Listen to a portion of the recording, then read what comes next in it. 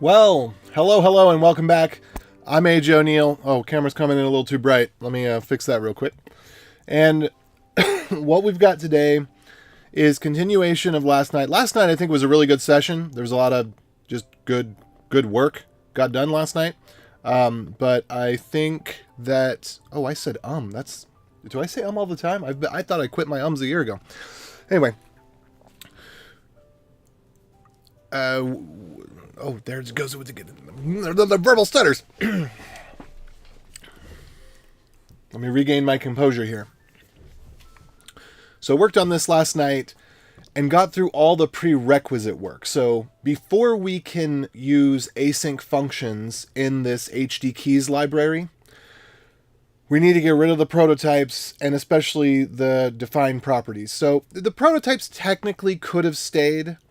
It's just difficult to work around thisness. It's a lot easier, especially in async code where you don't have a managed state that can be in a defined state at any given time, to not have to be working around this, but rather just have an object that holds its state and that you can pass around and you can call the functions on, etc., etc., etc. Oh, there I go with the ums. When did my start coming back? I bet they've been back for weeks, if not months, and I just started noticing just now. Anyway, hello everybody, we'll get started. Feel free to say hi, ask questions, interrupt a little. Did I just say again? Wake up, AJ, wake up! I bet I've been doing it for months. I bet I started doing it again at some point, and I'm just now noticing. But here we go. Actually, it's going to take me a minute to refine myself. I was considering...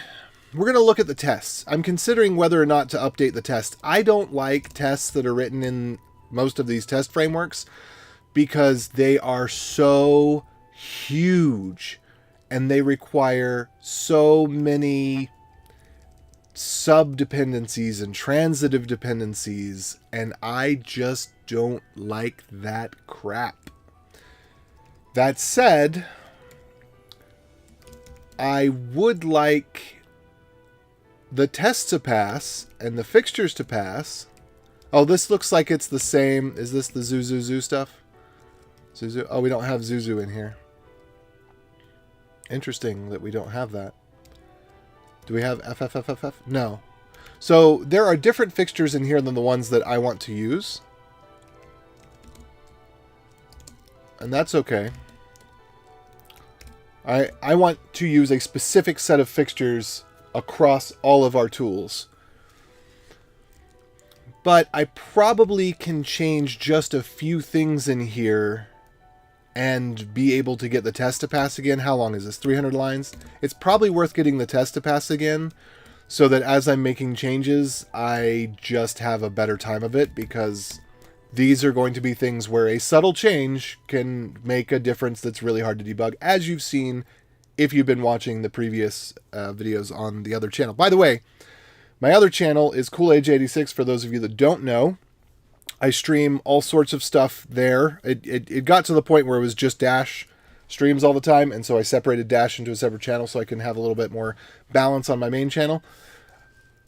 But feel free to like, sub, follow both if you find them useful. And I'm just going to go ahead and get started with this.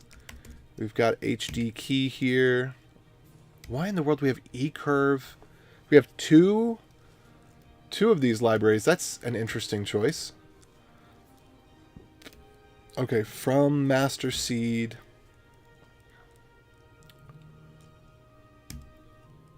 From JSON.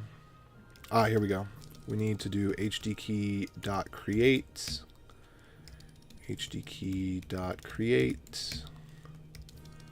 hdkey.create.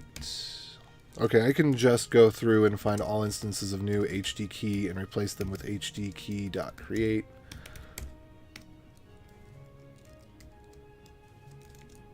Oh, you know, before I do any of that, let's go back here.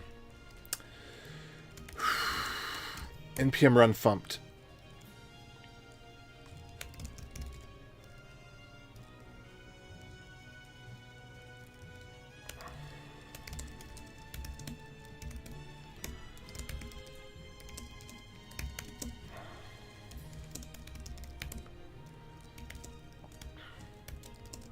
What about the README?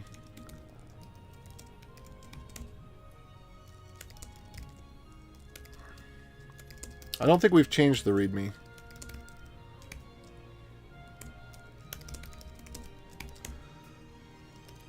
Are my prettier commits still here? Yes, they are.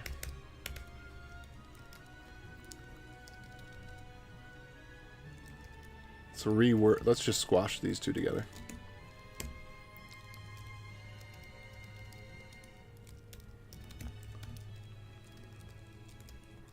Let's see, make readme.md tests and change log.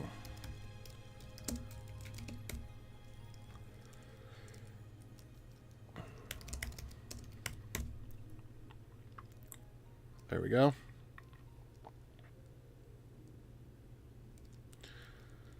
Okay, and yeah, we're going to need another commit for updating the tests. So let me go ahead and run that again. And then we need to see wherever there is .public key, we probably need to make that set public key.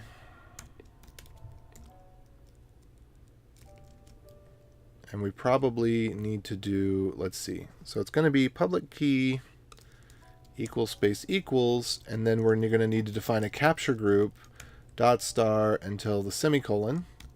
And then we're going to need to do our capture group and then put back the semicolon. Let's see if this works. Yep. Yep. Yep. Okay. And we probably need to do some similar things in a number of other places. Okay, versions, depth, parent, fingerprint, index.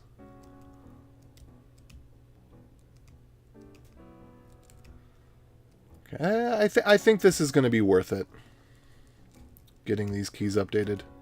So this will be the first part. Then we're going to go into the WebCrypto and the ArrayBuffer stuff. But I want, before I start doing that, because those are going to be subtle differences in the algorithms, not having the right compression specified, not having the right number of rounds specified, accepting a default padding, any of that stuff can just throw everything off. And so I want to make sure that we update the test first.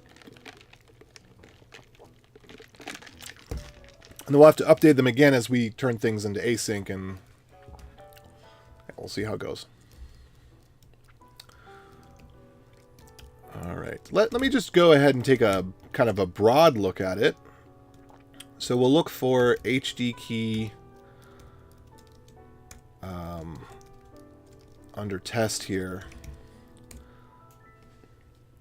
So from master seed, create from extended key, prototype derive. That's interesting. Huh. I'll have to take a look at that. So we might need to expose the derive function in order to get the test to pass. Let me take a look at that derive function. Derive.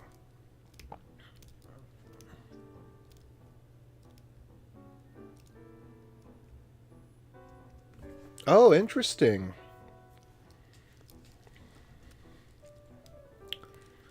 So HD key.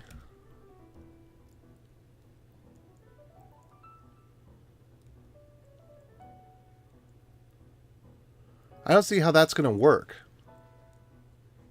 I'll have to look at the context in which that's being used. Line 277. Because it does rely on state. Anything that doesn't rely on state, I am happy to pull out. Ah, yes.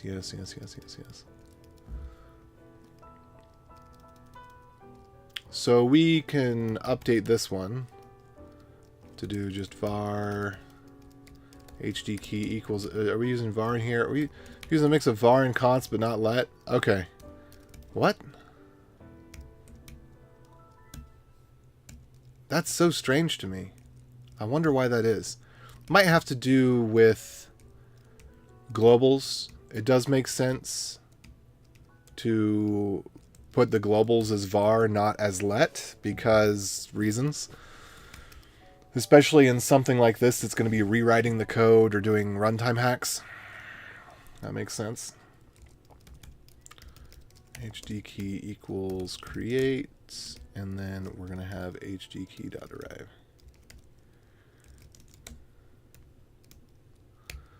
So that should be good enough. Prototypes. Good. We're not testing any more prototype stuff. That's a pretty simple change.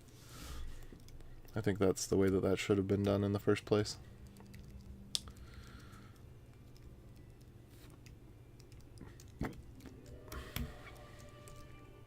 All right, let's take a look at that again.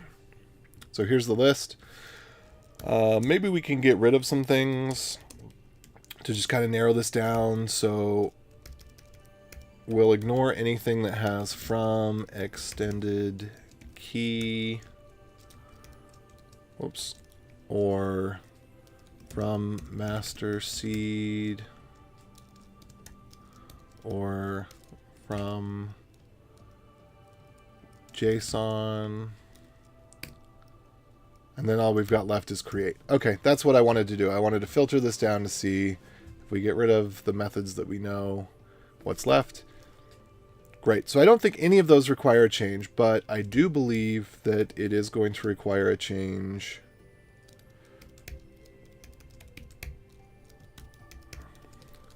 to look at HD key itself. I wonder if there's a way that we could... Okay, we've got a private key that needs the set private key treatment. So let's just go ahead and do that real quick. So set private key, set private key. That should work. Yep. All right, what else?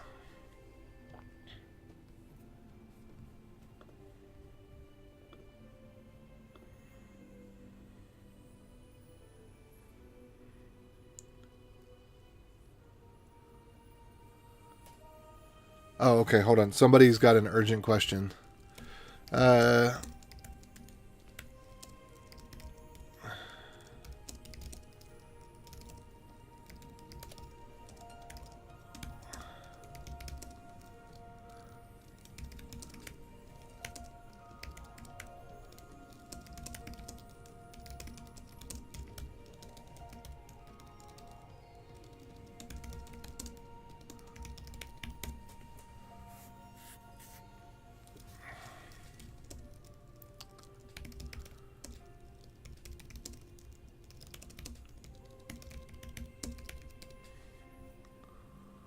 Let's see.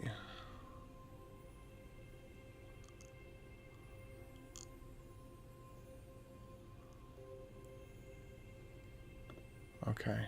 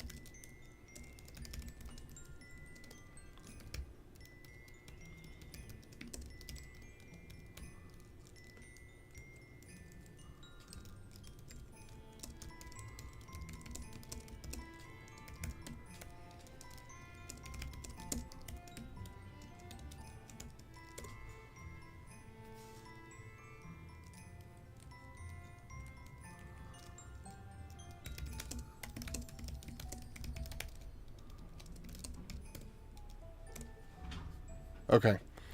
IPv6 is a mess. It's only been out for what, 30 years?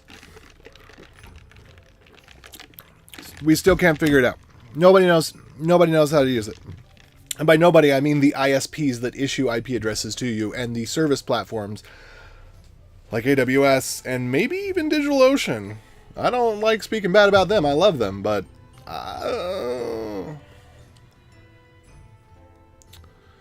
okay, so we got the set private key. All this stuff is going to need to be updated. Let's see. We've got sign. I don't think we changed sign or verify. Private key to string. So we need to change any instance of .private key to get private key, I think. Yes, because private key is not exposed in that way anymore.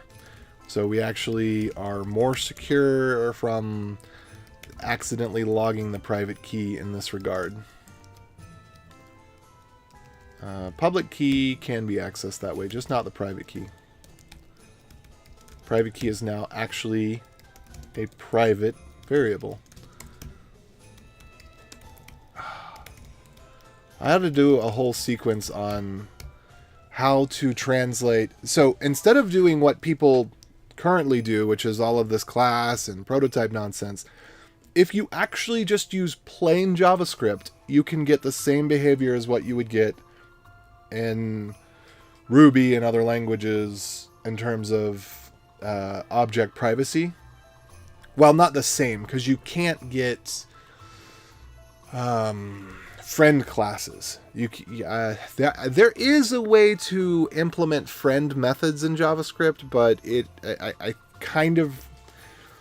I'd have to look into it again. This is one of those things that it's nonsense. I wouldn't do it personally. I might do it for fun, but I would never do it for perceived benefit. But you can have friend classes in JavaScript or something kind of like it. But it's difficult to do. Would not recommend.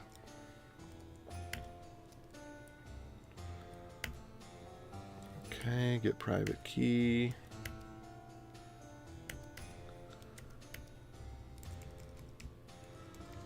All right, that's good.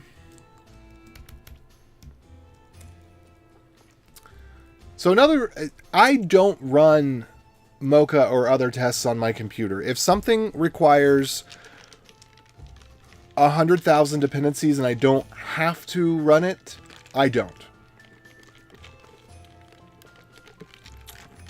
If I can count the dependencies, well, that's not true because I still use Express.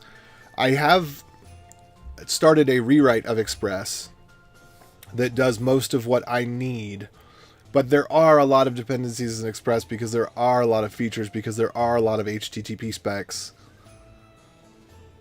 Okay, white private data, derive, public key. I think we're mostly good there. So what I would say to this is, let's use sed, the good old stream editor, and let's get rid of all white space. All starting white space. And make that nothing. Oh. So we'd have to get rid of .test.js.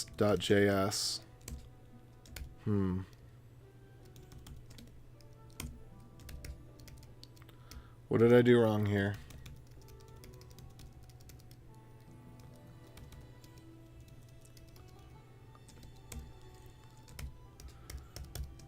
All right, let's see. There we go. That works. Excellent. That works. Okay, that confused me. What just happened?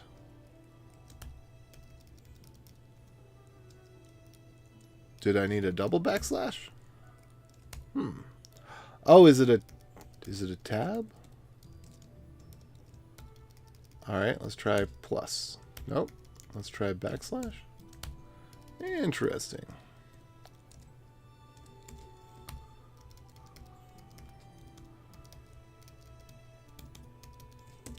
Very interesting. Okay, whatever. How about we just do this? Everything up to HD key dot. We just get rid of it. There we go. And then let's sort these. Okay, white private data, verify sign, set public key, set private key, public key, identifier. I think we might have, I don't know if we got rid of that one or not. Get private key, derive, chain code. Okay, I think that's it. So I'm going to mark this as whip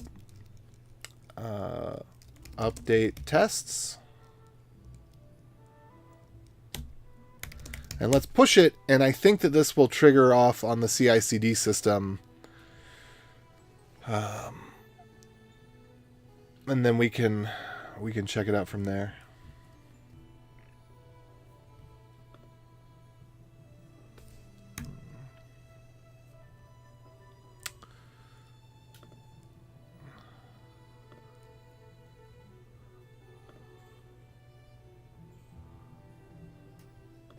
Okay, so it's running its CI/CD stuff.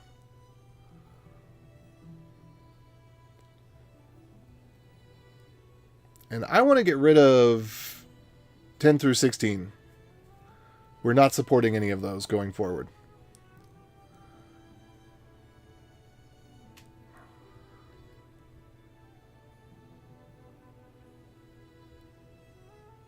Interesting.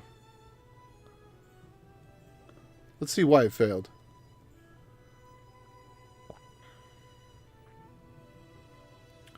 Oh. Okay.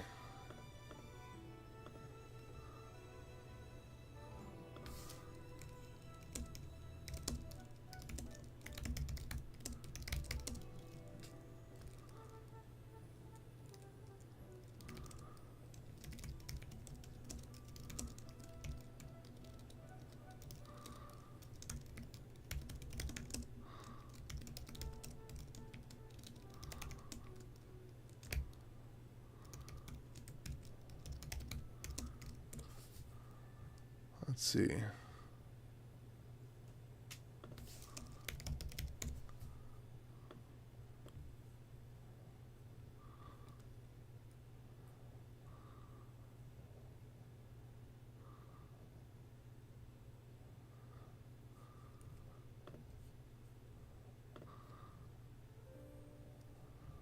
One second.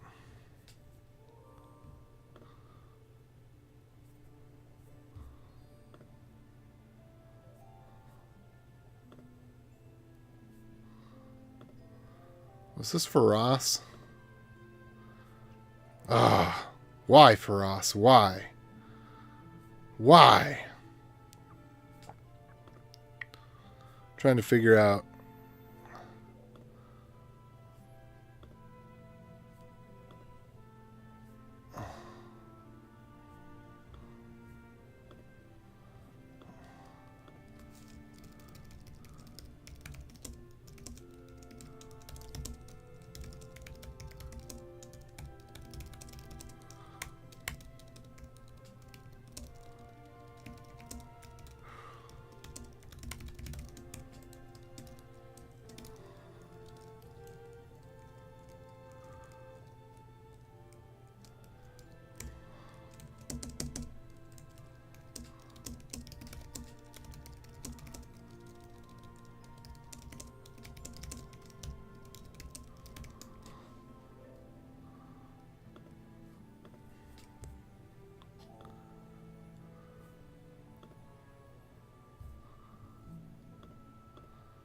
Let's see. Yeah, it's for us. Because they renamed the repository. Sorry, I'm doing this on the other screen. I'm just scrolling through the commits. Yeah. So for us, I've actually met him in person. We had lunch or brunch or something one time through another, at the time, buddy of mine. Although he's gotten into some weird stuff, and I have distanced myself from him.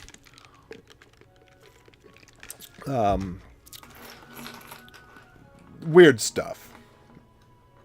Weird stuff. Anyway. But no, he's awesome. Frost is awesome. He's created all sorts of cool stuff.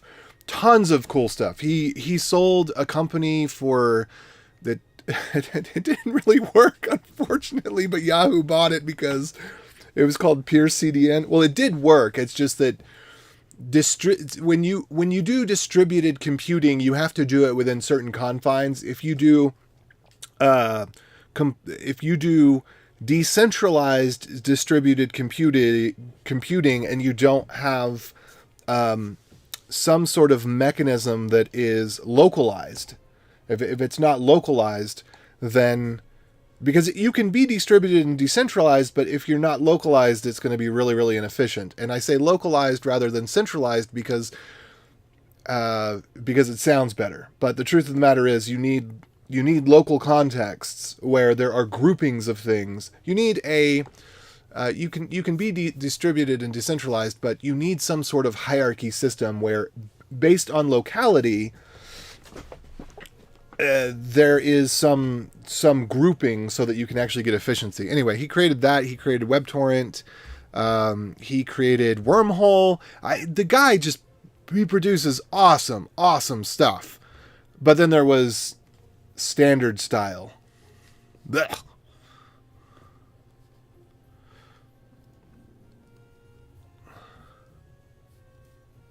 Whoops.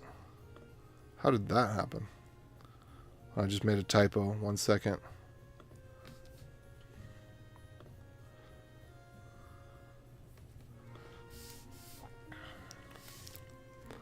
Okay, so we need to get rid of this thing.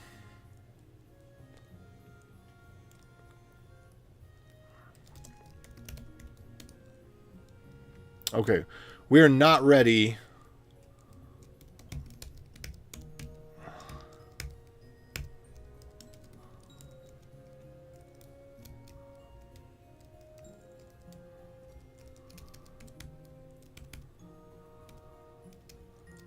Okay, we're definitely not ready for that. We're not ready for this. We're not ready for this. Let's get rid of some of these things.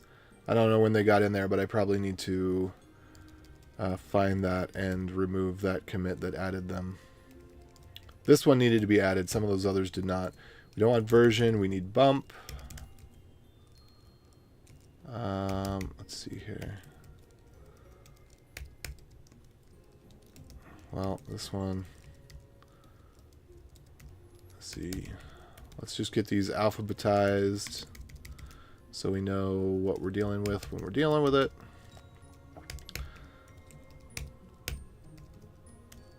Okay, so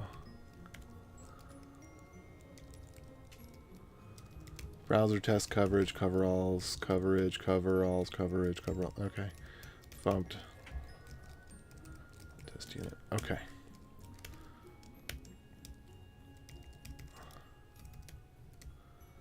And we'll get rid of safe buffer, hopefully.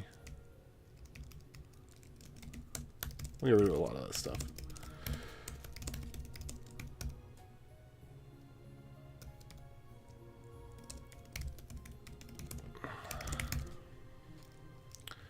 And then I do need to run, I'm going to do a reset -- hard head 1, because I'm going to be able to pull that back down. And then I'm going to do a get blame of package.json and figure out when did this creep in. Okay, looks like all of that changed with this commit. So I'm going to go ahead, whoops, and change that. So let's get rid of the things that I added that are not good, which would be, there we go. Okay.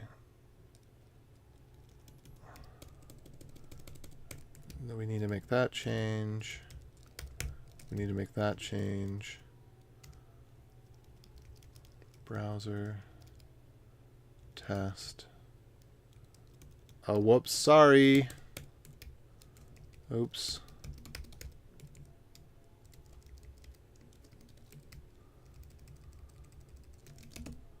Okay, so let's go and add that. And then I'm gonna rebase this. We probably need to expand that out to 20 now. We got a lot of commits in here. So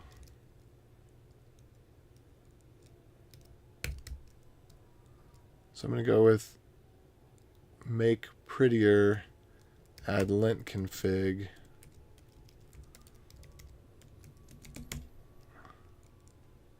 Okay, looks great. Hey, that went through perfectly. That's awesome. I don't know how that happened that went through perfectly.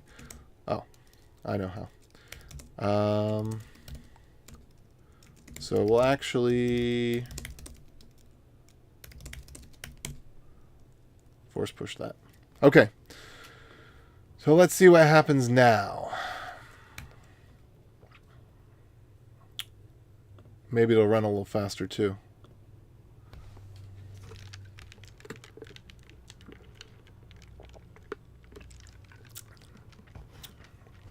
I just care about 18 and above.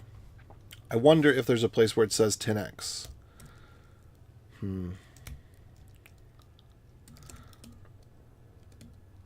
Is there a CI/CD something somewhere? GitHub Actions maybe? Workflows? Yeah, we don't care about this. I mean, I guess this one shouldn't break stuff, but I don't care if it does. Okay, npm run test. What's the problem?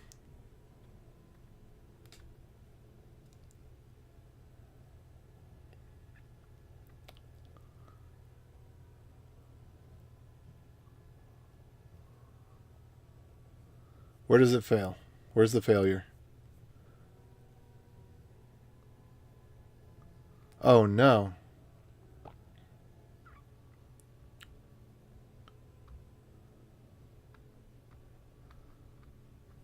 Okay.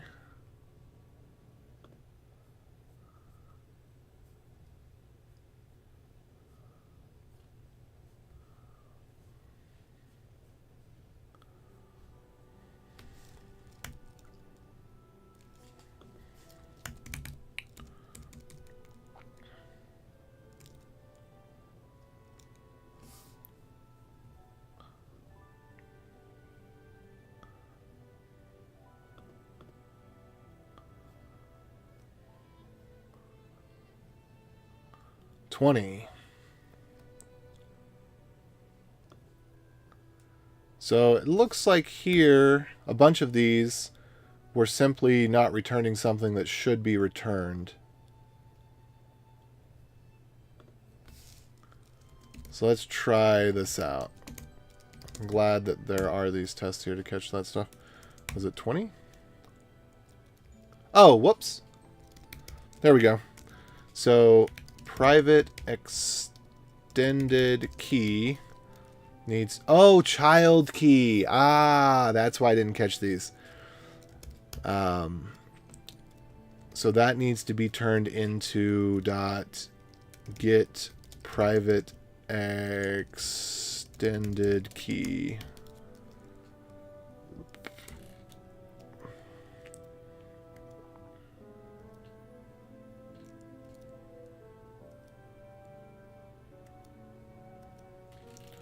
Okay, that one's simple enough.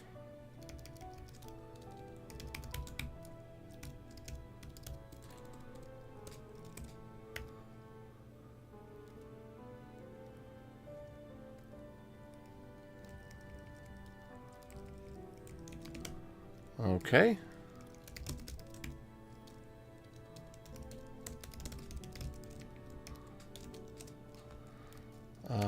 Get set.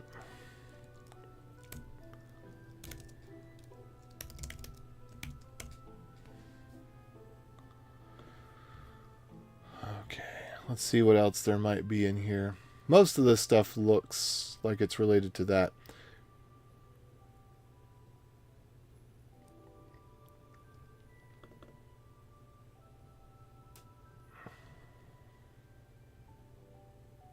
Yeah. Undefined. Okay, did we not modify the from JSON? I thought we did. Or to JSON? Yeah. Get public extended.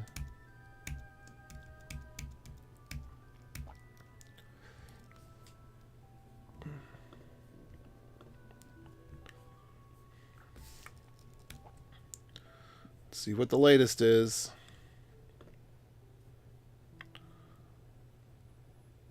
Okay.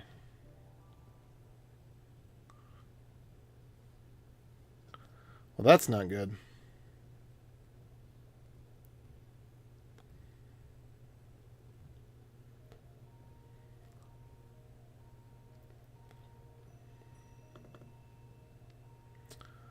Private extended key should return null and not throw.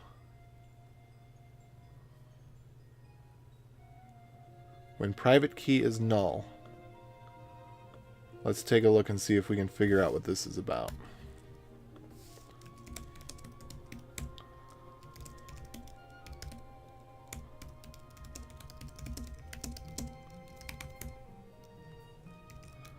Okay, we got a seed, get private key. Ah! Set private key. Okay, so we got some of that going on. Let's look. Are there any other? Nope, that's the only one. Do we have any other private key? Dot private key. Nope. Do we have it? Okay.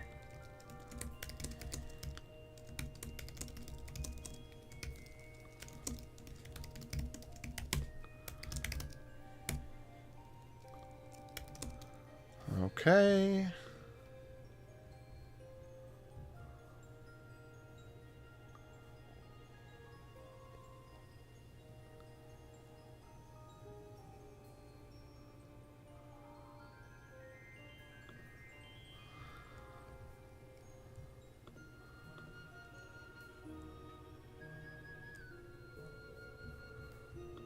I do need to check something real quick. Dig.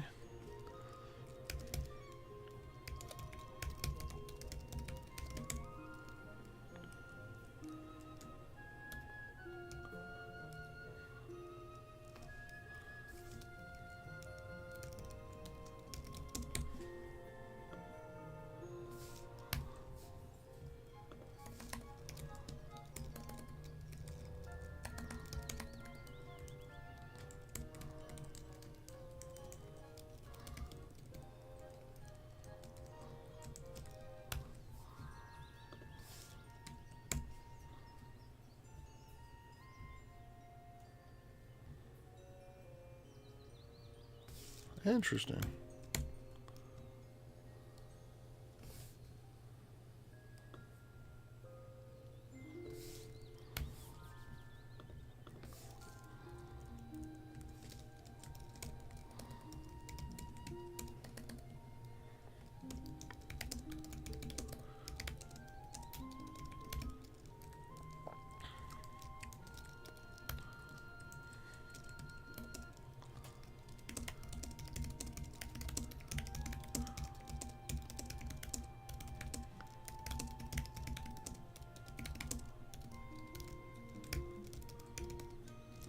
Okay, I'm responding to something different. I'll go ahead and read it out loud, though. Try running dig plus trace dash site dot dash incubator dot dev a few times on your computer. That may help clear your computer's local DNS cache and refresh your router and or ISP as well. The records are set properly, and I get back the expected results.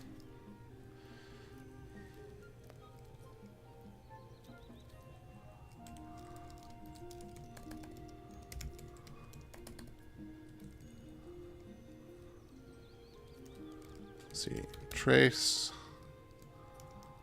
short. My initial thought that this might be an IPv6 issue seems to not be the case.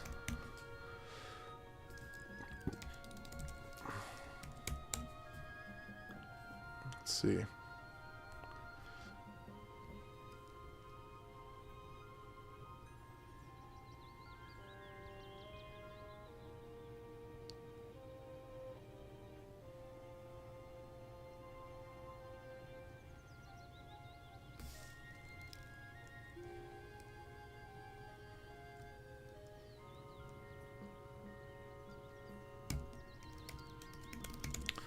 What is code EAI again?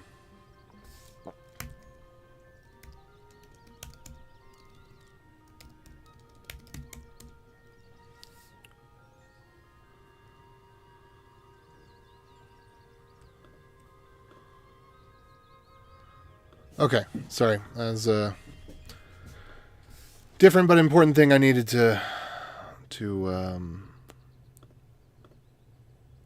deal with there. All right, let's refresh the chat.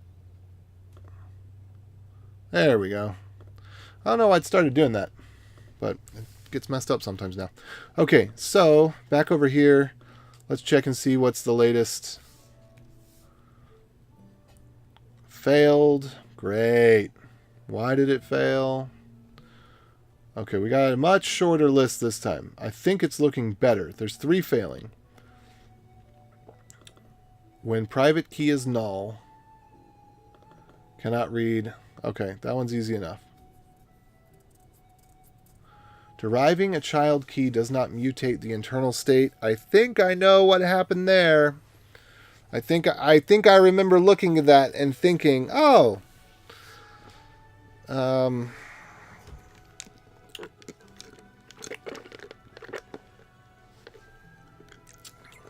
was a good catch.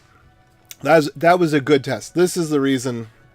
This is saving. This is minutes to save hours right here. So, thank you, test writer. Because these are that's I made a rookie mistake. And I think it would gotten late because I remember looking at that variable. I know where it is. I'll show it to you in just a second. But I remember looking at it and thinking, yeah, I want to rename this with an underscore. And then I took it back and I said, no, I'll just leave it. No, it needed to be renamed with an underscore. I know exactly what the problem was. And let's see. I know which commit it should have been fixed in. Okay. This one, no big deal. That one is a big deal, but I know exactly where to fix it. I've got the line of code in my mind. Okay, private key extended. So lib get private key extended. Wait, if not private key, return null. That works. What's wrong here?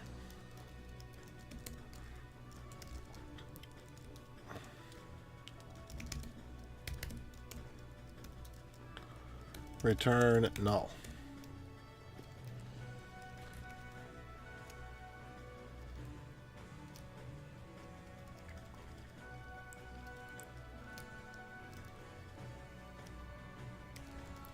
Set private key to null. Let's double check on that. There might be some state that I messed up. Set private key.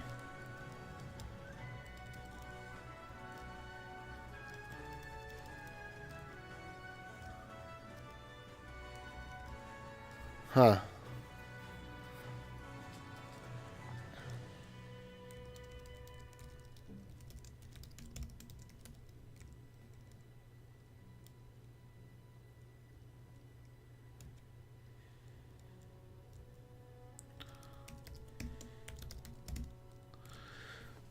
So that should be not set private key to null, but wipe private data is what that should do.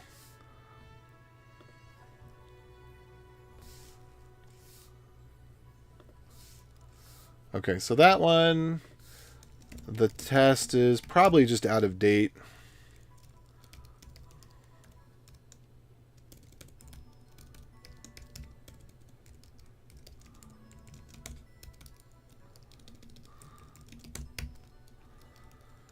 Okay, so that one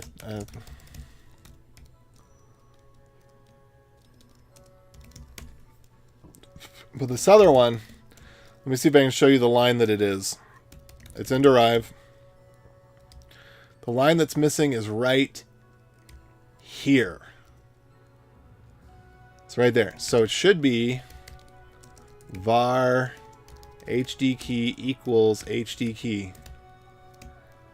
and then HD key, HD key, HD key. That is the broken bit right there.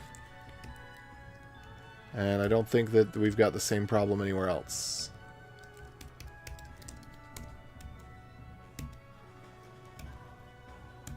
That was it? Yep. Okay, so this one... where does that one go? That was probably goes with Nick's prototype, is my guess.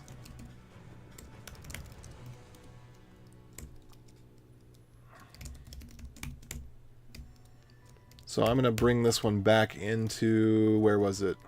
Nest, move prototype, this to HD key. That's where I think that needs to go, right there.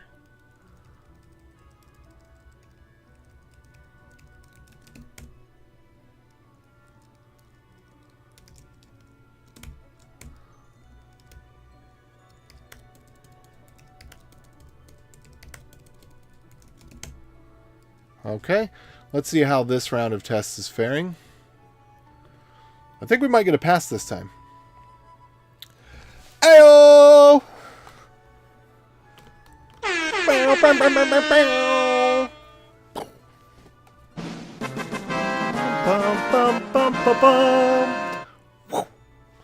All right. A for effort. Okay. Node 10.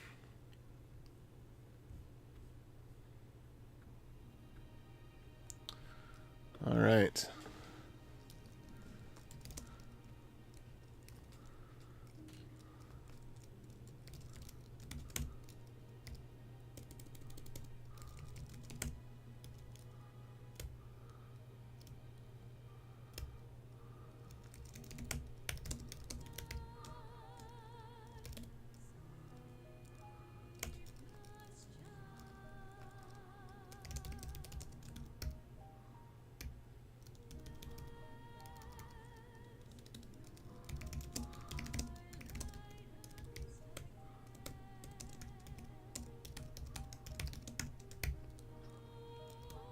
Yeah, we're going to remove that one. But we're going to remove a lot more. We're going to remove a lot more.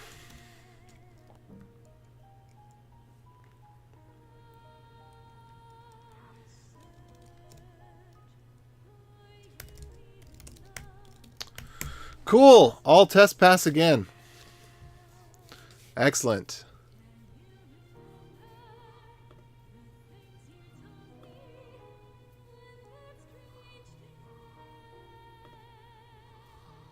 Oh.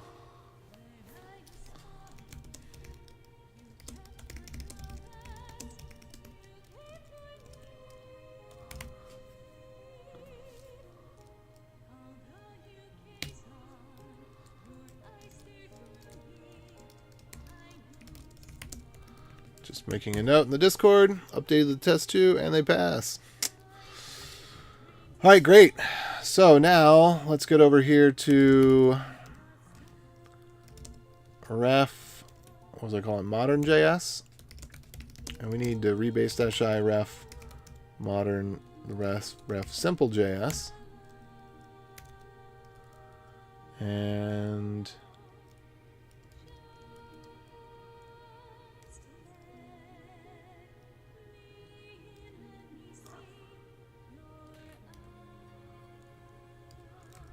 that one we can get rid of. That one we can get rid of. Why is that one different? I'll be interested to see why this is different. I'm just curious.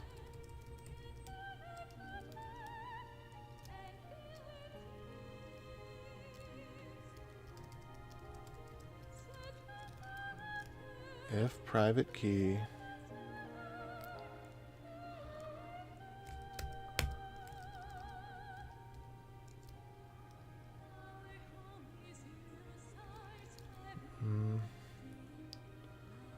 No. No.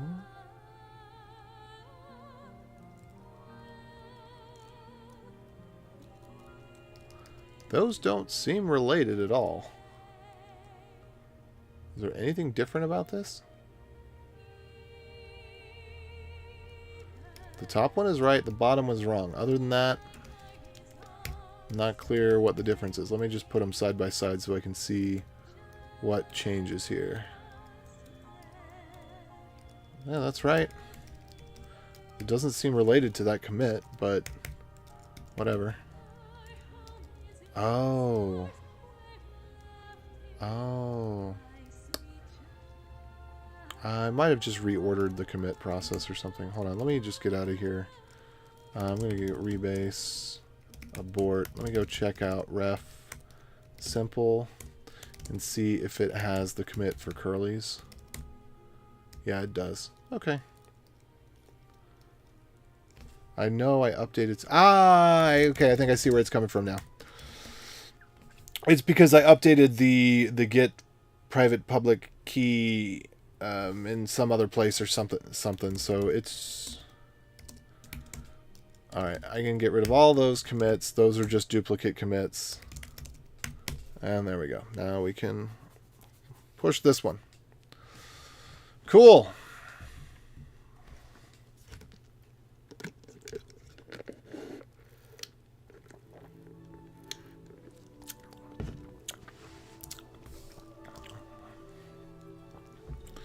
And then the other one, I probably should update the README as well, but I'm not worried about that quite yet.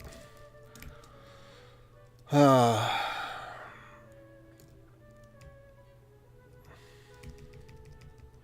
right, so now we have all of our aspirational types.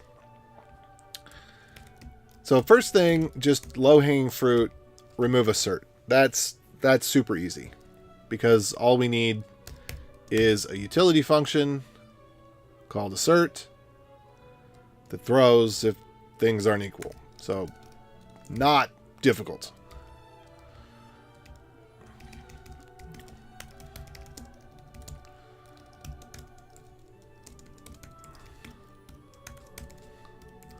So here we just have at param, boolean, expression.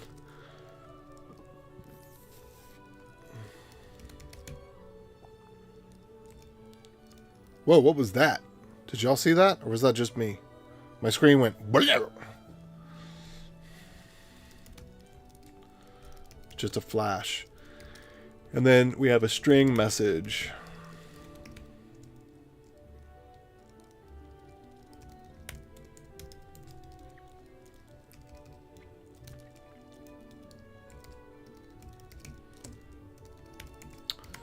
If not assertion, throw new error message. Boom. And then we can just assert equal on this. Oh wait, did I see a... No. Okay, there we go.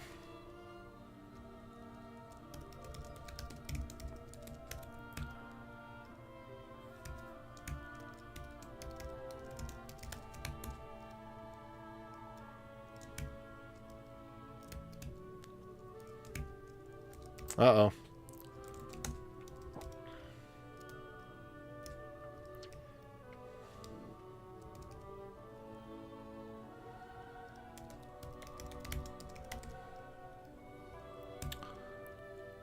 Oh, bother. Huh.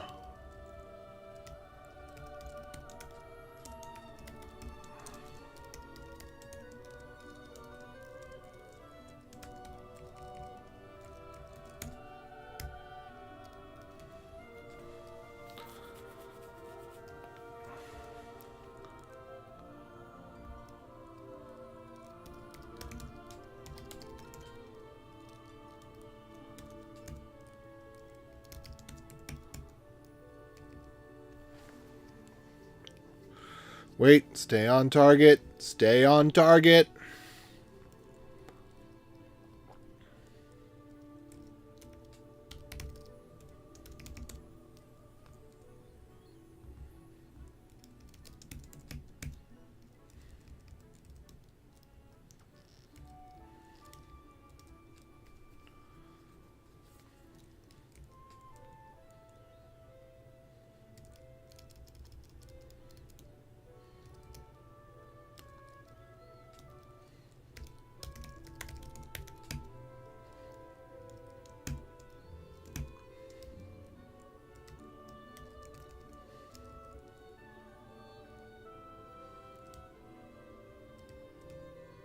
Let's see.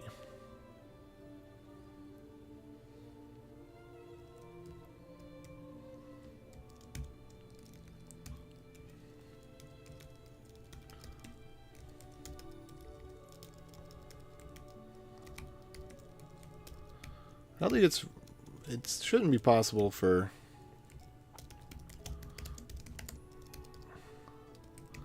public key or identifier to be, as far as the type information goes, I don't think that either of these are actually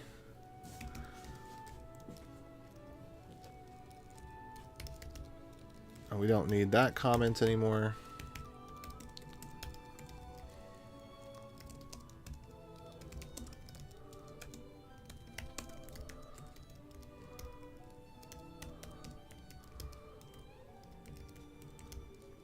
Okay.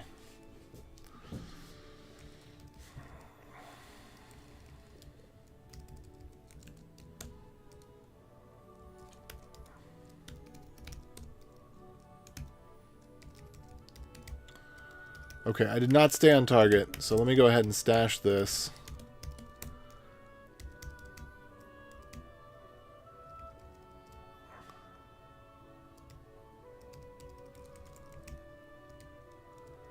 And then just redo the assert here.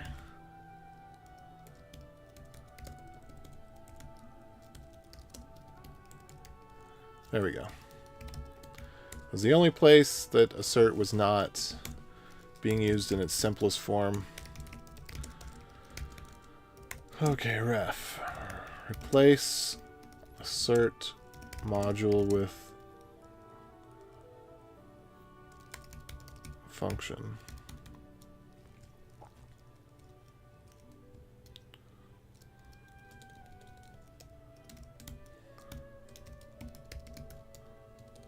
So there, we removed the assert dependency. That's the easiest one.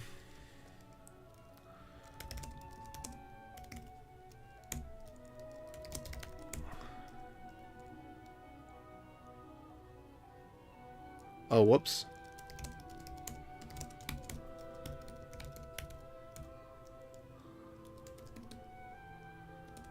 There we go.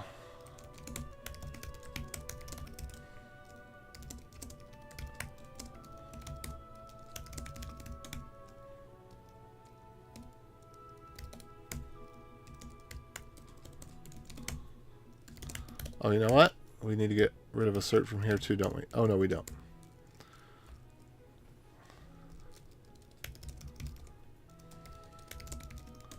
Let me just rephrase this so it's more clear.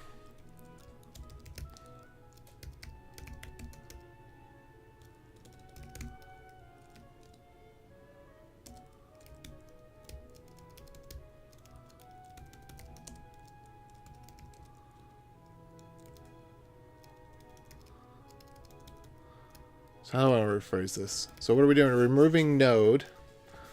Remove assert.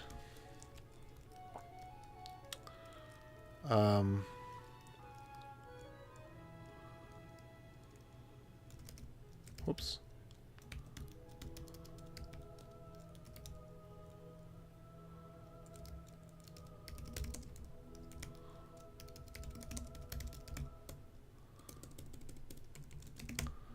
Okay, cool.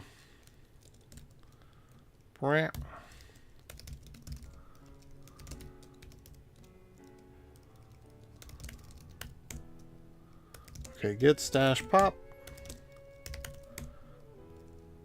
Okay, we don't need that public key. That's right.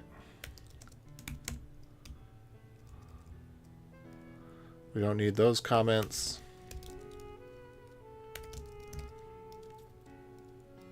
Oh, whoops. I kind of want to...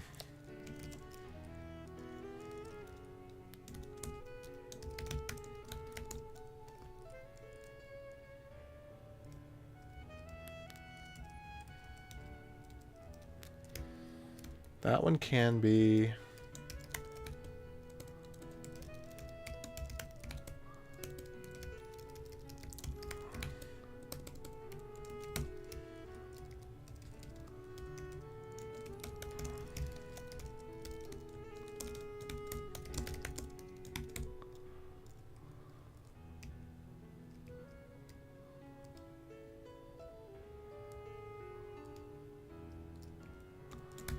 Hold on. This is a little bit silly, but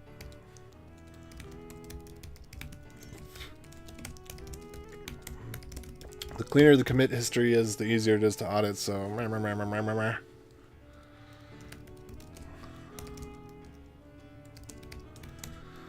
Okay, so let's see. What's the next thing that we can get rid of? We're not going to worry about that yet. Dang it.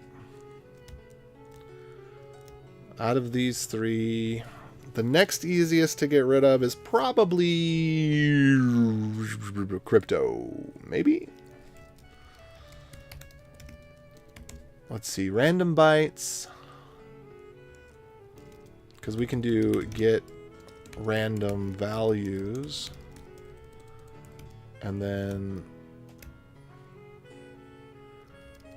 we get that one. Subtle.digest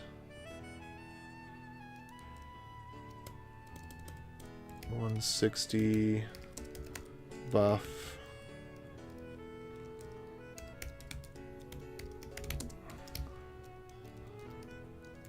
This becomes async, and that starts to creep into everywhere.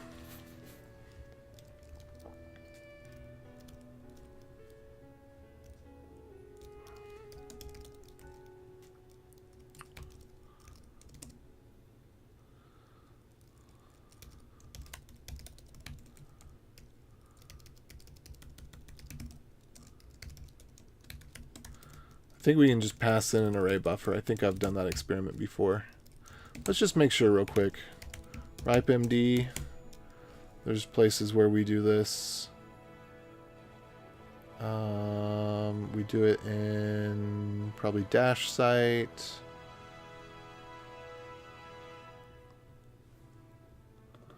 Let me try right here. Ripe. SHA U8, SHA, yeah.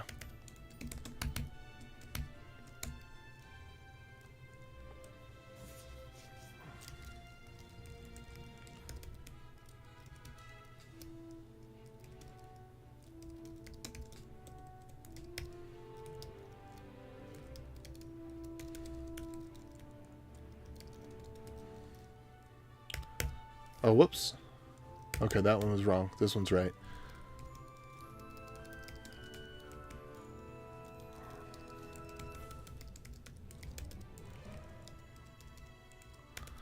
Okay.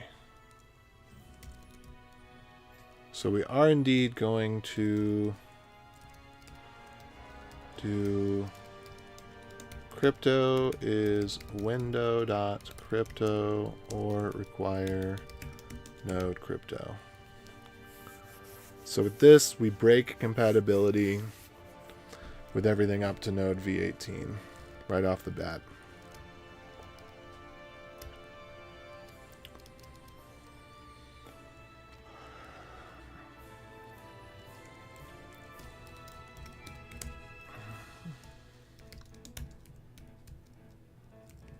Okay, those are the only two places where we're using crypto? No. Okay, we've got a few more, but they just have stuff like this. So HMAC. Let me go look up WebCrypto HMAC. I know I've already done this. Wait, we've got this in dash phrase because dash phrase has to use the dash phrase uses WebCrypto and it's got HMAC, right? Or maybe it's not called HMAC. Derive key.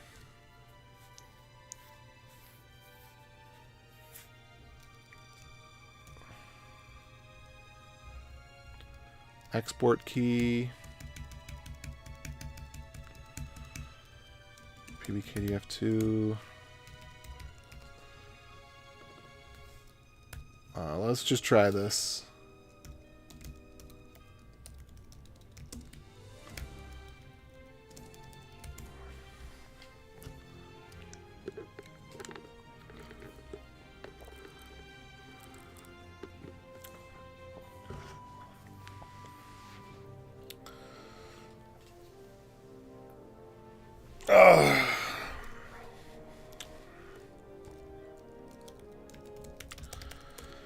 Let's take a look here. We're going to remove everything up to V18.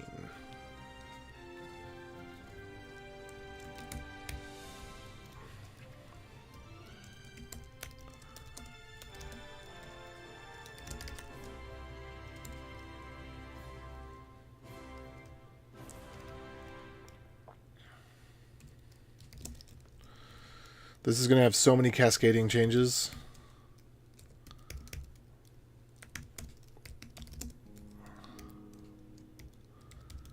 All right, so set private key becomes async.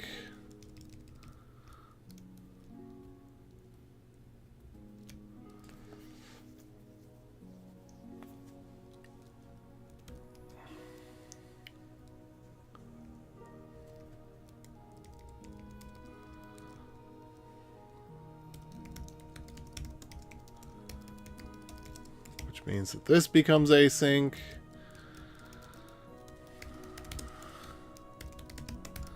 Which means that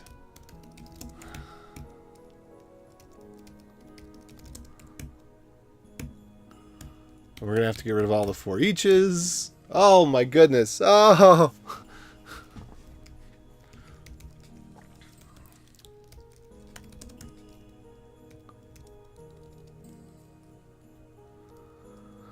Okay.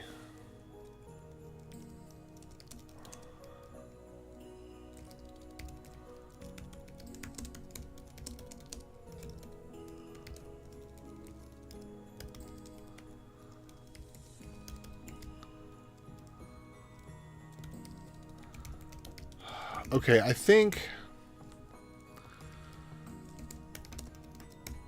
before I even do that, I think we need to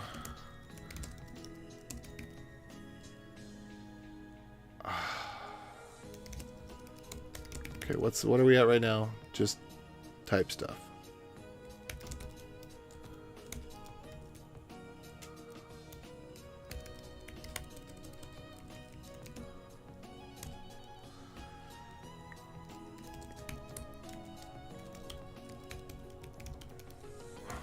Okay, that does not need to be a let. And those don't need to be, but they should be. I'm pretty sure I already vetted that there is no place.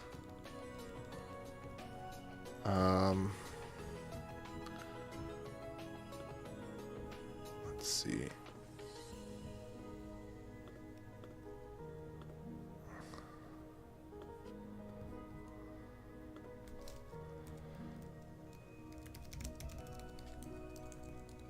What was I just looking at?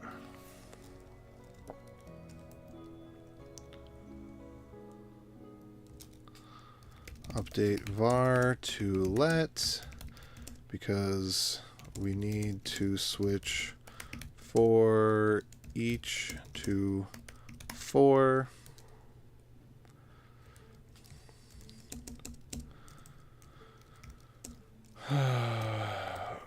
We need to switch for each to 4 due to async WebCrypto.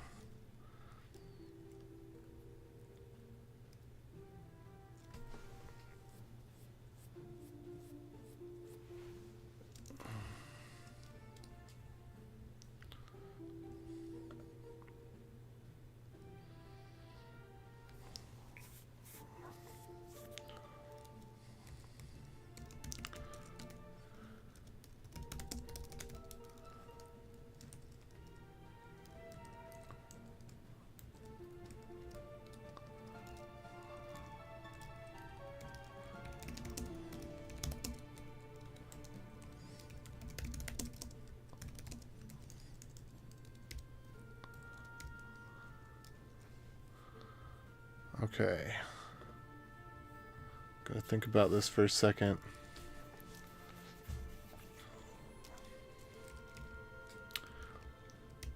This is kind of a bigger change.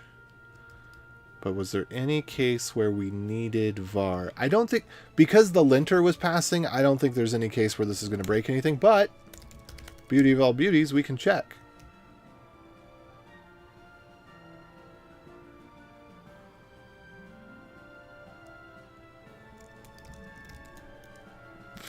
I encountered the first time that I ever could have benefited from using const in a practical way, because the HD key I didn't want to be reassigned.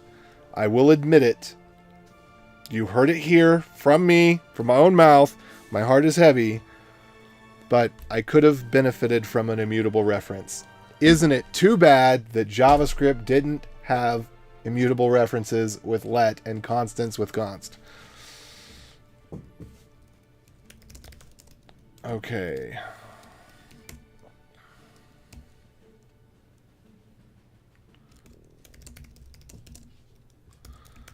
Okay. Var let for upcoming async changes.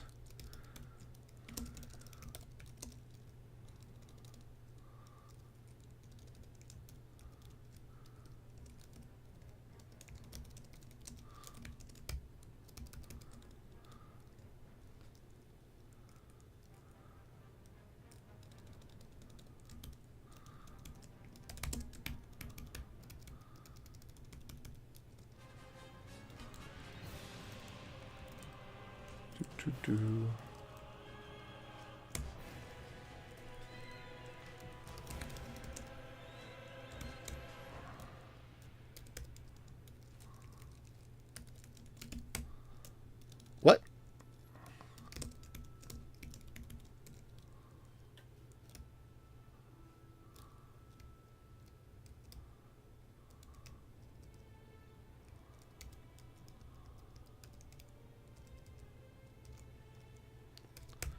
There's nothing that interesting about that.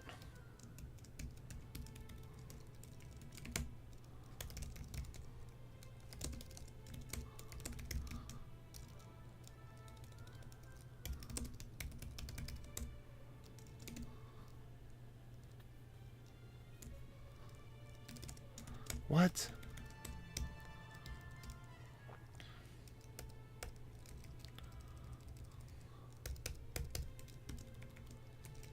I don't know what that's about. That doesn't make any sense.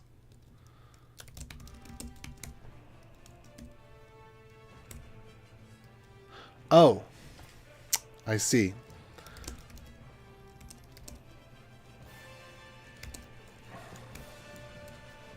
I'm going to edit this. And I'm going to edit this.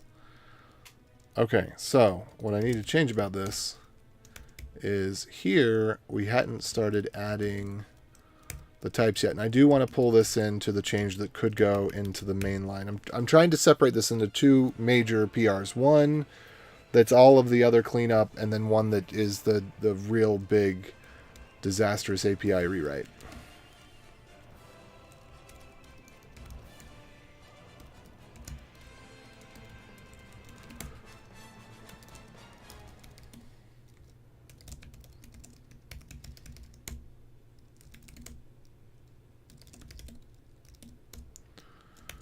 Okay, where's assert?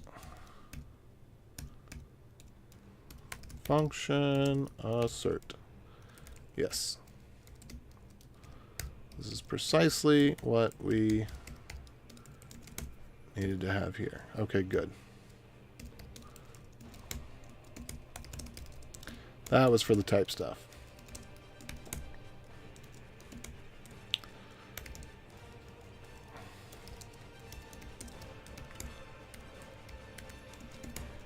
Git checkout ref simple JS. Whoops, git rebase -i main.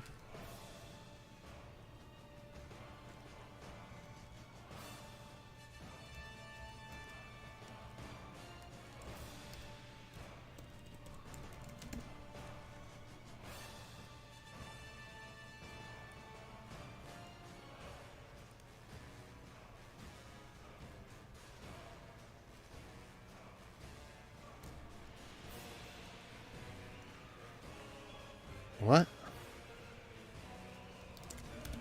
What did I do wrong? Okay, I might just reconsider that.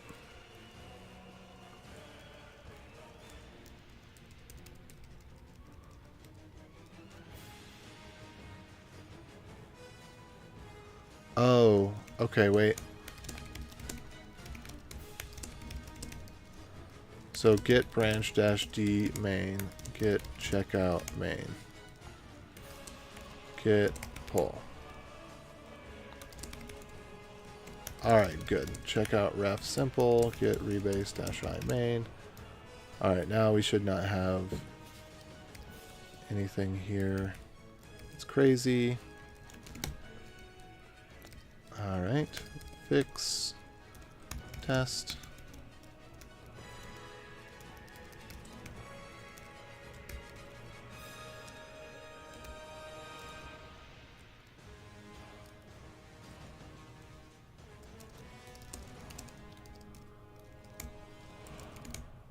Okay. And then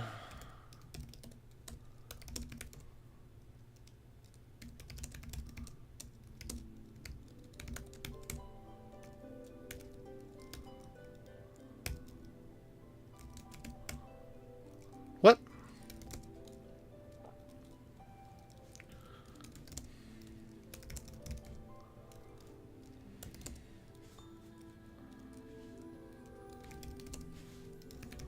Oh, yeah.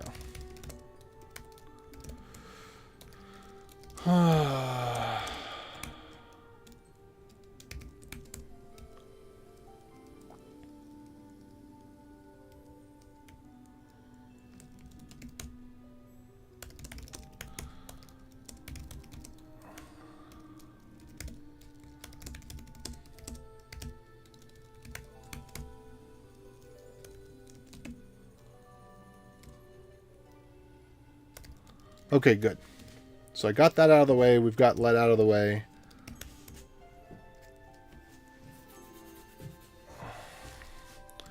Cool beans. All right, what's next here?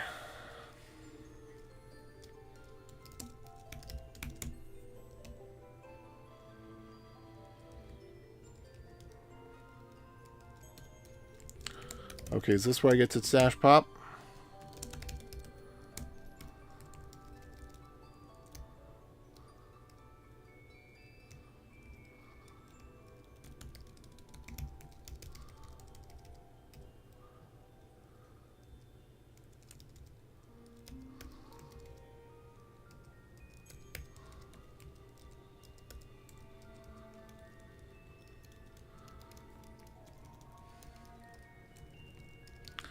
Okay, hold on.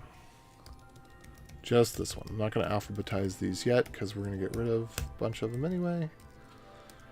But I will pull this up because now that's native.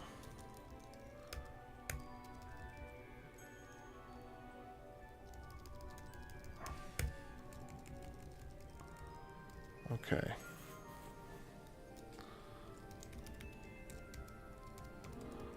All right, so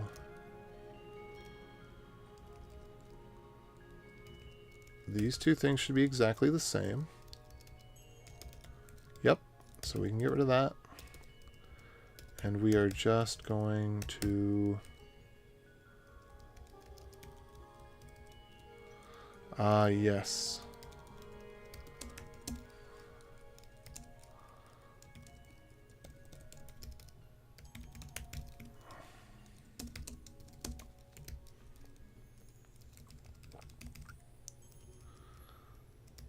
Okay, and what was this one all about? Why would this one be any different?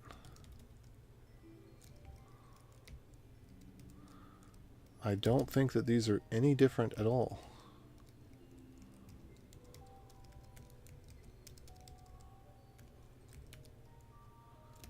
Okay, these are the same. Oh, because it's async now. That's what changed. Thinking, why is this giving me grief? And that's probably the same thing here, yeah. So, because async changed and the vars changed. Okay. Okay, so crypto.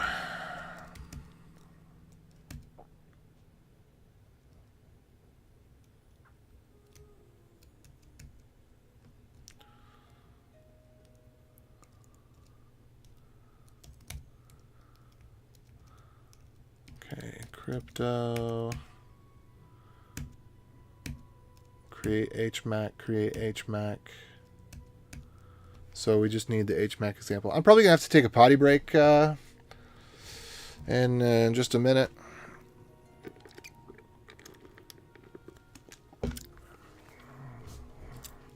I know we haven't been going very long.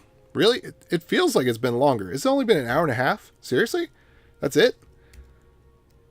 Like, is that true? Chat, is that true?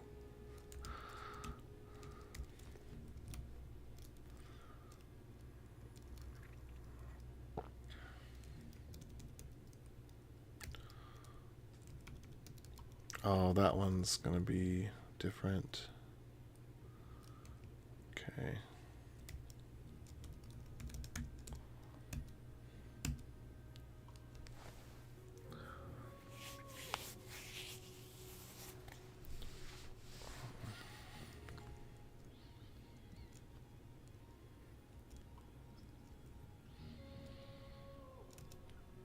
I'm just checking to see how these other ones are. Okay, so this one right here is unique in that it actually needs to have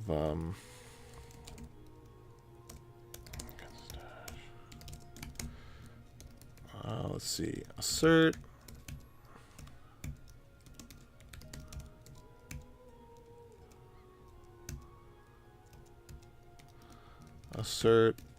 private key, could not derive.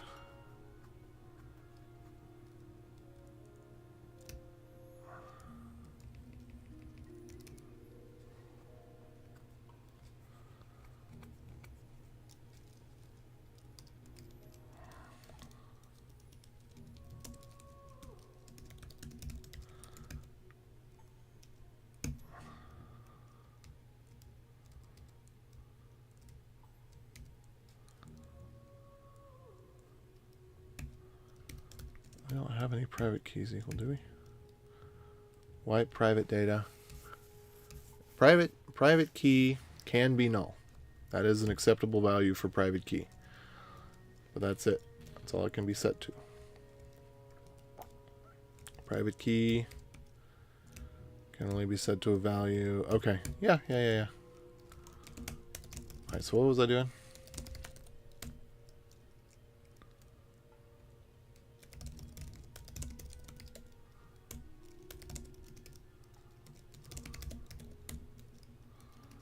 Assert.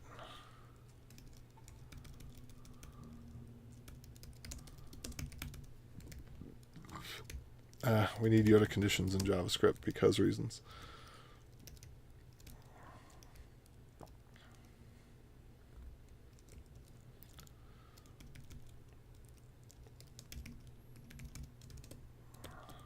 There we go. This is the right way to do it.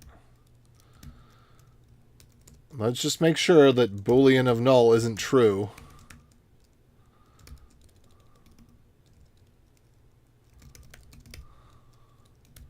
Because I don't remember what it is, but there is one case where Boolean does the wrong thing.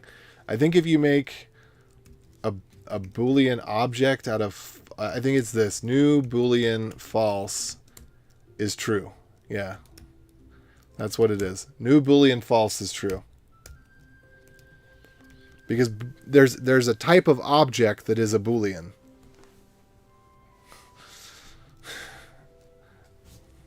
And it's true.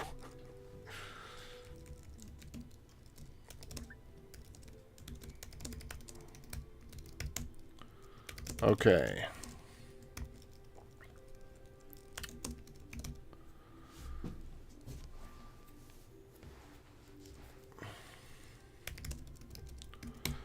Of course, this will be upset about my choice here, but that's okay because I know what I want.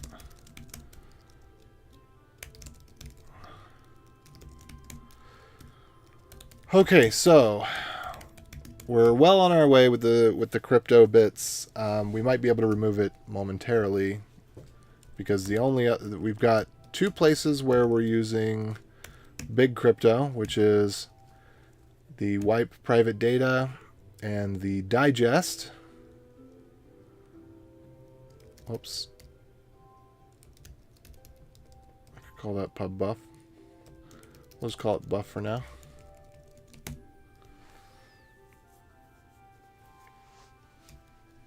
And then we need to fix 2 places where we're using little crypto. And that is the create HMAC.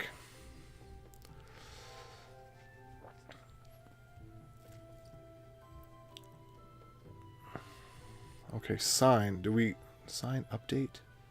Chain code, HMAC. Is it considered a signature in WebCrypto to do an HMAC? I guess that kind of makes sense. So you're putting in the key. Yeah. I kind of want to be more descriptive and say let HMAC secret equals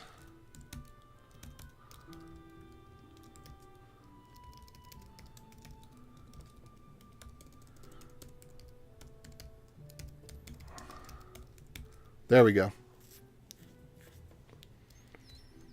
And then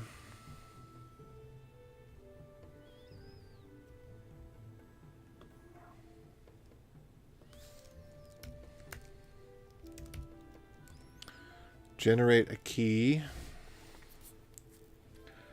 Oh no, we have to generate a key?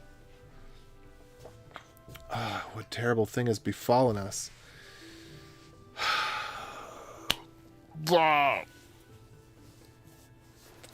That's going to be really annoying.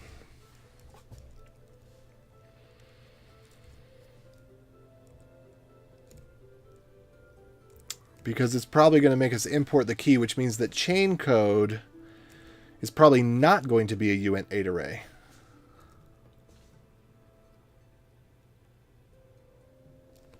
A crypto key.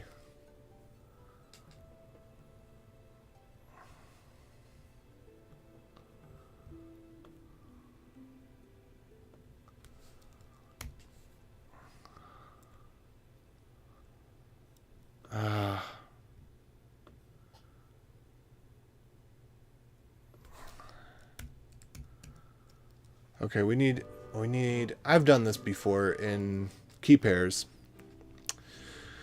We need to import key, but the way that we need to import key uint8 array. We just want to go straight. No, I don't want to import key from PEM. That's not what I want. I don't know why I even clicked on that. I knew that wasn't the right thing. Okay, let's see. Import key. Okay. Receive this object as an array buffer. No.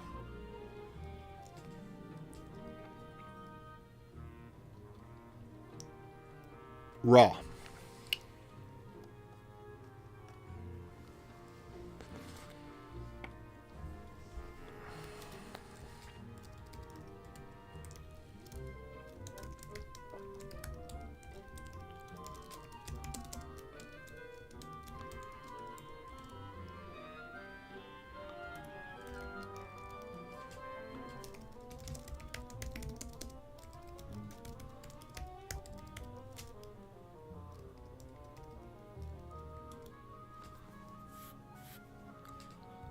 Okay, algorithm.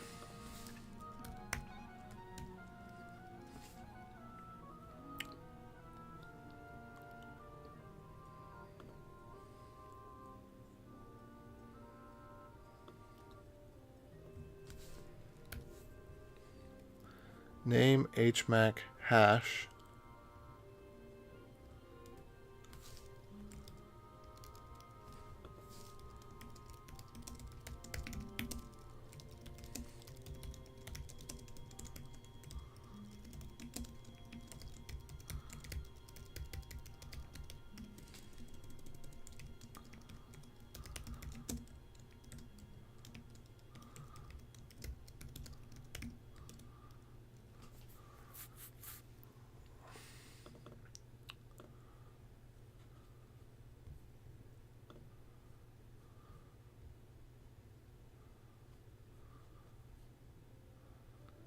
Okay, key usages.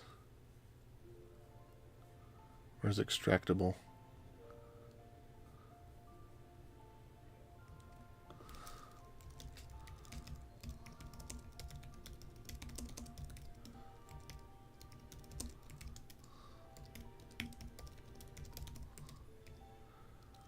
This might need to just go into its own function. This is getting a little bit crazy. But call me maybe.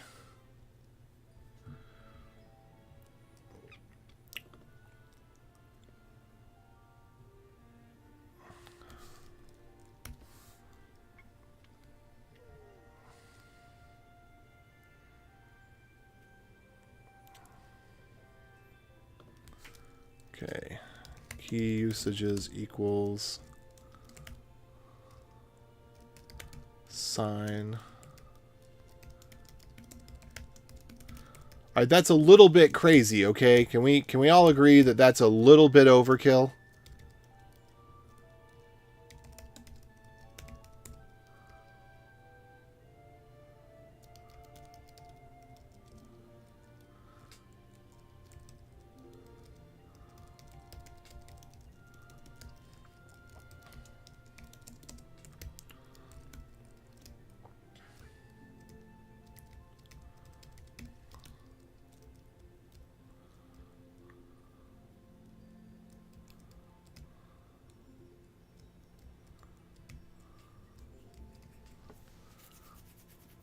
All right. For right now, I'm going to throw this down here.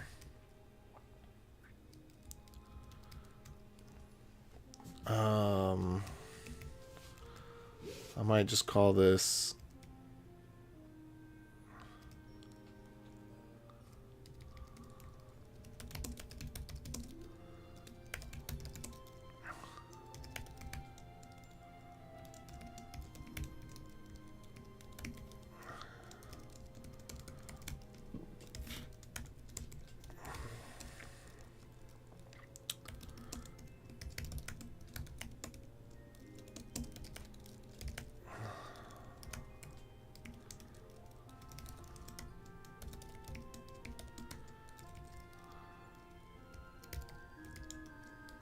see.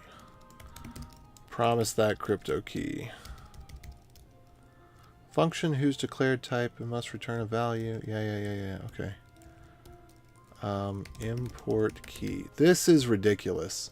So this is one of the things I don't like about WebCrypto is if we have to do this every single time, which I think we do, that's kind of annoying. That's going to nick performance significantly. That's going to hard nick performance. But I don't know what else to do because I think that you have to have... I think you have to go through the import key process. I don't know if you can... Well, we'll see if we can just use the raw object later, and if we can, then that's fine. I mean, this right here is great to have. HDKey.chain code. Let HMAC entropy equals await.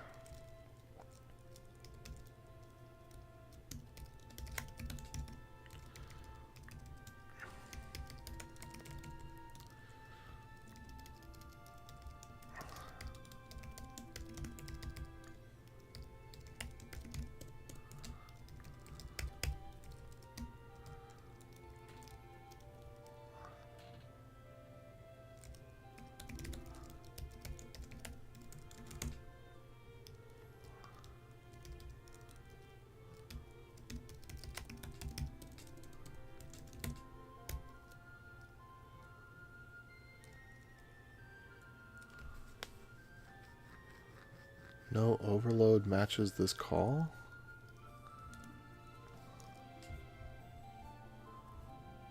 Import key. Subtle crypto, import key. Format. Do we have an example? This is one thing that bugs me. Any documentation that you create, it needs to have both pieces. It needs to have the metasyntactic variables, or the variables, the meta usage, but then it also needs to have right below it an example. And one of the ways you can tell this one's a little bit too overloaded is it has stuff that should be done in a higher layer being done down in a lower layer. There's too many different variations and options. There's too much complexity. Okay. key info import, JSON import. Okay, and the only one that they didn't include, import key.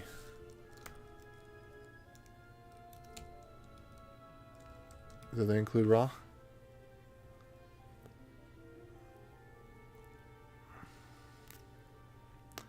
Yeah, there's just too much overloading.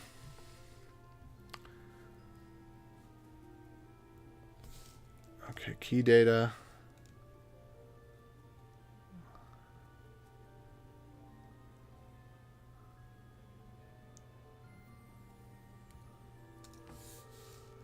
Hold on.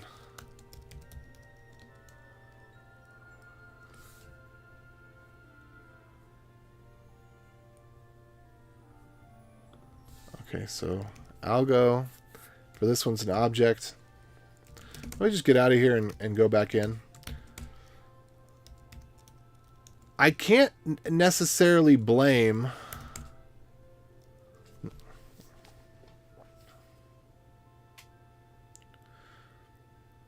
Okay. Argument of type string is not assignable to parameter type of raw.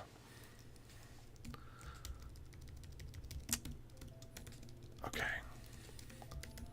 We'll make you happy.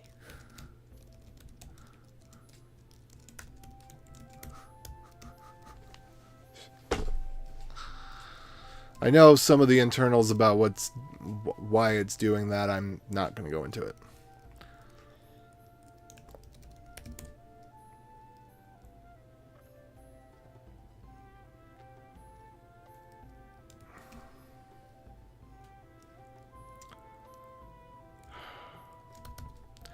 This one I'm not quite as sure about.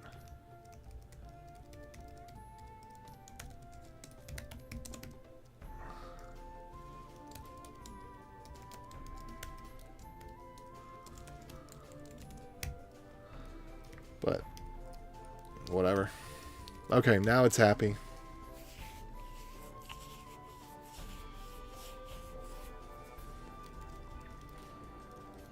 Wait, what was the message it gave me on this again?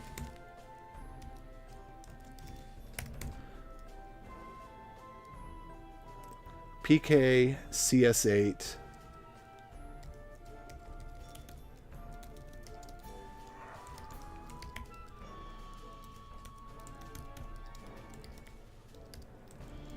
There we go.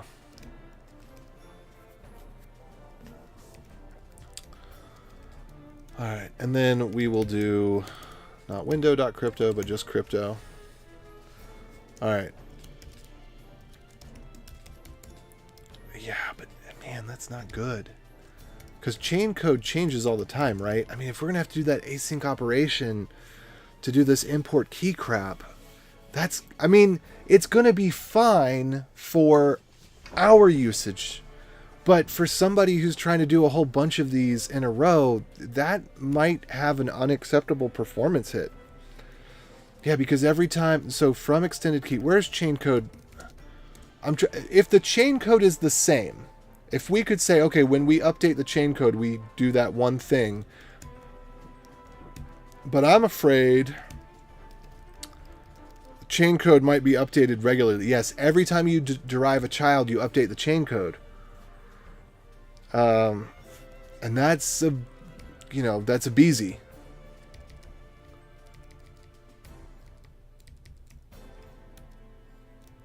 That's a lot of wasted context switching and CPU cycles and probably memory usage. That's a beezy.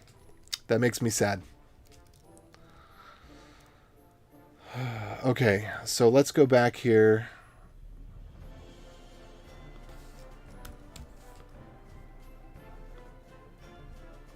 And let's look again at the HMAC.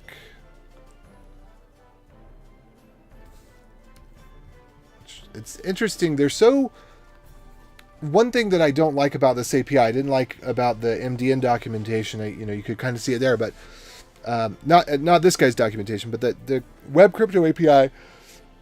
And like I've said before, I've had conversations with one of the people that was on the committee that fought against the nonsense, but he lost. it's far too prescriptive. We're talking about algorithms. How you use the algorithm is up to you. And HMAC is not necessarily a signature. I mean, I guess, I don't know. I don't begrudge them for calling it sign. I can't, well, I do, but I can't too much.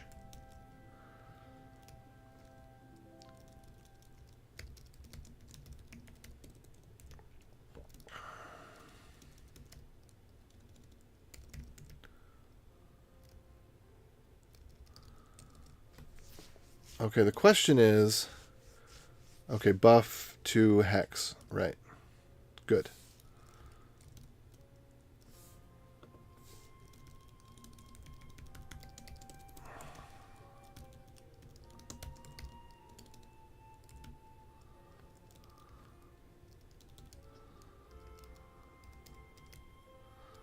See, it's a little bit weird that the algorithm used for the set of entropy is defined by the key. So is there a way with crypto.subtle.sign that we could just pass in the raw bytes? That's the next question. I still want to keep that function around even if we can, but if we could pass in the raw bytes, let's see, key, crypto key object. Blah, blah, blah.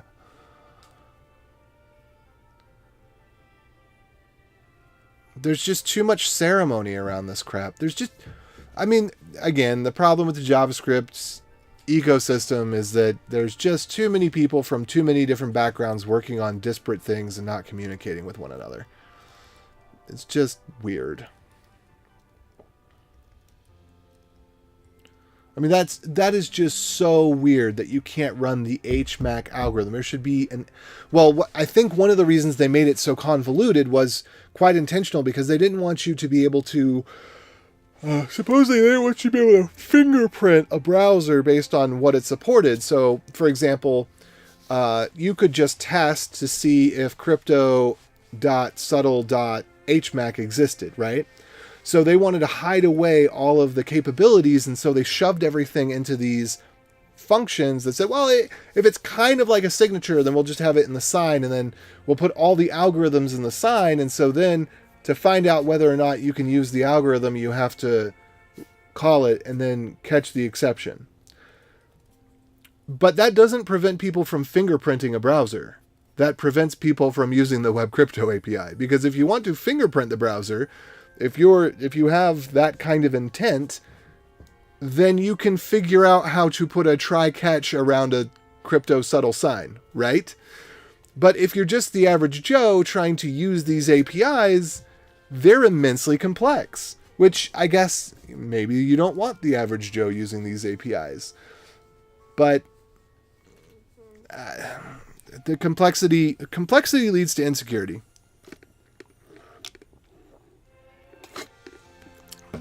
The easier you can make it to do the right thing than the wrong thing, or even nothing at all, the better off you will be. Okay, so now I think that this is right. So I'm going to delete that line. And let's see, where was the other usage?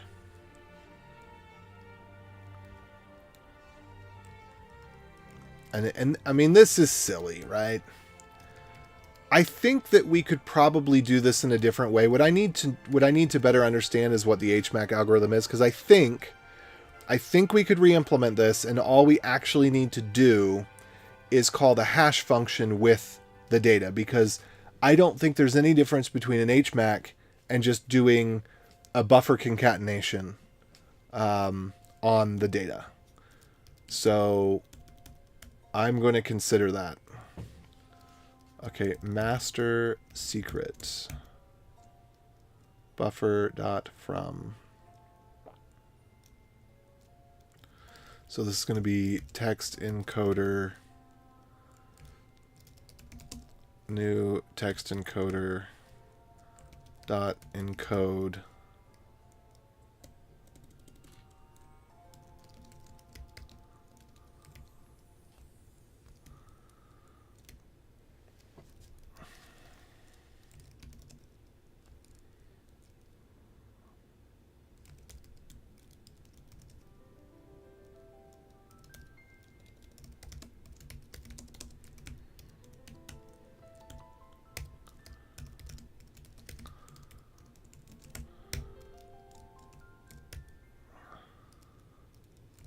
Okay, what line is that complaint about? 263? Alright, so we're going to have to update a whole bunch of stuff to get this to work. Alright, so there's master secret, and then there's seed buffer. Yeah, I think, well, even there,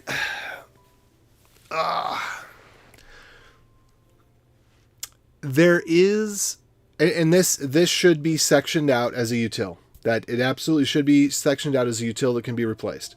There is a real use case for not using WebCrypto because of how flipping slow it is, because they designed WebCrypto to be performant in the cases where you are trying to use it on hundreds of megabytes of data. They did not optimize WebCrypto for the use cases we actually have in a web browser. You know, it's, come on. Oh.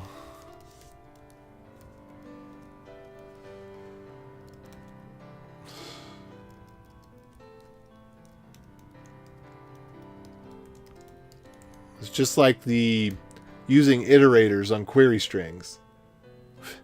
You don't need an iterator with a cursor for a query string. You're not going to have hundreds of thousands of items in a query string. You literally can't.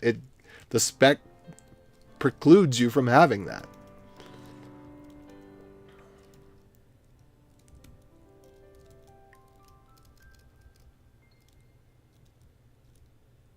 Yeah.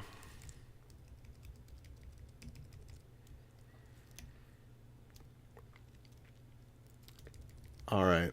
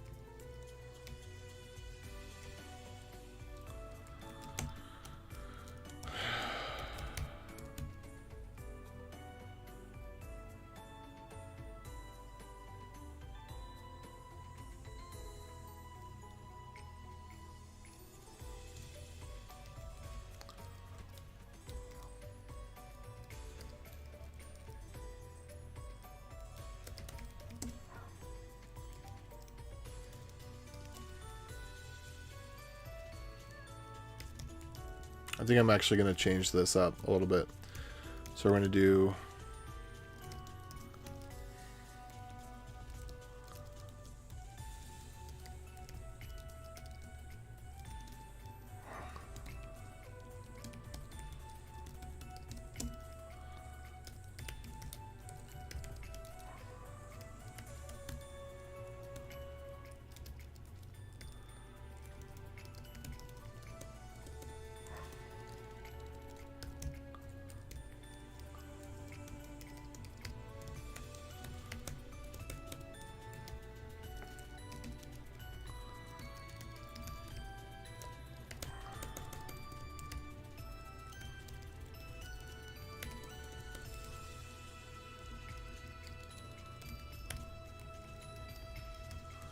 sure.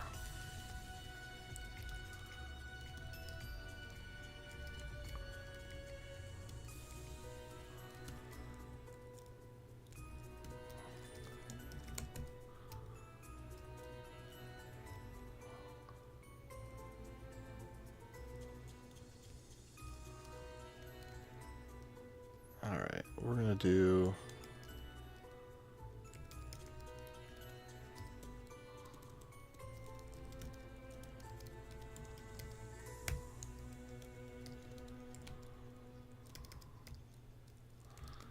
we're just going to do this.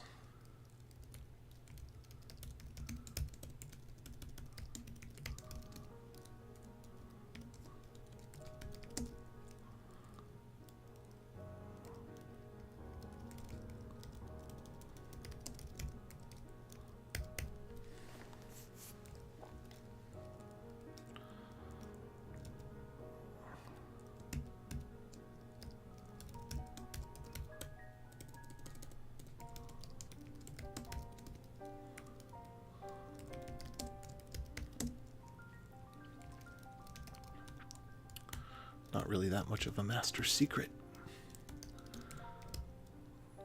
Considering that it's literally not a secret.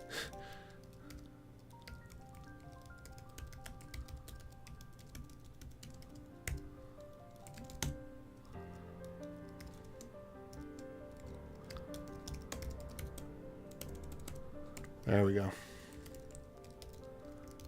Okay, so these were exactly the same. The other stuff was exactly the same. So we're going to let sig equals hmac key and data. And then we'll return sig. We'll abstract it this way so that we just keep those obnoxious bits just completely out of sight that are just not useful. Whoops. Unexpected token line 17. No.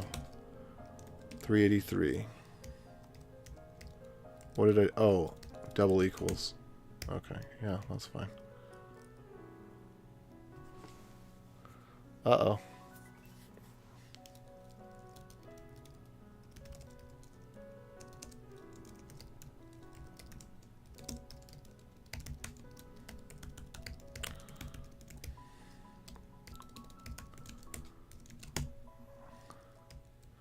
Let me see, what is sign return? Return value, promise that has an array buffer. Okay. Cannot find name, key data.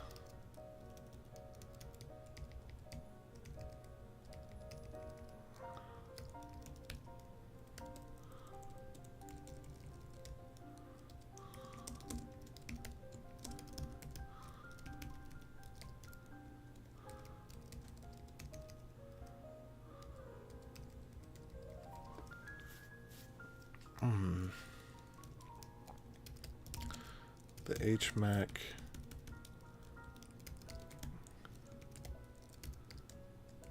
secret key data.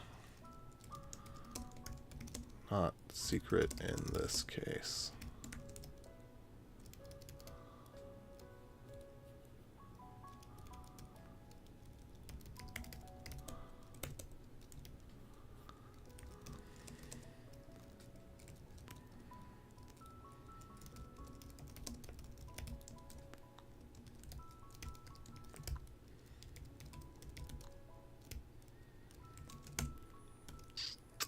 Okay.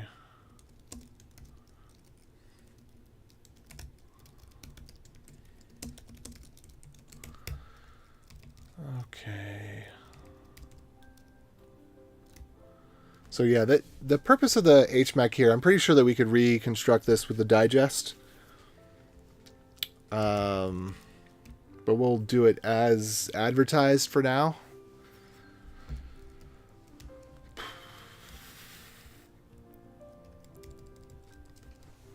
That's just so much bloat. Oh my goodness.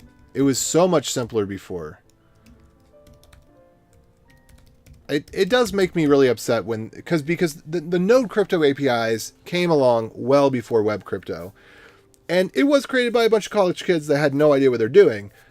But they didn't do as bad of a job as the experts who did. for the WebCrypto specifically.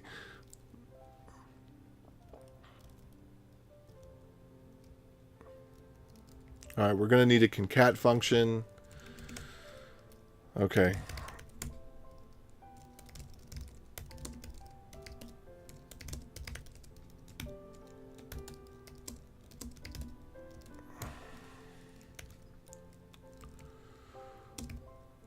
Oh, there's just so many errors that makes it kind of difficult to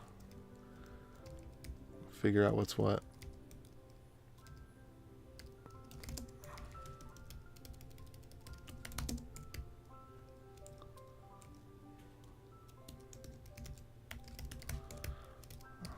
This. So pretty much every function, I think every single function is now async.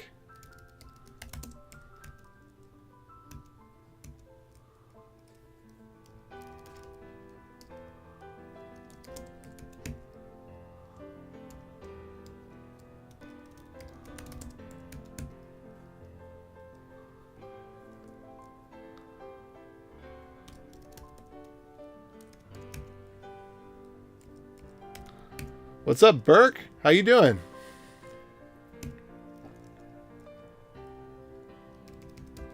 What are you up to today? What are you hoping to accomplish or learn or whatever?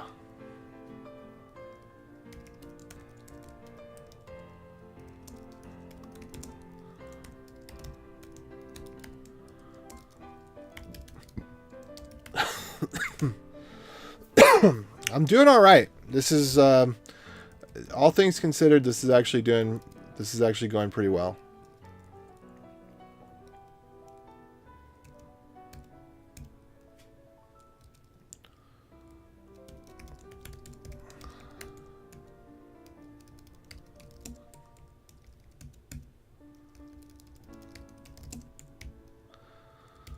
I'm just doing a little bit of grunt work.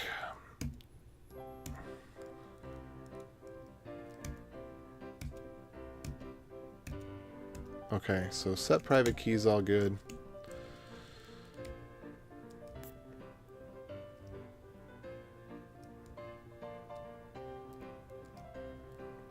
You know, maybe I should have started out with less aspirational typing, because there's so many errors that they kind of get in the way. If I just said, okay, I'm going to type it as buffer, not type it as U8 array, because buffer is what it was. And I think I actually do want to go back and add the types for the previous one and then just deal with the fallout. I'm new to software, trying to learn JavaScript. I don't understand what you were doing. No, you are not going to understand what I'm doing, because I am not doing normal stuff. I am working on digital cache, hierarchical deterministic wallet keys. So this is pretty far down the rabbit hole. This particular project is pretty far down the rabbit hole. This is very low level bytes, hashes, bit masks. But you can ask me questions about more normal stuff. We can talk about that. Okay. I think I'm going to, let's see. I think I'm going to create a duplicate commit.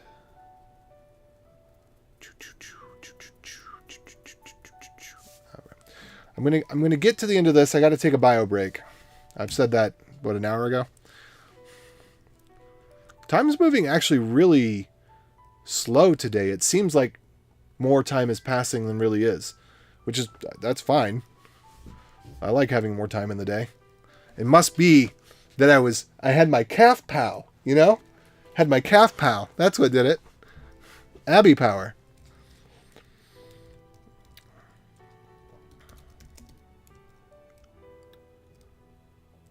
Okay, hopefully there should not be... Okay, good. There's nothing in here that's async.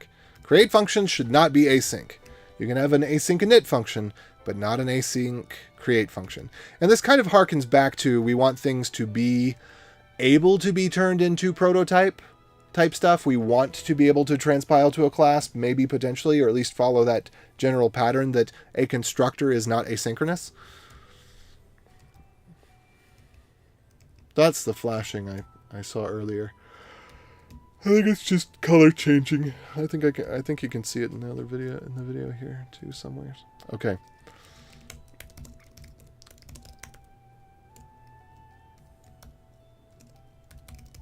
All right, in order to be able to test this quicker and better, I think I am going to go back and redo some of the types in an earlier commit. I'm going to make another branch for this. I'm going to update some of the types so that they match what's currently there, because that's going to be more helpful. Because I was doing it aspirational, thinking, okay, these are the types that we want to have, so let's get there. But now I'm understanding that because of the subtle differences and things and needing to be able to spot check, I actually need to put the types that are already there, which is mostly just buffer. So this shouldn't be too big of a deal. But let me just spot check this before I commit it.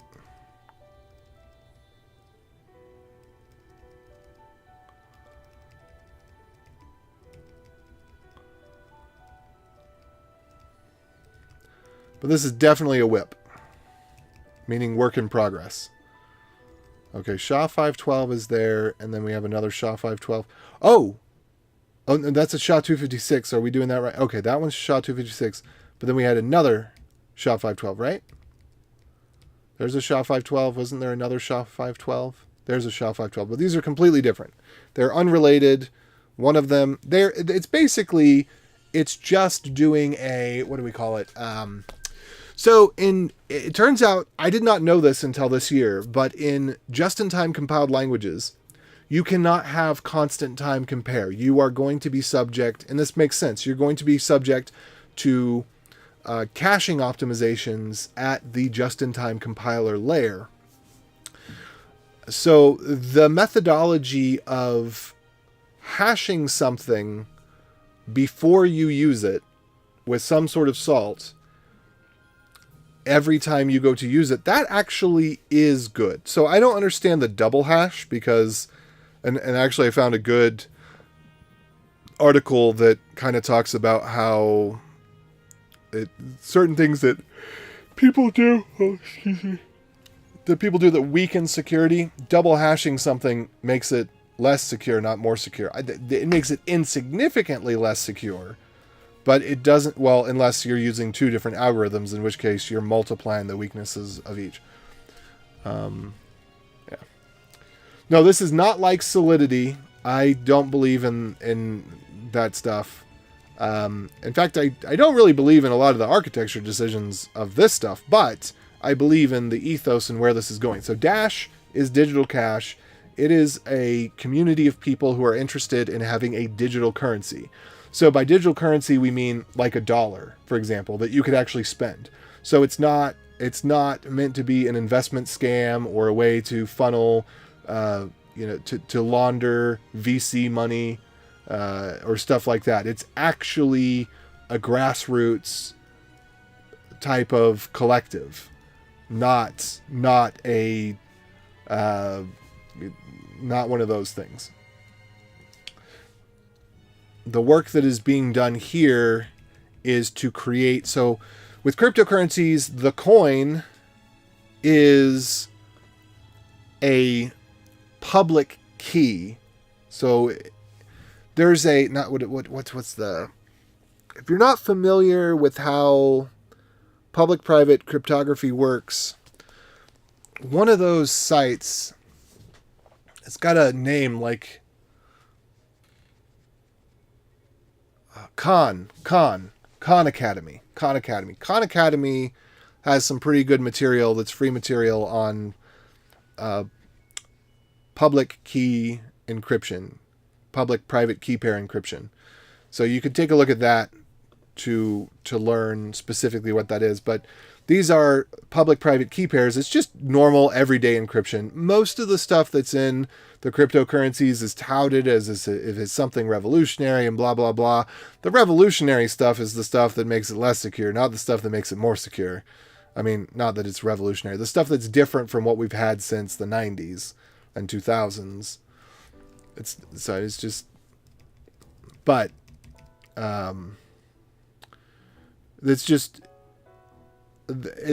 is just, well, and this is actually revolutionary, I would say. Maybe not revolutionary because I don't know what any of the other uses are.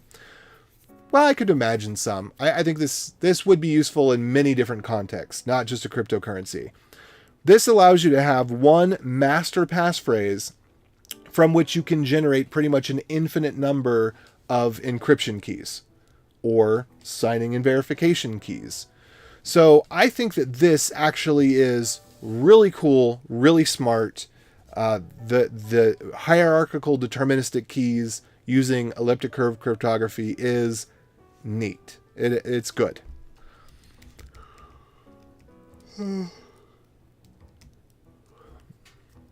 It's useful. It improves upon the technology that we have had. Okay, so I think I went through this and looked through everything, and this looks good. Improve yourself on smart contracts. I'm not into that stuff. I think it's all a bunch of hokey poo.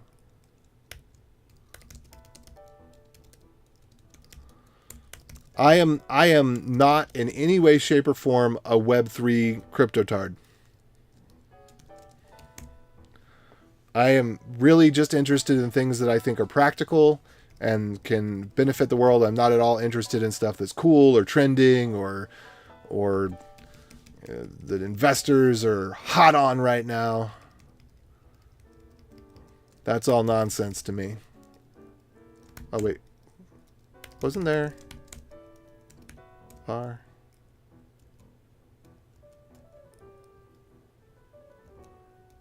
Oh, interesting. Oh, it tells me the function that it's in. That's cool. I like that. I think I knew that before, but I just noticed it a little bit better. So yeah, I am not the person to talk to. I'm working on very practical, extremely boring cryptocurrency tools. This is the kind of stuff that you could actually use. The goal of this is to make it so that somebody who's a complete layman could be able to benefit from it. It is so incredibly boring, and it requires an extremely high level of skill to be able to understand and work in at this low level. So it's not something that you can have a conference talk on and at the end of it people walk away feeling like they're geniuses.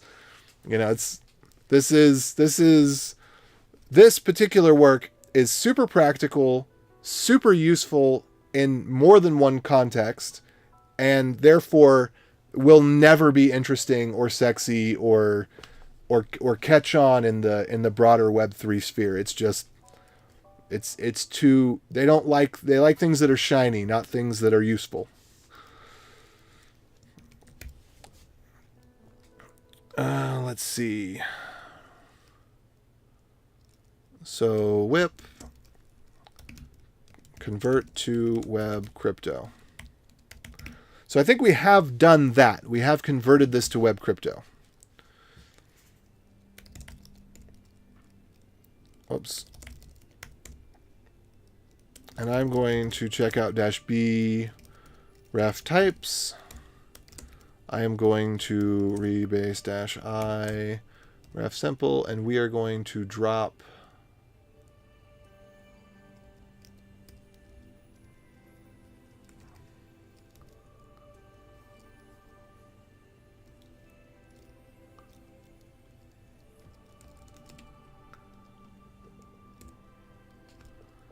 we're going to drop that.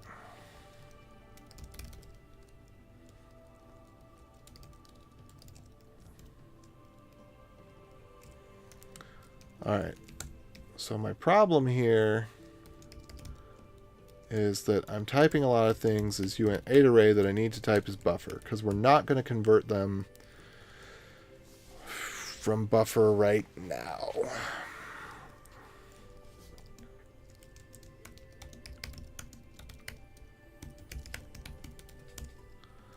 So buffer, buffer, buffer.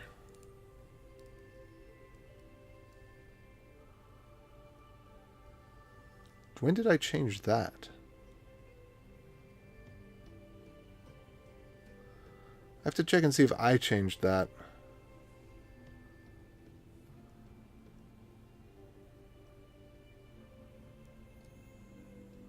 I think that was already that way. I think that one was already that way. Okay, but this is a buffer. This is probably a buffer. I can't tell.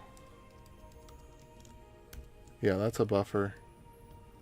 So not this one or those ones, but this one, this one, this one, this one.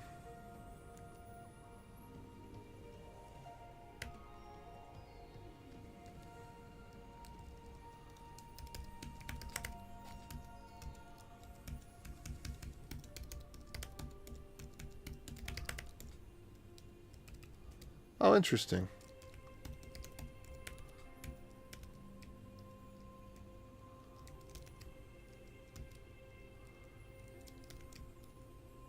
How did we miss this?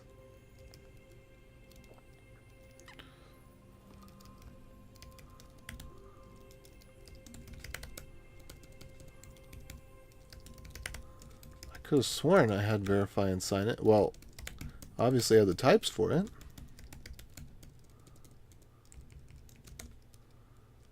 Huh. I created the type and I forgot to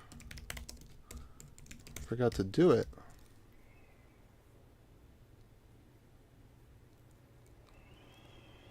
An array from private key. Okay.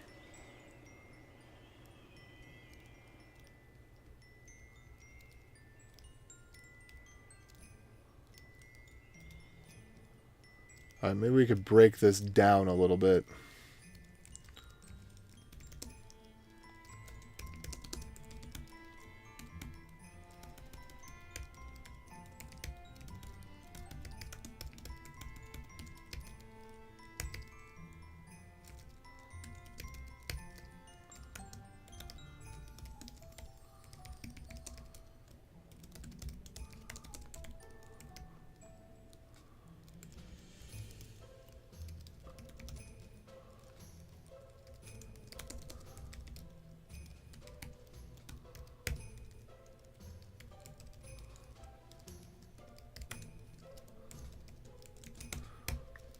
All right, so what is this subset about?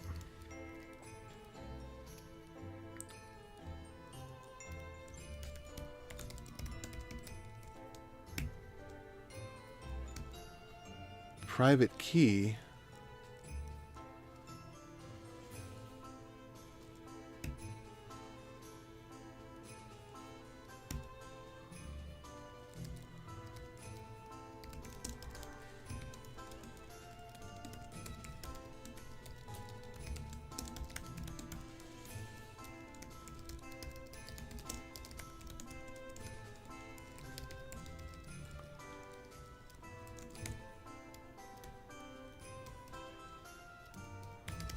Public key.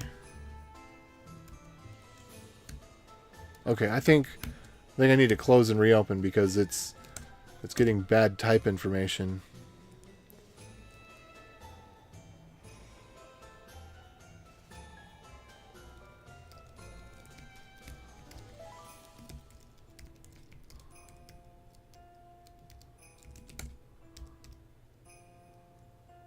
How is type buffer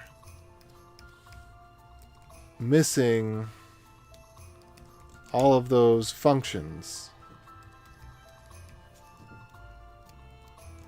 Okay, let's take a look at this again.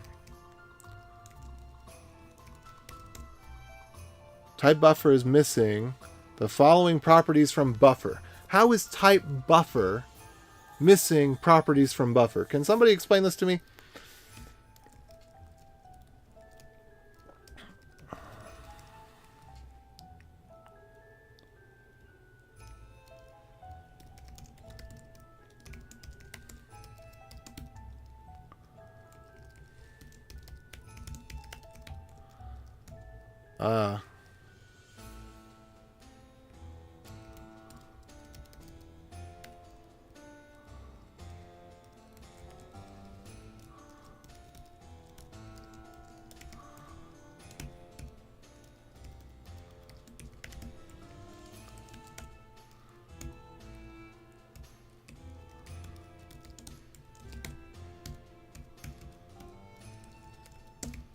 Okay, this is really confusing to me. Public key is a buffer. Identifier is a buffer. Chain code is a buffer.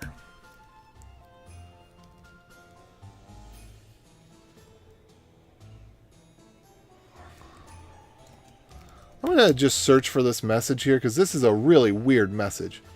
Type buffer is missing the following properties from type buffer.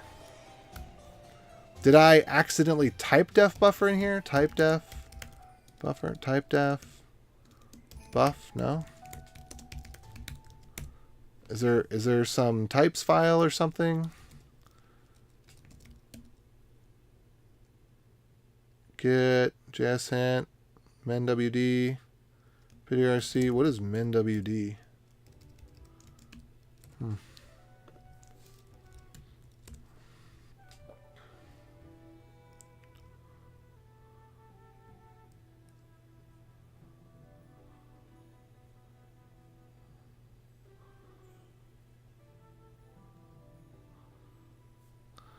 But I specifically want buffer. I want this exact error message. Do y'all remember back in the days when search engines allowed you to have exact searches? You could see if something actually, I'm looking specifically for this phrase.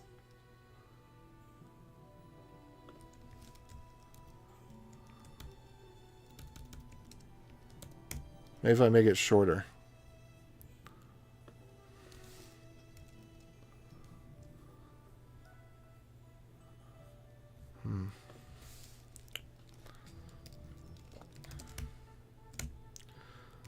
Well, obviously something weird is going wrong.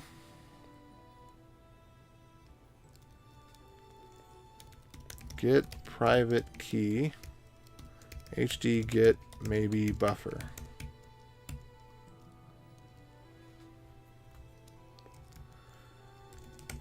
It seems like a caching issue.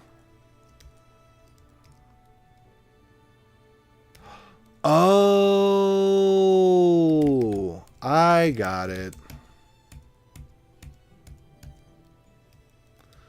Okay, so we are going to have to do a little bit of this. So we're going to have to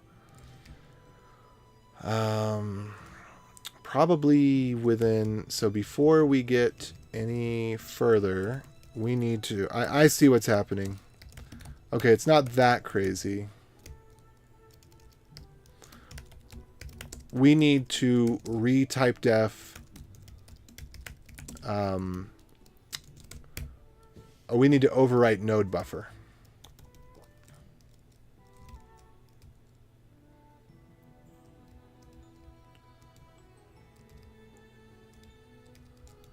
Okay.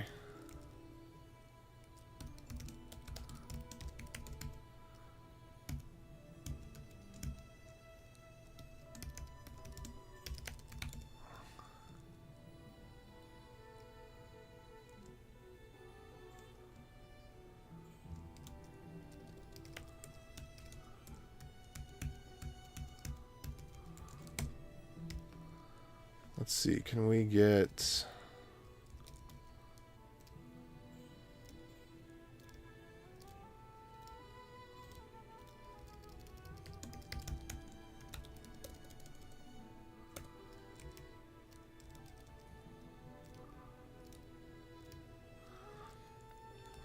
I see where it's coming from.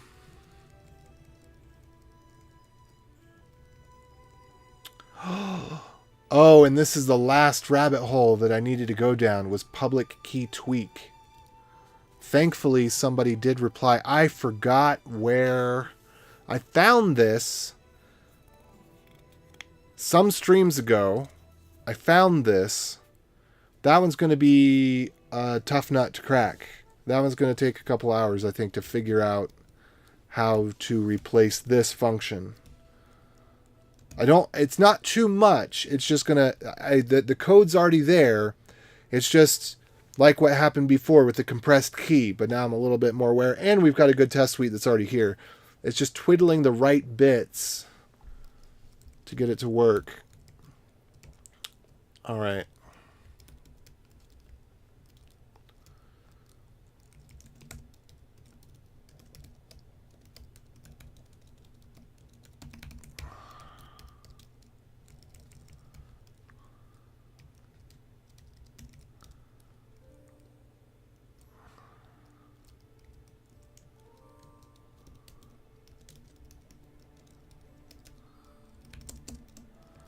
Safe buffer.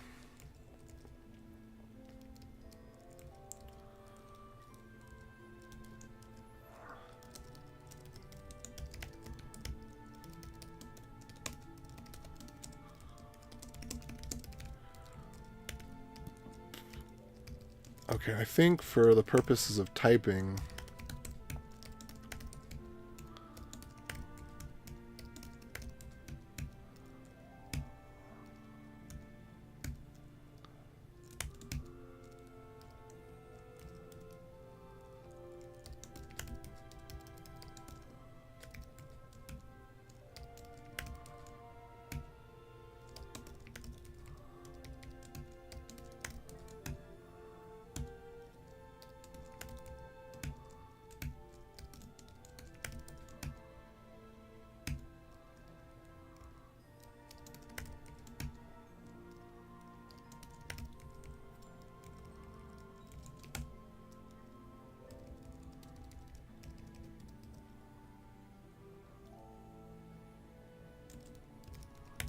Junk.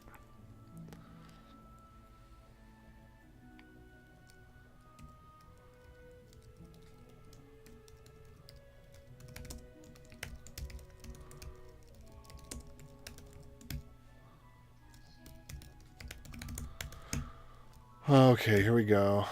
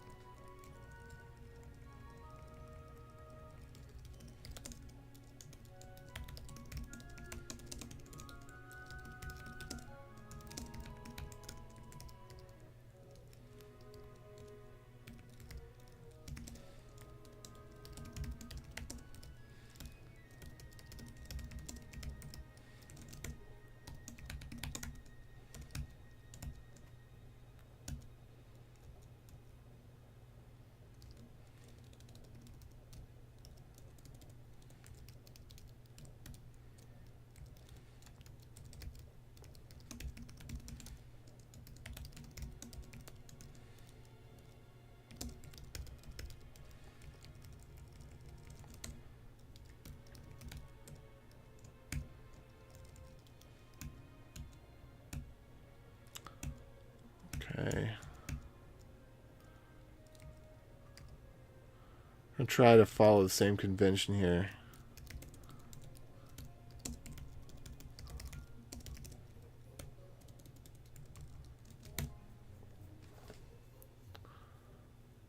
Okay.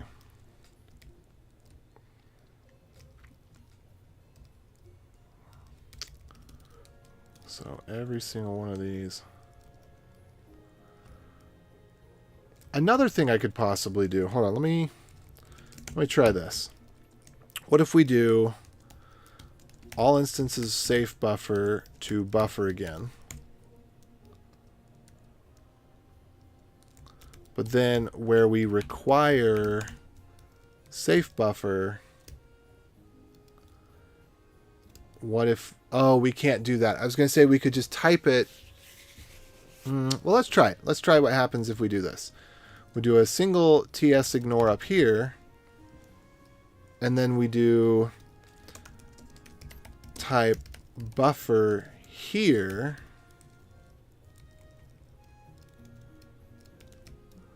So we would get rid of that as well. And we would say, look, just pretend like this thing's a buffer. Don't worry your pretty little head that it's not a buffer.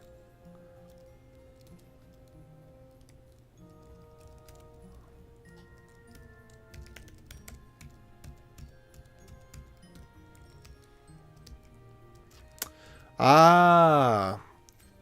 Okay, but we have the problem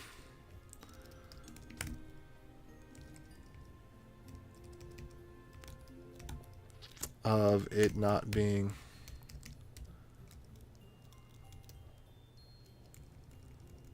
It does exist on type buffer. Maybe safe buffer is exporting. Okay, we're going to go back. We're going to go back. All right. Yeah, we're just going to... We have to pick our poison here.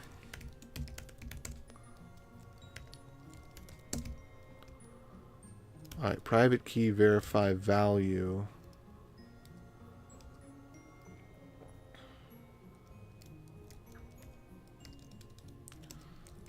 So basically everywhere that we're using safe buffer, one way or the other, let's see, let me think about this again. Which is the lesser of the evils here?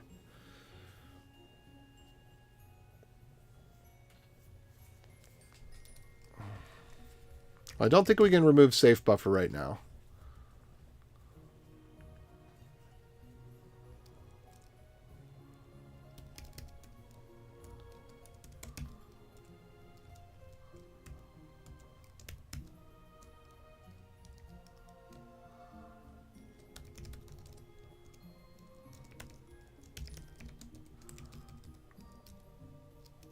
Okay.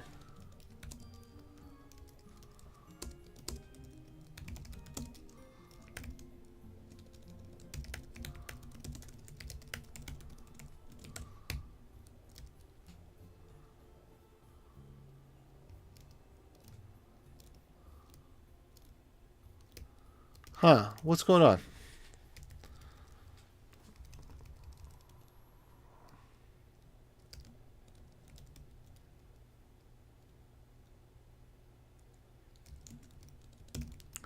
I don't know what's going on. Okay.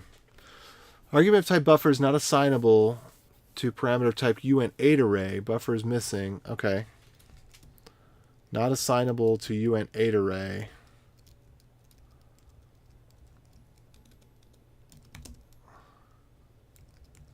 Well, where do we need uint8 array?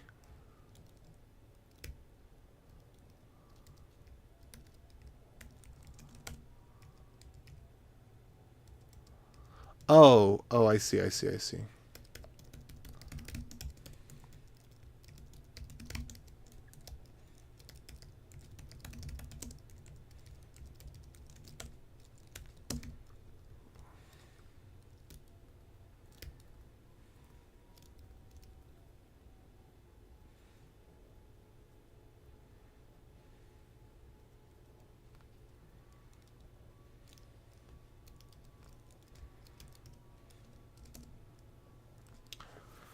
Okay.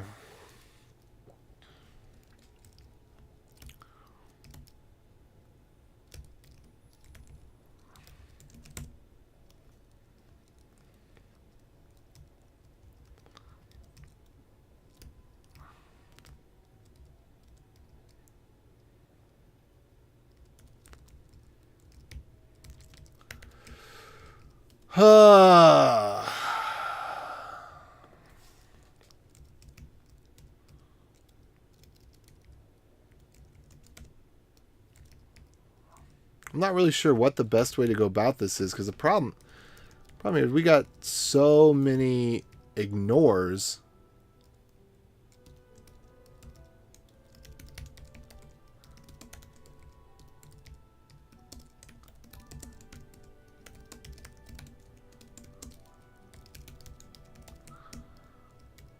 That it makes this almost useless.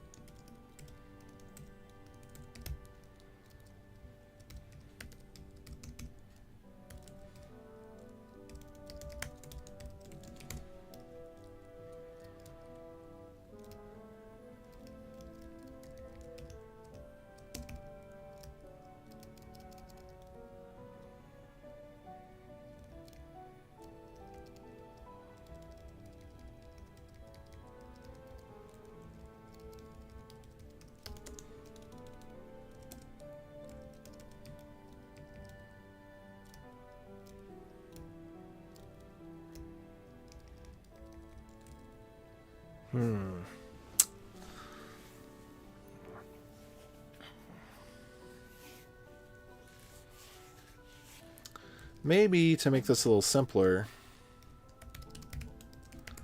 we could do private key is new buffer 0.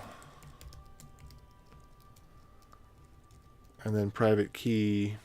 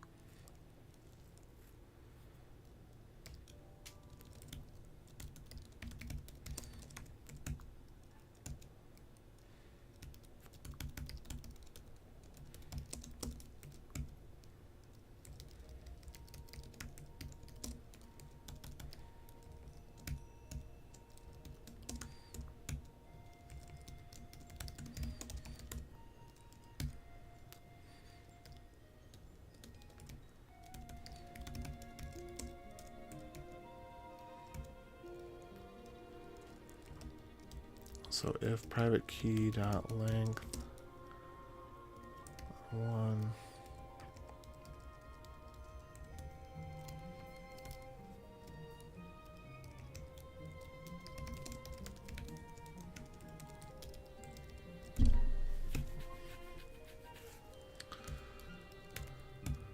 Okay.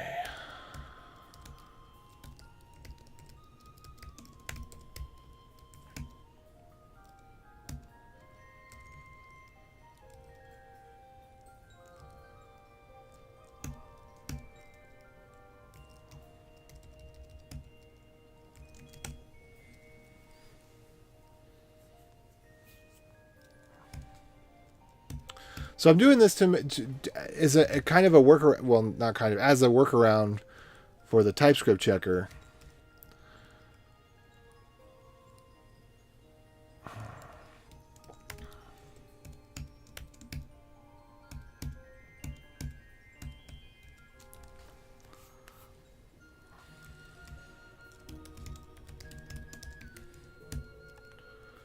So this get private key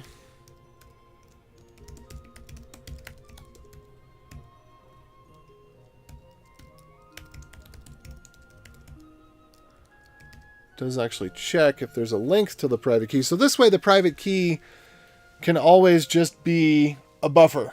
And we don't have to have these checks and have all this, you know, this extra stuff. I wish I could get some way for safe buffer to not require all of these extra checks.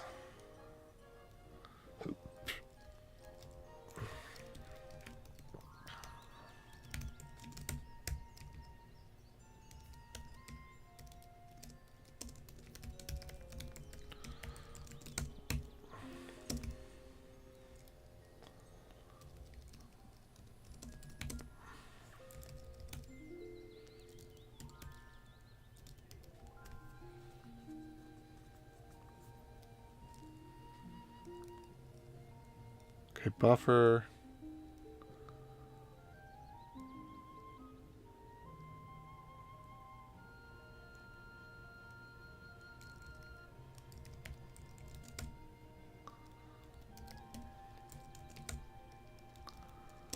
Okay.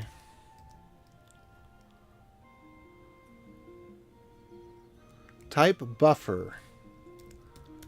Chain code.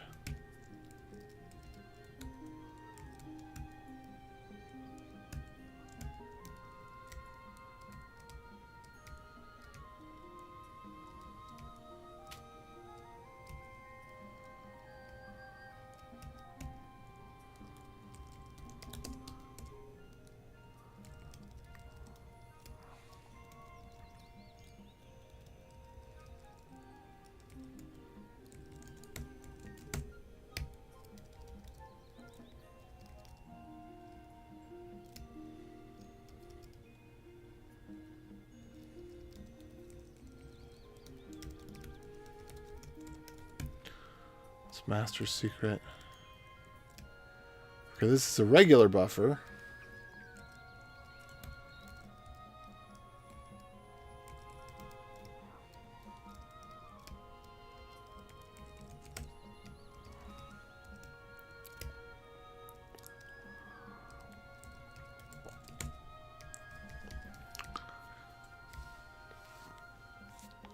Okay, this one I'm interested in. Argument of type buffer is not assignable to binary-like key object. How is buffer not assignable to that? I think it's because this is the problem of we're talking about TypeScript global types. I think what has happened here, and maybe this will fix it actually, if I were to do let's see, global this dot buffer.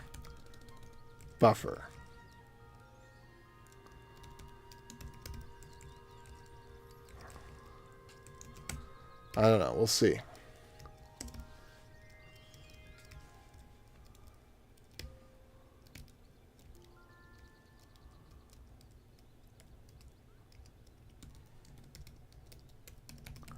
I mean, it must work because it's been working.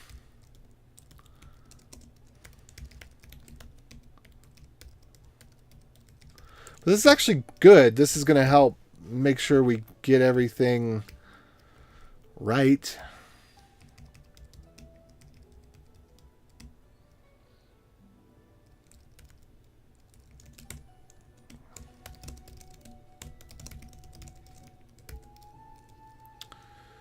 Okay, types for safe buffer.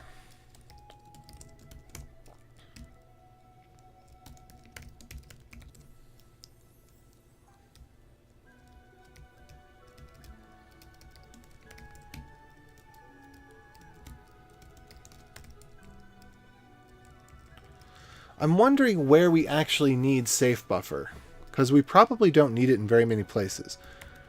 Let's see if we can reduce the dependency on that. Private key.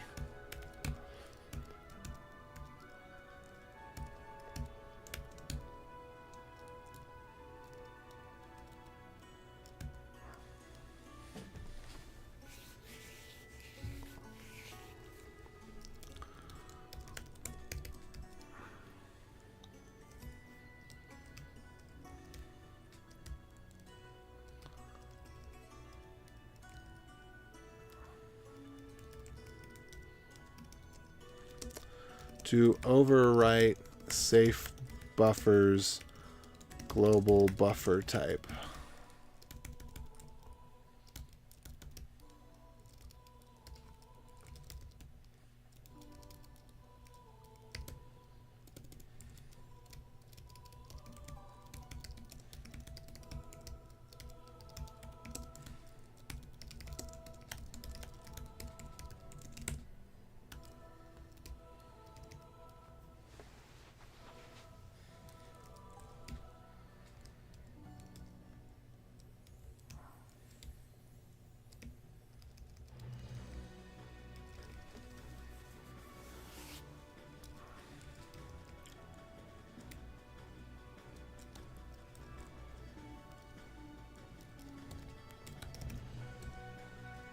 Okay, index buffer. Alloc unsafe. What if we just got rid of safe buffer entirely? Because that's probably using... okay, let's just say we got rid of this. We just get rid of it.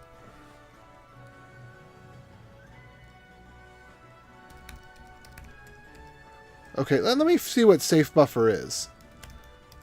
I'm guessing it's something that bridges, say, node 10 up to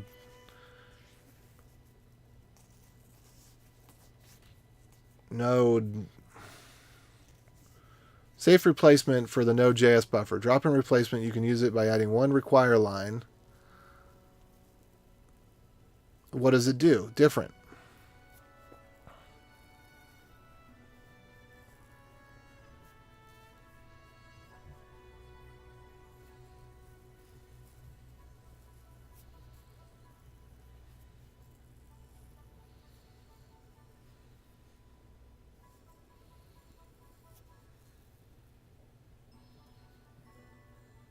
Okay, so we just need to not have new buffer, right?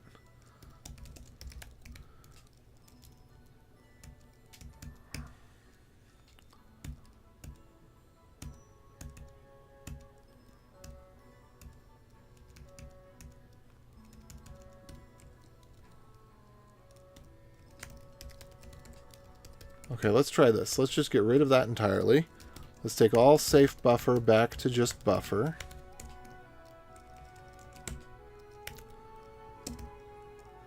Okay, and then let's get rid of all TS ignore buffer.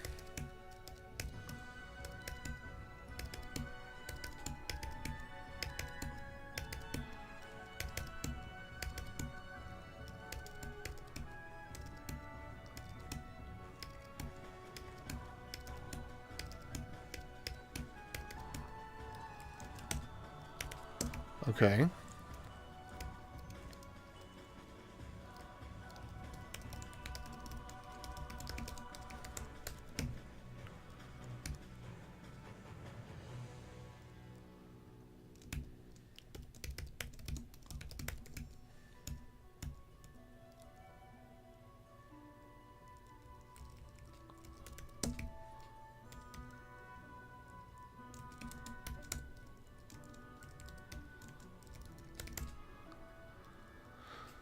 Okay.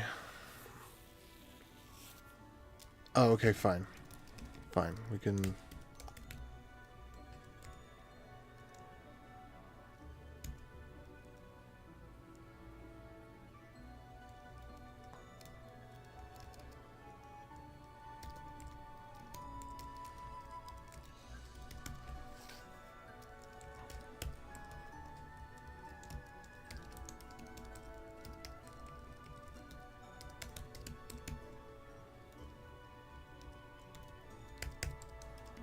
Okay, well...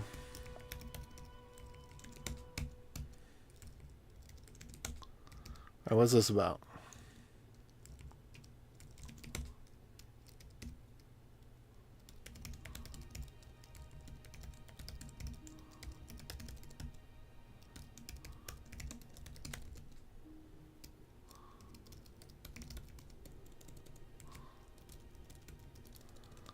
Okay.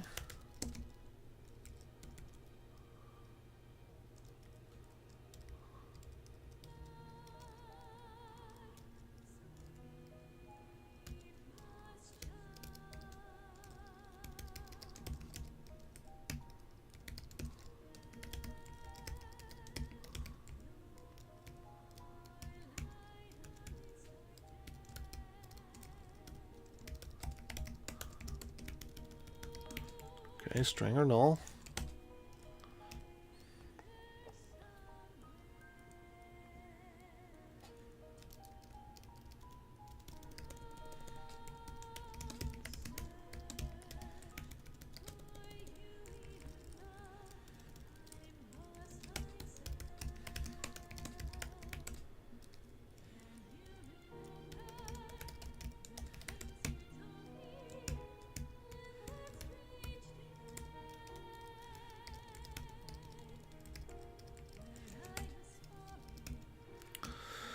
Okay.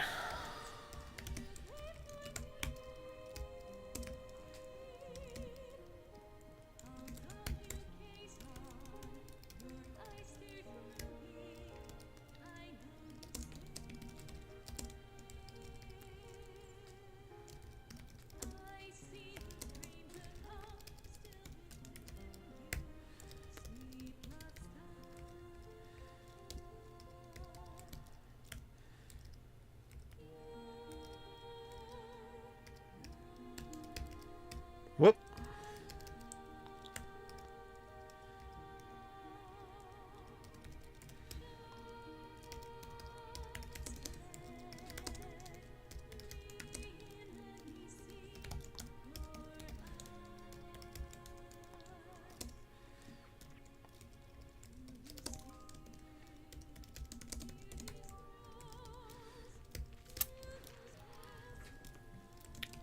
All right, so if not xpub, throw new error,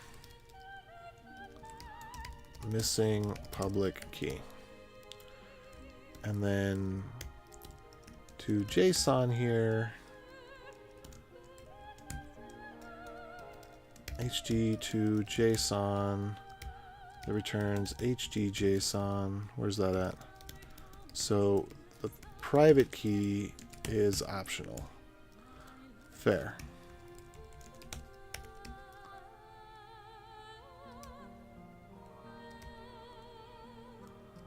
Okay.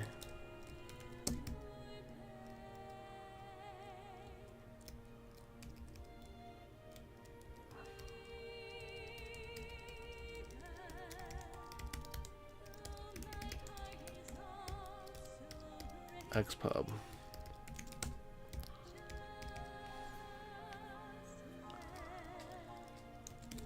Okay, why is this thing upset? Come on.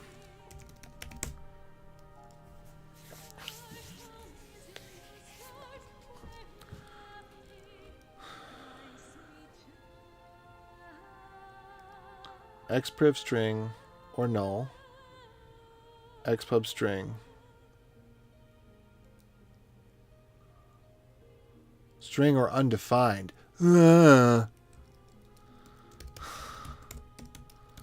Fine. There. Happy now? Are you happy now? from extended key.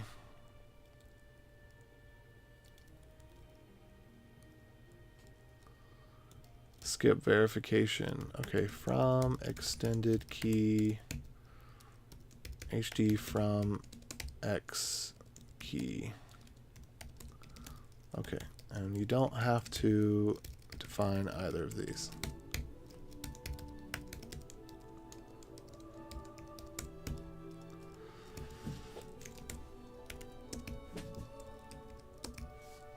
Okay, cool.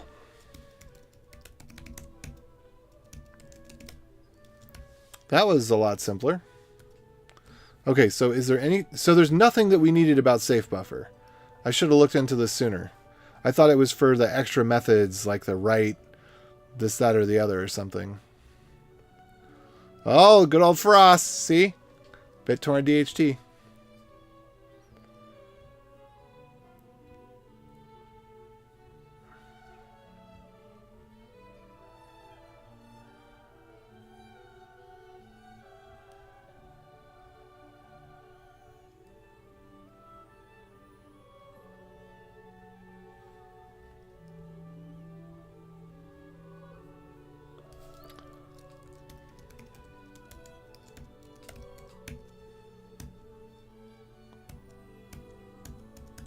Alright, and we're going to be getting rid of all of that.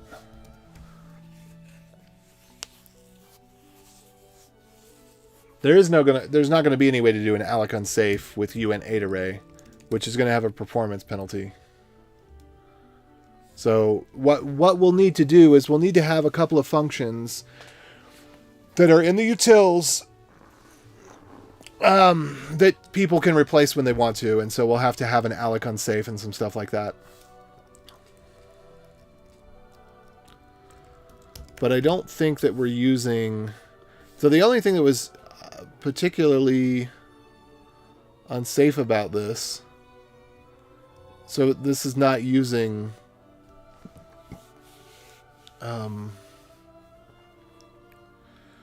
it's not using...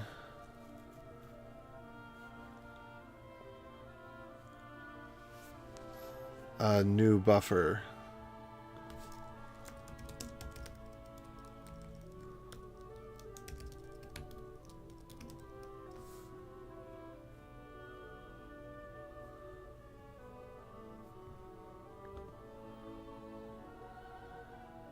Alloc 0. Can we do Alloc 0? Node buffer dot alloc 0. Oh, okay, cool.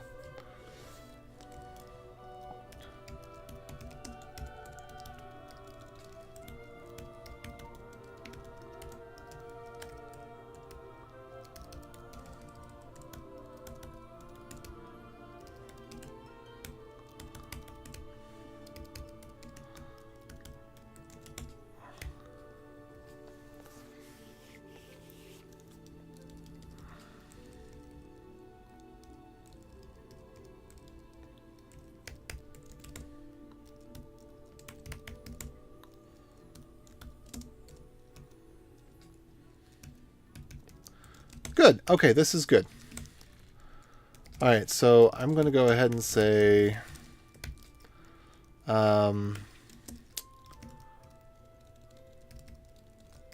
use nodes safe buffer, replace safe buffer with nodes now safe buffer APIs.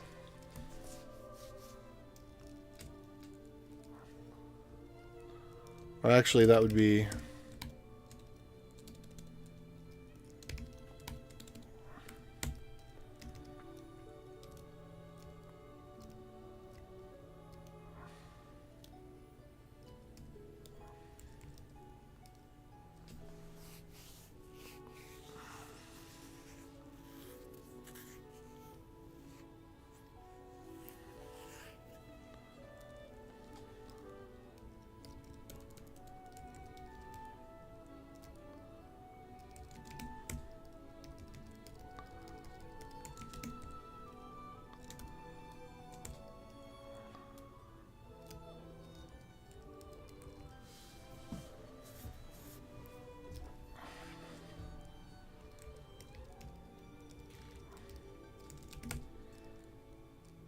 Okay, so let me try this again.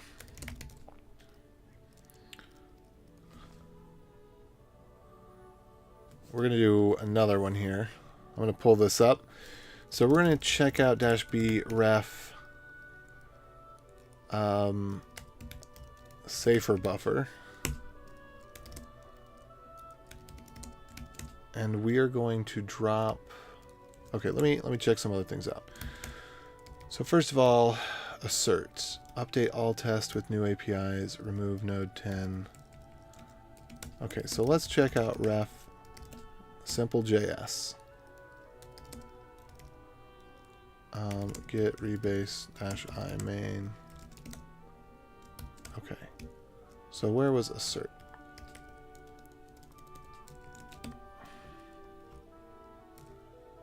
There we go. Okay, so there's the simple.js stuff. And then we want to go from here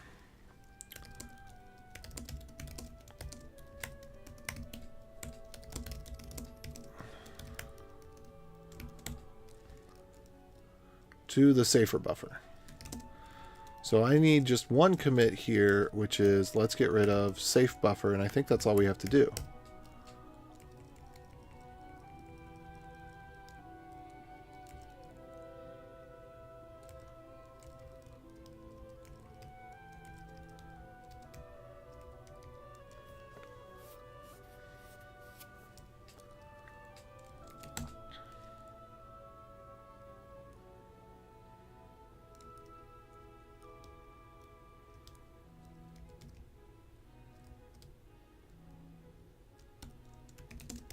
There's no place where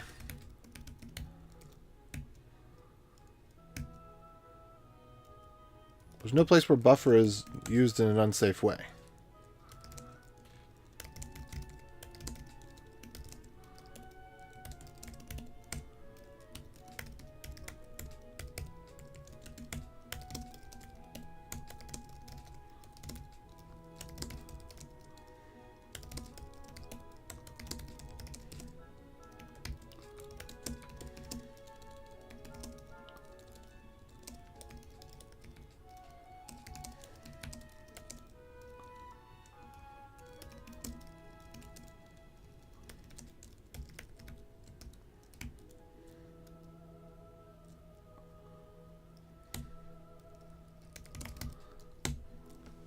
Okay.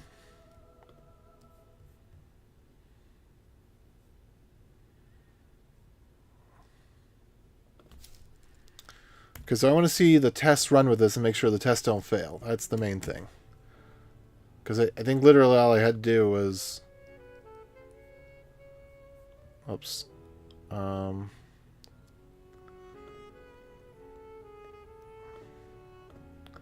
this is...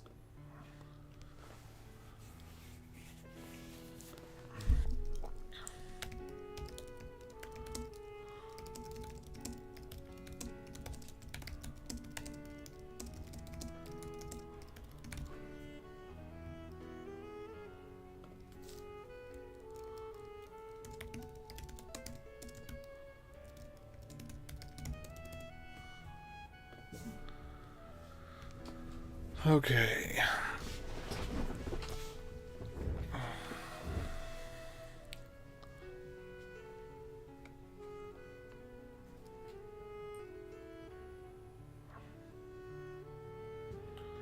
I'll be interested to see if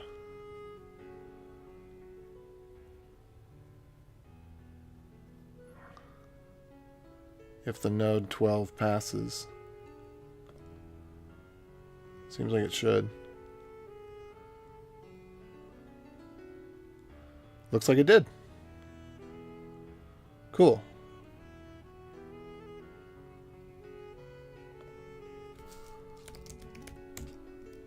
So it doesn't break anything.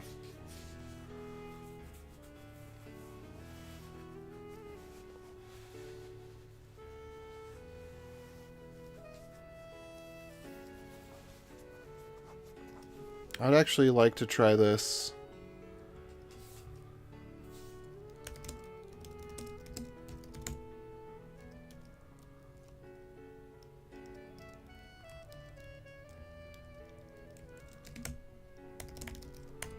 Let's see if that works that way. Okay.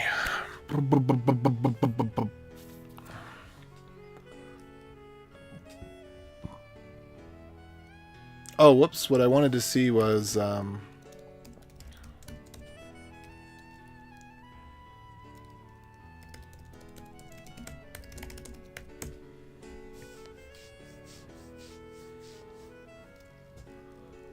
Oh, let's see.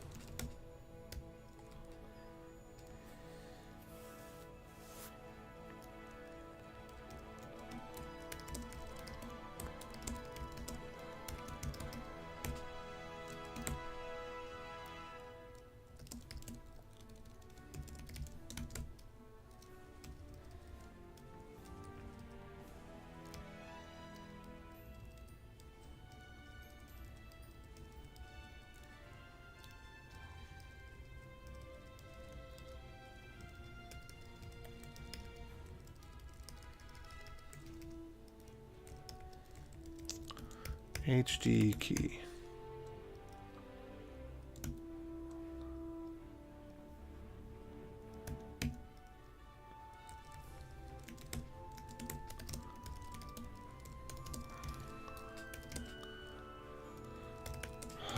Okay, what are we doing here?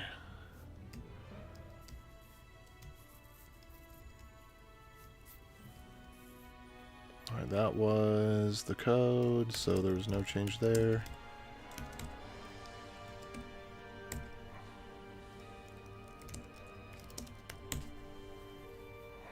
Okay, let's see if this ref safe buffer checks out.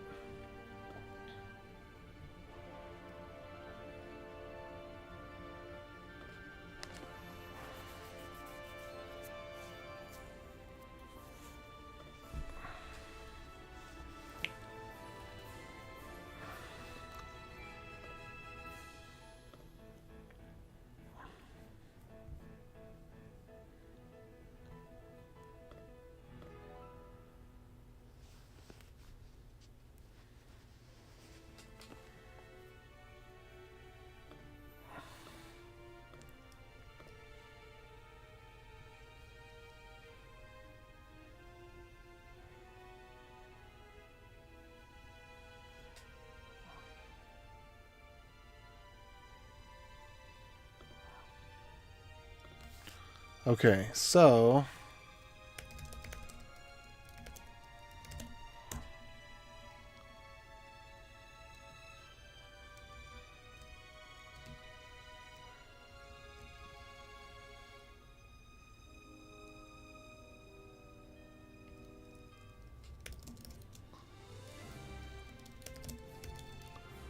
touch junk, good commits junk.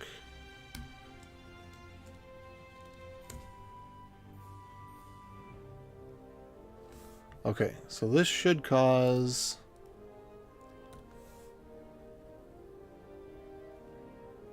Alright, good. Good. So this is what I want to see if Node 10 now builds. Because if we can keep that compatibility, we don't have to remove it, then let's keep it as long as we can. Okay, now while that's running, let me go ahead and get back to... Okay, so... Now so if this is all good, then I should be able to replay the type changes. Okay, ref types.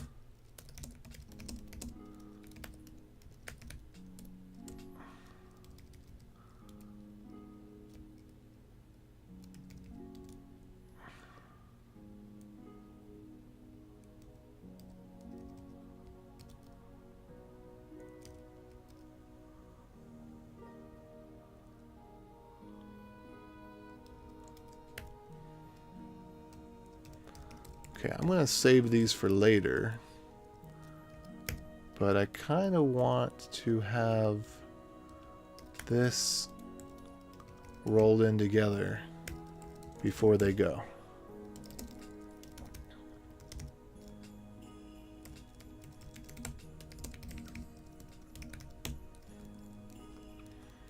Okay, so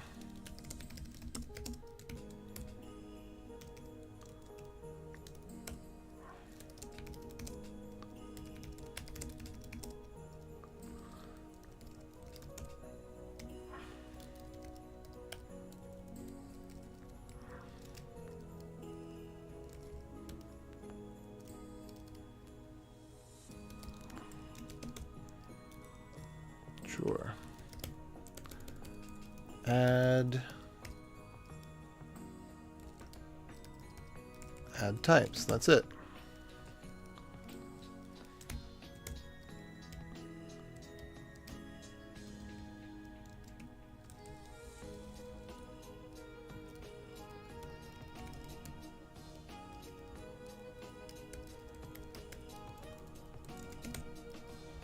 Okay, and then we could rebase this on. So we push this one up.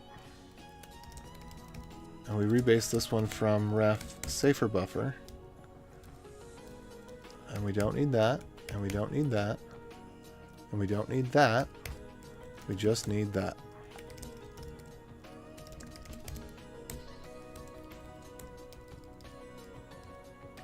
Okay, and we don't need to overwrite for the collision because we're not having one anymore. That's awesome. Okay, cool. Let's take a look at that. Oh, that's weird. Global this is not defined.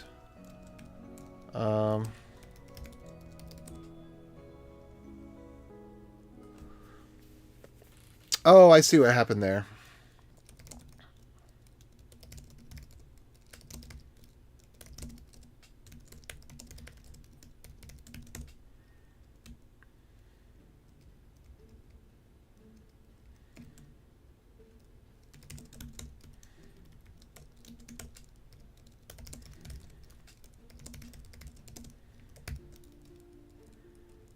Oh, get rebase.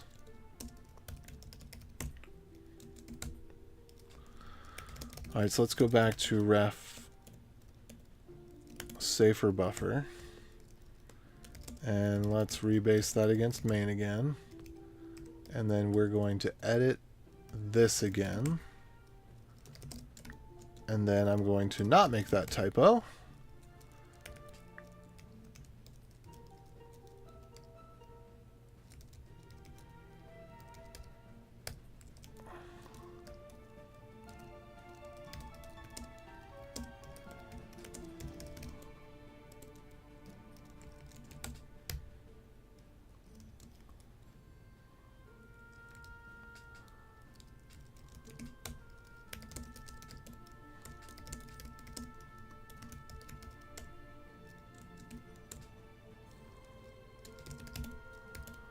And then there's going to be some silly thing here. Yep.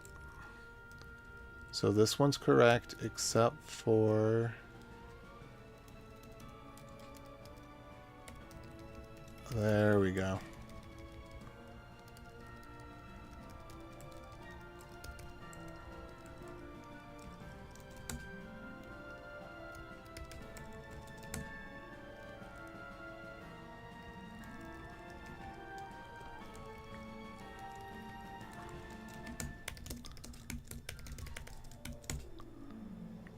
Okay, so the only thing that's changing between these two is the capitalization. All right, good.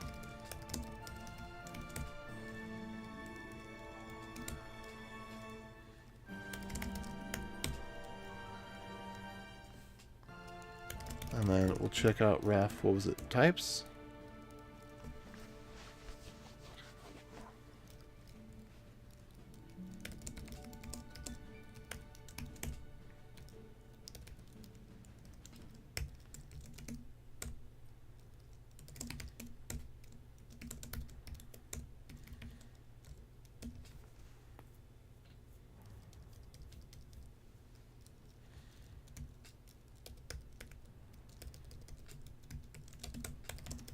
That makes perfect sense.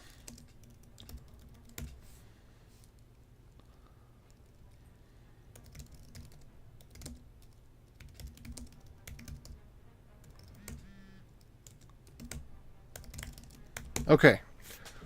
All right, let's see if the checks pass now.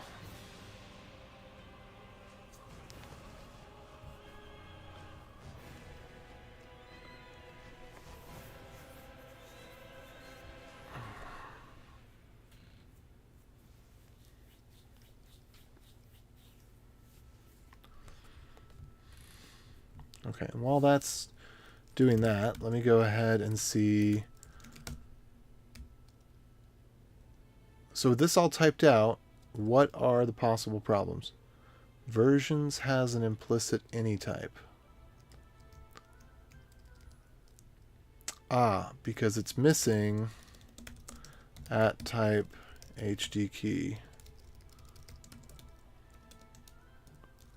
Right? No, wait.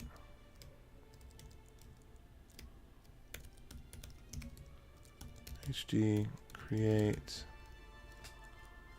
I'm a little confused. HD key, TS ignore.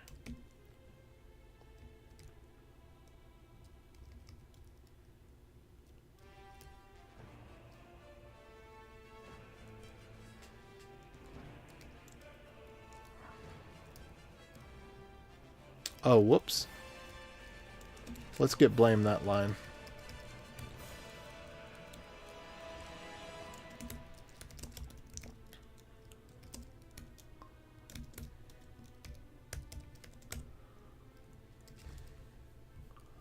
Okay, let's go back and edit that one.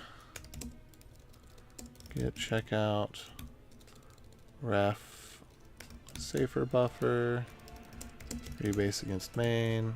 Where was this commit?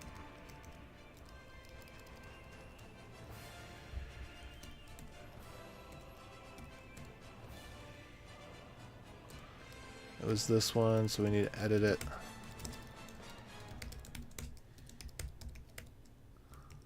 Okay.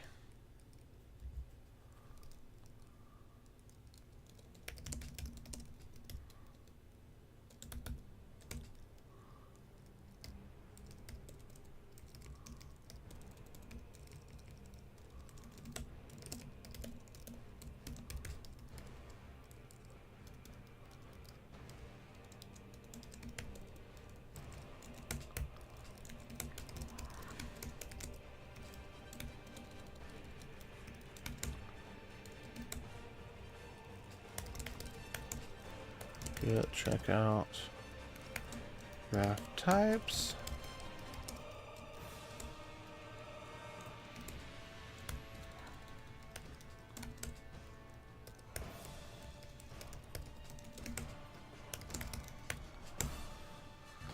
Okay, cool. So let's see here. All right, back to my pull request. We got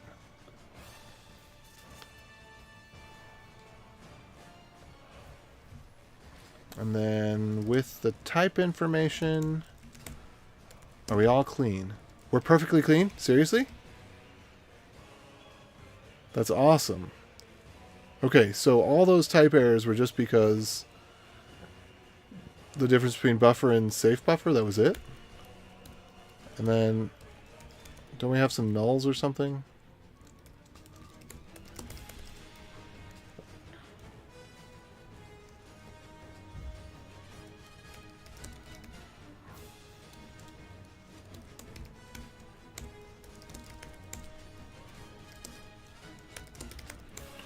Let's see if there's any code changes here. Okay, so we do have unsafe alloc. And then we have some buffer length stuff. Okay. So let's, I just want to pull that into two places.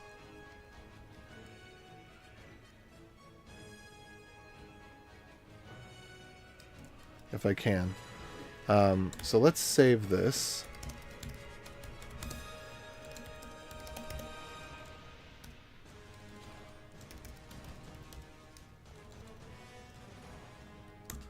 I'm going to just save that one real quick. I'm going to go ahead and remove all the type information. Types. All right, there's the header.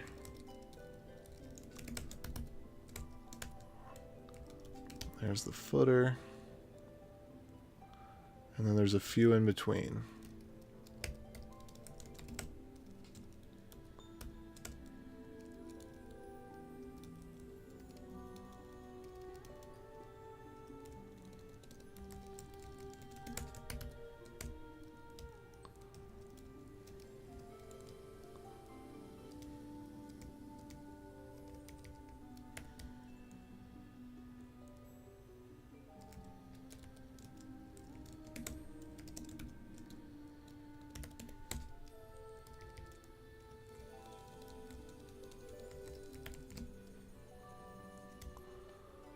Okay.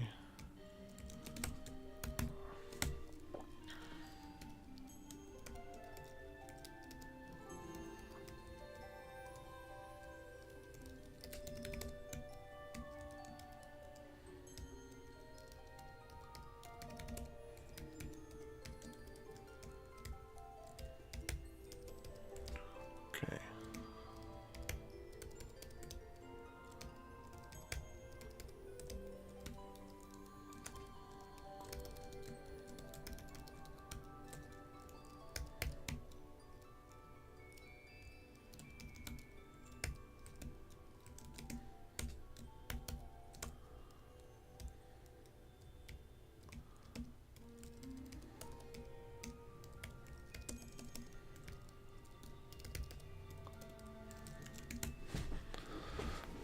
All right. So now what we have here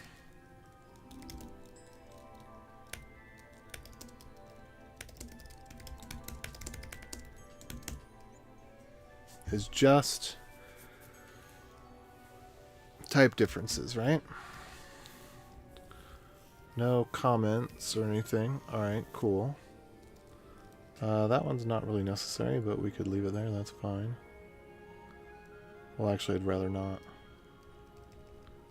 Entries dot split.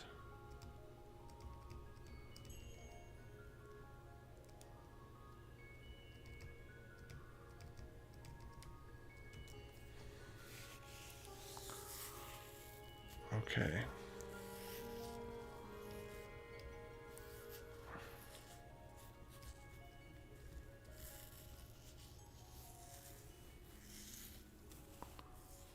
So all the let differences have taken place here, right? No, not yet, actually. Okay.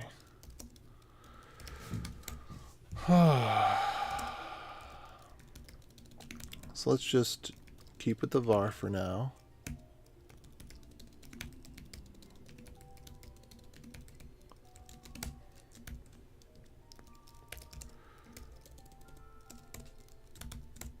Okay. And then what was that M thing I did right here?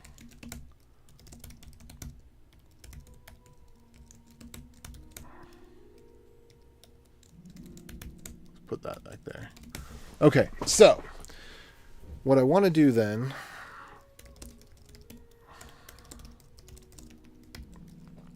is I want to have a ref, and this is non-breaking change.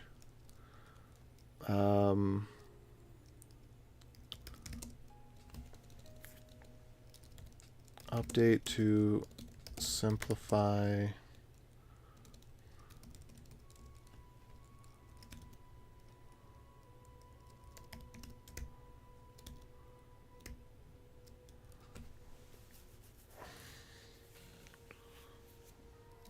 I don't know if I really want to do that though, honestly.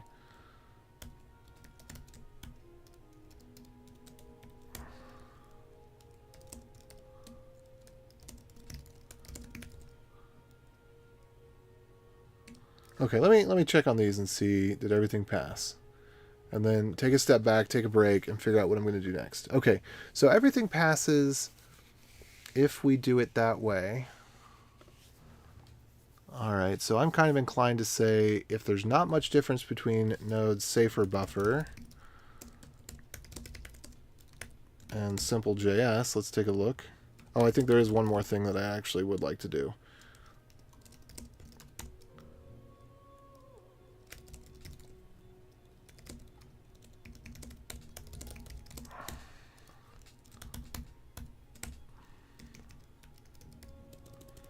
So I want to edit this one because we don't need that TS ignore. We need no type information in this commit.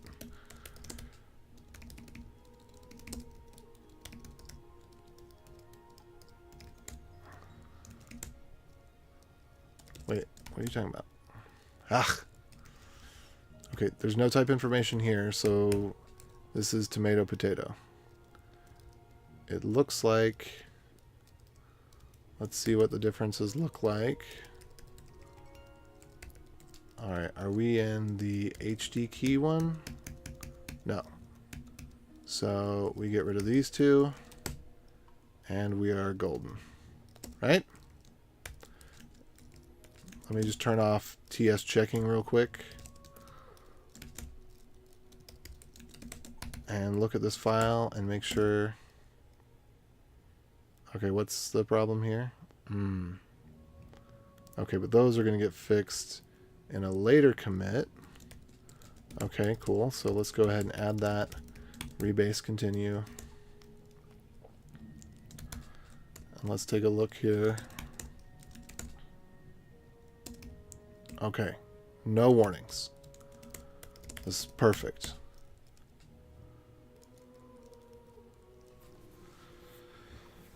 Okay, so I would actually say, if we're going to look at, okay, now we've got all this.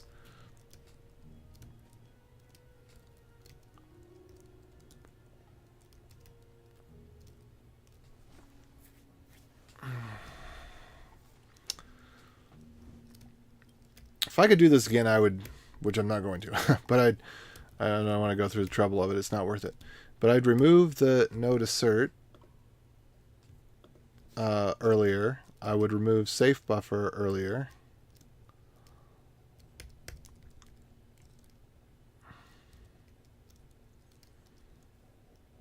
Just out of, I think we could move these quite a bit earlier. Probably as early as here.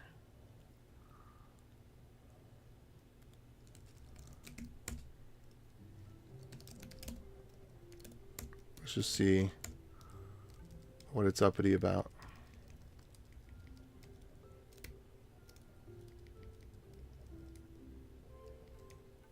Okay, obviously not.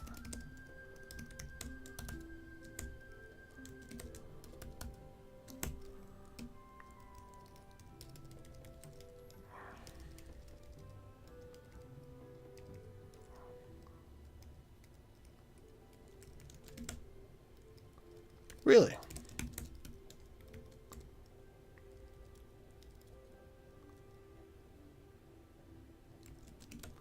All right, I see what's going on here.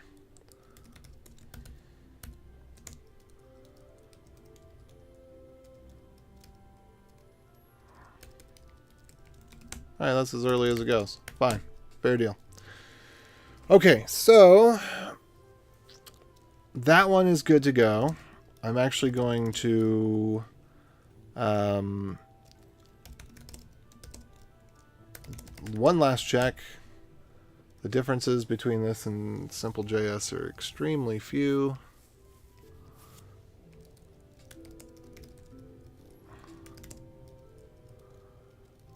So get branch-d ref simple.js, get checkout-b ref simple.js, get push force. Okay, so these two are now the same. And if we want to look at the type information, then get rebase-i ref simple.js. And it looks like nothing there. Okay, great. And then we just take this type information and we add it back. So I take all this stuff and then we'll check that. And then I'm actually really going to take a break. Okay, so we add this down to the bottom. And we take our type defs and we add them up to the top.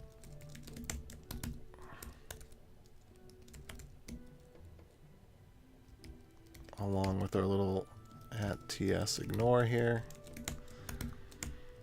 And then, let's see, I remember where that one goes. That one goes right here. And then, okay, and I think the nulls are a better choice. The nulls are a better choice. There's one or two places. Now that we don't have to deal with a safe buffer, then the nulls are okay. So this was, yeah, just a bunch of hoopla over type definitions. Oops. Oh.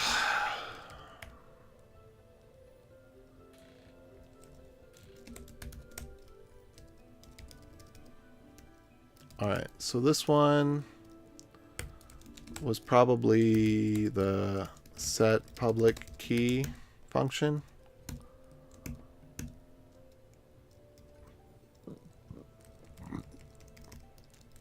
Yep, that was that. And then we had assert.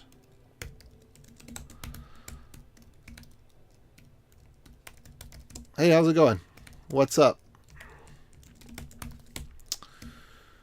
Okay, and then we had serialize.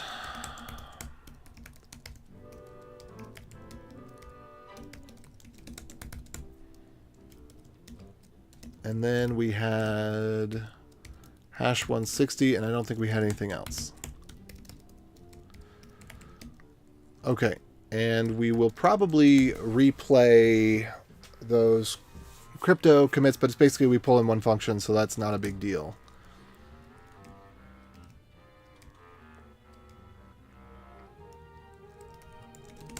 So if we look at this, this should be 100% unadulterated comments, nothing more.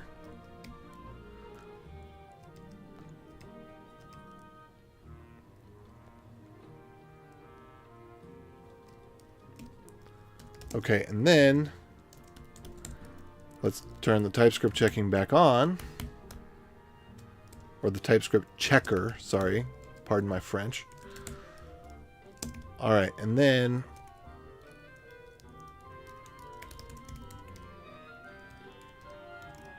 we can say @type buffer with the possibility of being null. And then we could say public key. Finally, we can say, okay, public key can be null. But I see where the problems come in with that one. Okay, let's look at private key. Because private key can legitimately be null. The other ones can't legitimately be null. They're just null. Okay, get that. Okay, is there anything else? PKZ. So this would be, have to do if not private key, throw new error.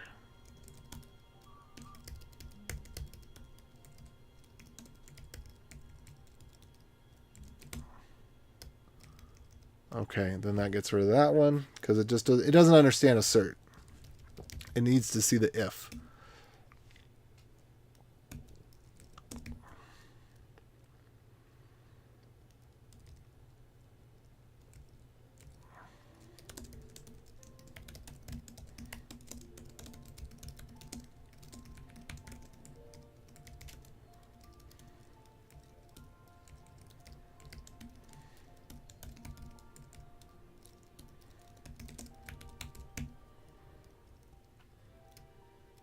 Actually, I want to take a look at what we've got up here because I think the message that I had was just perfect before. Let me see if that's still in here.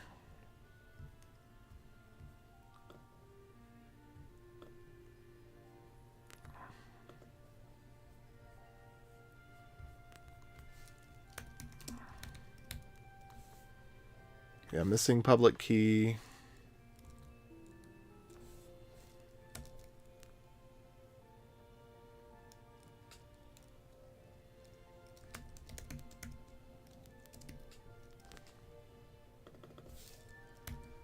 There we go.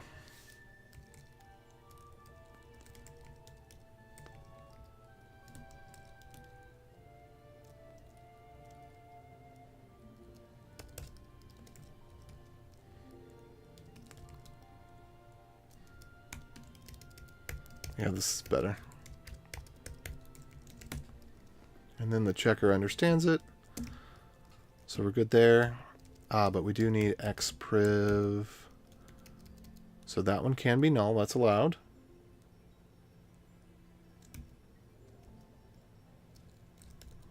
Okay, so first we have these, which if we just don't do anything at all, if we just comment them out, that problem goes away. String or null is not assignable to type string. HD JSON.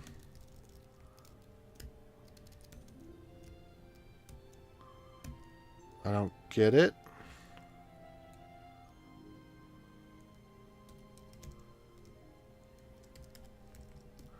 Get private extended key. If not key, return null, otherwise return string.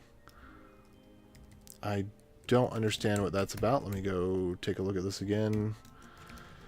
Thought I just solved this. Okay. String or null is not assignable. Okay, right.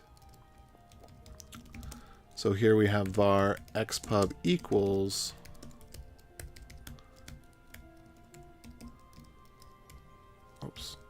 xpub. If not xpub, throw new error. And then what was the error? I think I defined it here already. To JSON. Missing public key. Good enough for me.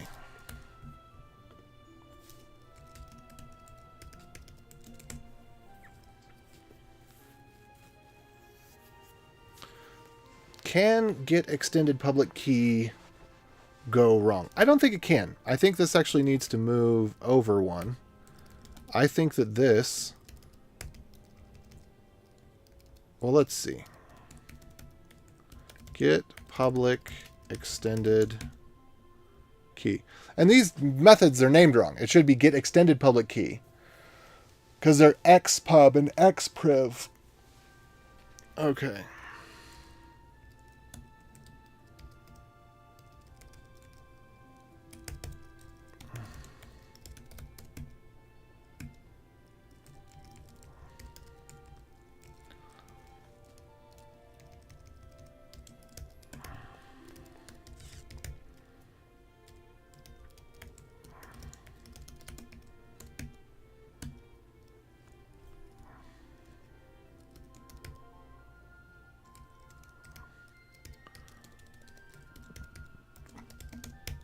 Okay. A, B, C, D, E, F, G, element. Okay.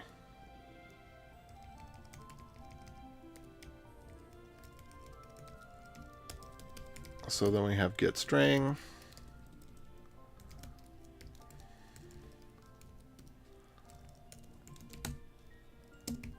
Okay, cool.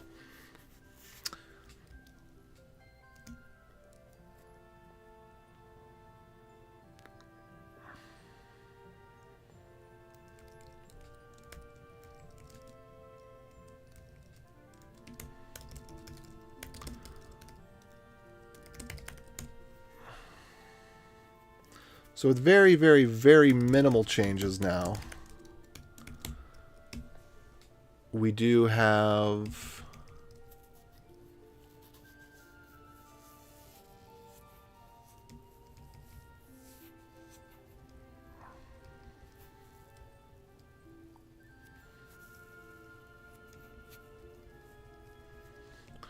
let me make sure that we don't have any null checks. Null, null, null, null. Null. Null. Null. That's excellent.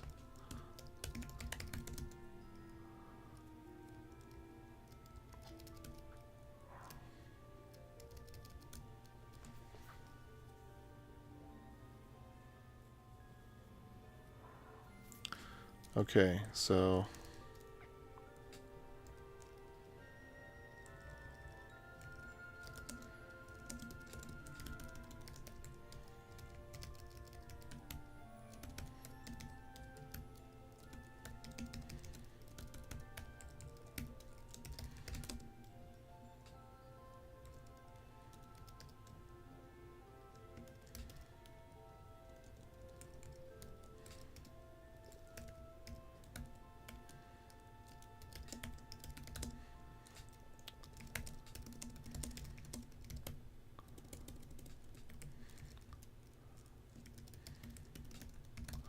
And I think this person has put in, okay, not in all.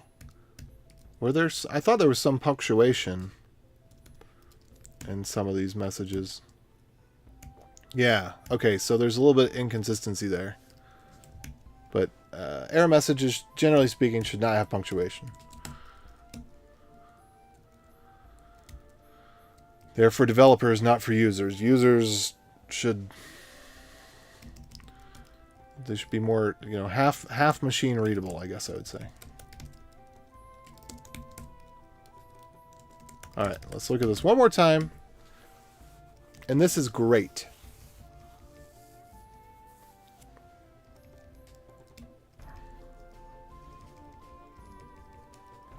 Okay.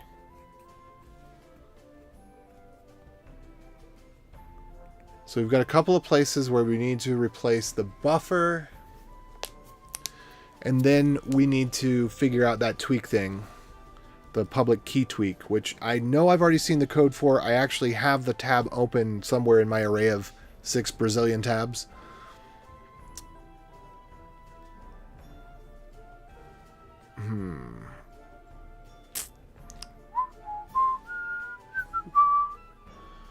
Let's see.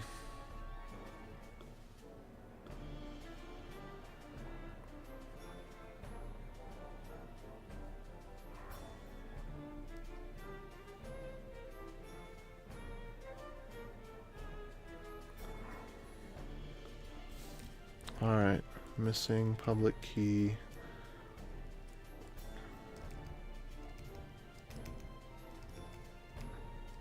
We only have one TS ignore.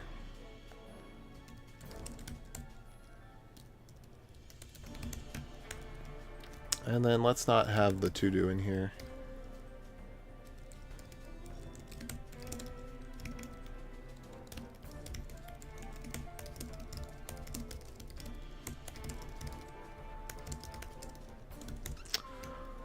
Okay, I'm feeling really good about this.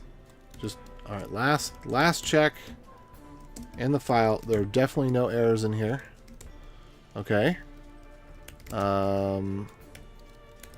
Last glance over. This.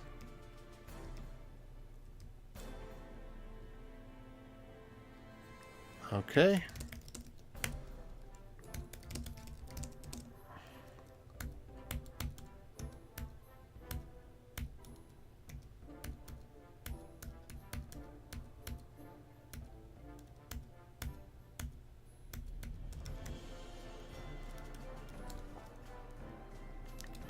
Add types and minor lint changes.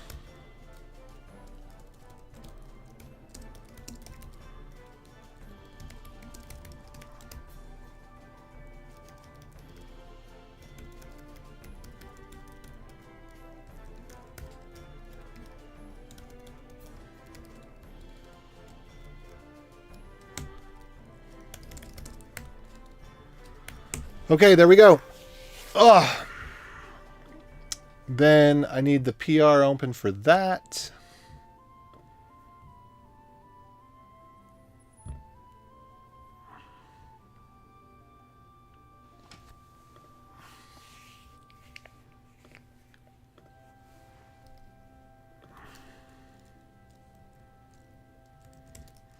Updated Mocha tests.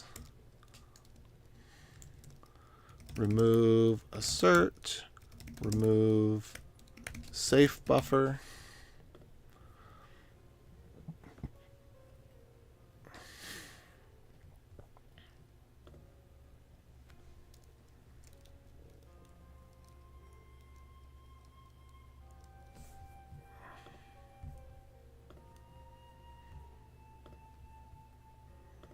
Okay.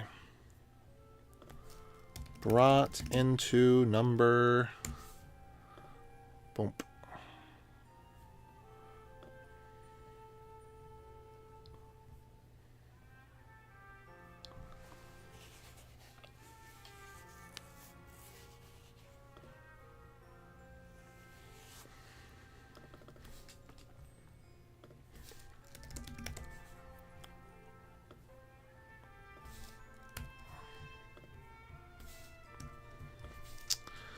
The pattern of assert X message doesn't satisfy TSC's. Okay. Changed a few blah blah blah to if not X throw new error message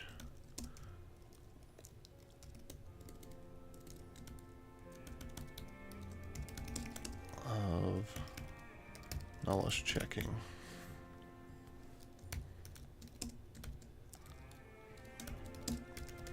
Added types.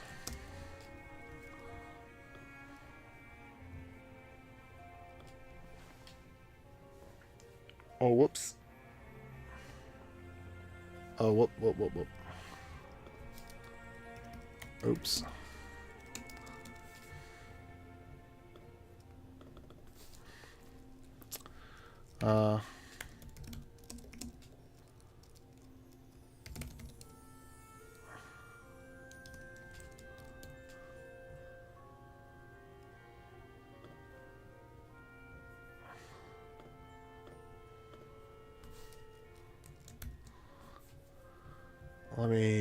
I did this pull request in the wrong place, but I'll go back to,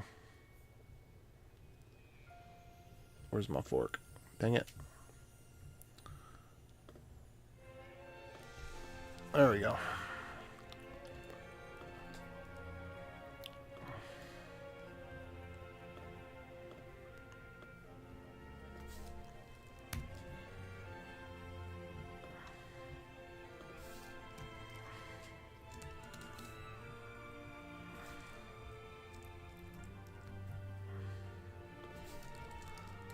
I actually meant to PR this onto my own fork, but I think it can serve well here too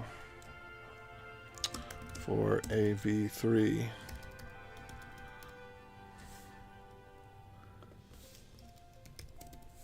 Okay, let me try to make that pull request again, but this time pull request against myself.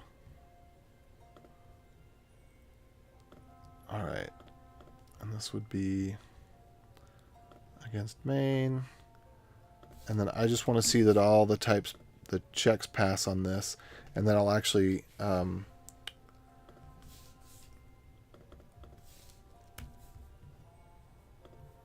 oops.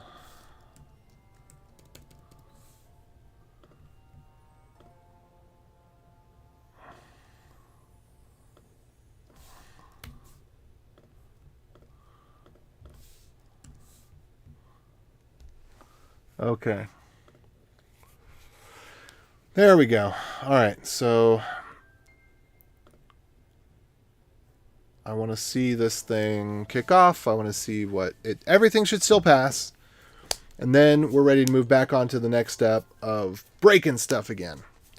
So, yeah, we're going to get those crypto changes back in, then the buffer changes, and then the last thing that we need to do to pull this, well, there's two more things that we'll need to do to pull this over. One is to change the public key tweak, and the other one, or maybe it was just called key tweak, I don't remember. But there's a key tweak thing that's got to be implemented. Okay, cool. So it passes there. Excellent.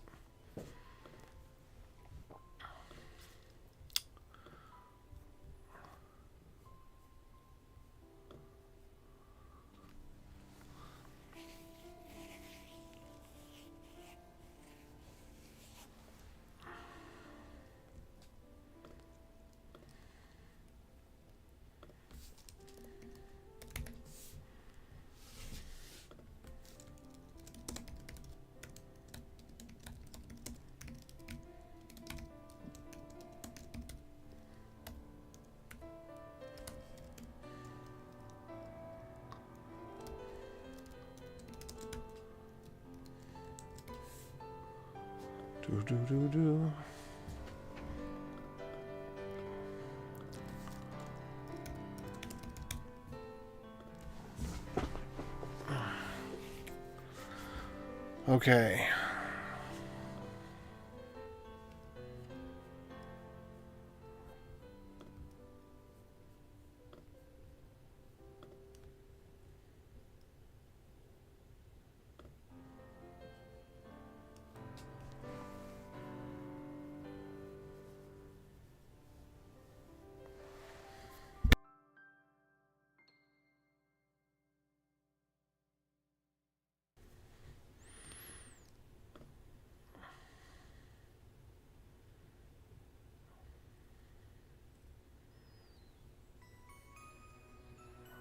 Okay. So let me check what branches I've got. Let me remove a couple of these. Ref safer buffer can go. And then from ref types, we're going to check out, well, I guess we can actually check out ref modern JS. And this is where we have the whip convert WebCrypto. So that one's actually going to be really useful to take a peek at again.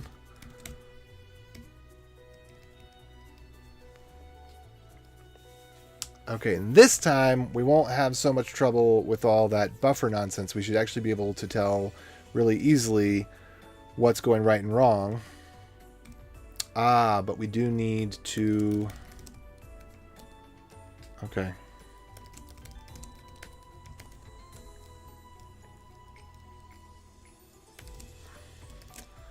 We can reapply the commit to turn all var into let.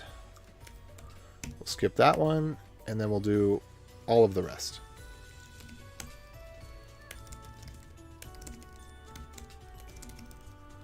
Okay, we already had this commit. Let's see. What was it called? Var.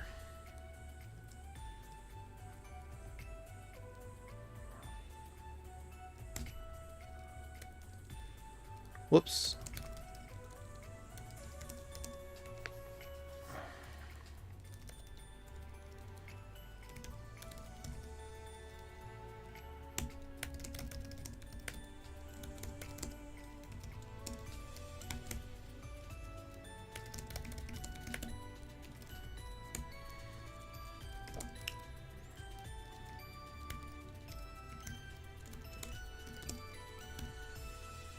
All right, now we're going to be able to tell what's going on here.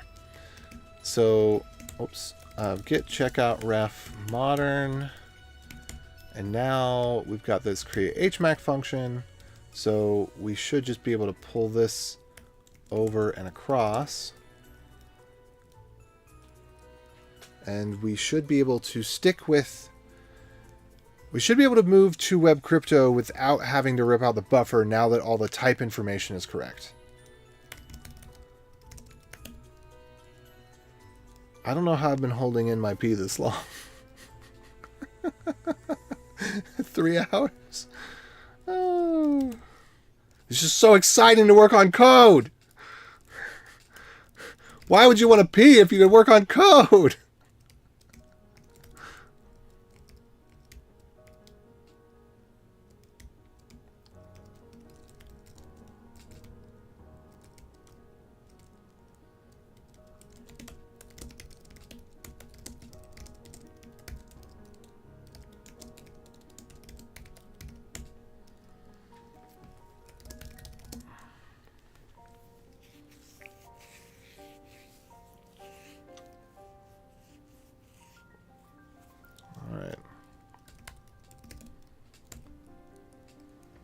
Okay, I think I will work on the buffer stuff first, because in terms of what we have to remove from Node in order for this to work, or which versions of Node we have to drop in order for this to work, I'd like to have as much that continues to work and as old as possible up until a point, and then we just do the whole thing. But we can get UNT 8 can take us a long way. And then, or I don't know. Maybe that's not worth it. I think up to this point, personally, I think it would be great if HD key were to adopt this.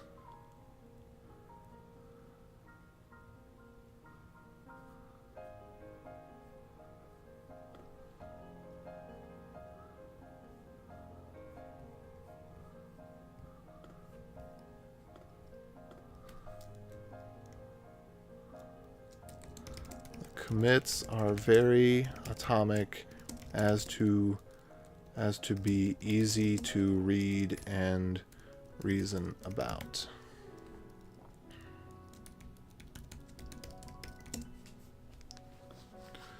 Okay. So HD key. All right, all right, I'm in the modern one, and now I need to see where's create HMAC.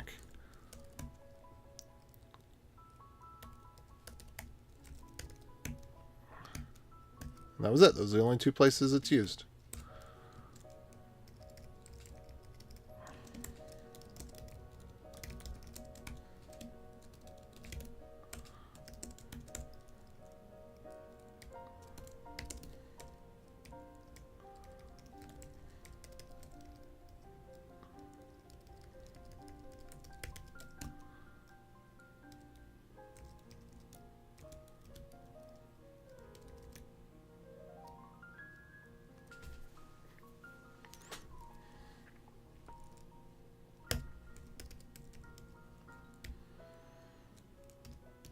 All right.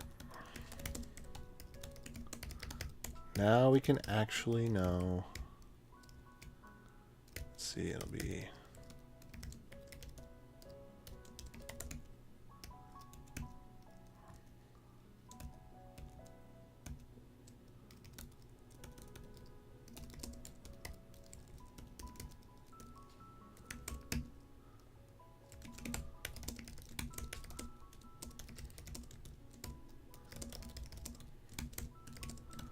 Okay, that was the other function. Was this create hash function, right? Get checkout ref modern hash 160.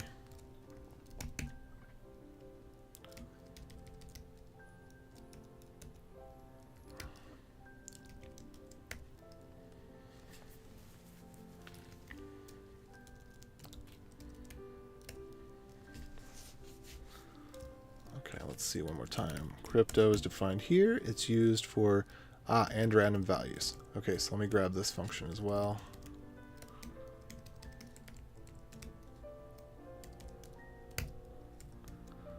It's used for the hash. It's used for create HMAC. That's it.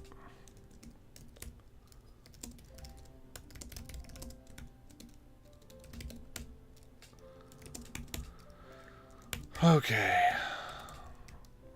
It occurs to me that maybe I'm a little bit weird and that I actually would rather be coding. Or four-wheeling. I should go four-wheeling before it gets dark. Yeah, that's what I should do as part of my break. Alright, screw y'all. I'm going four-wheeling. Alright, let's see if we can keep the buffer alive for now.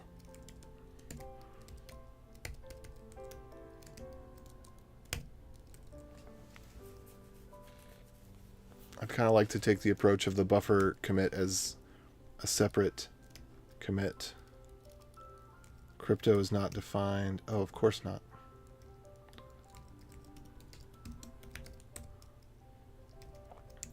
How could you?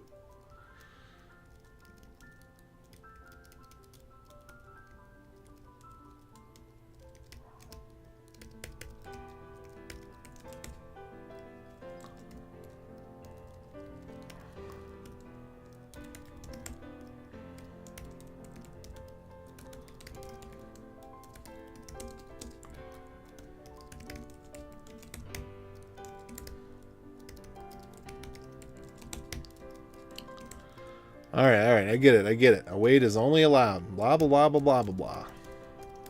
Thank you very much. All right.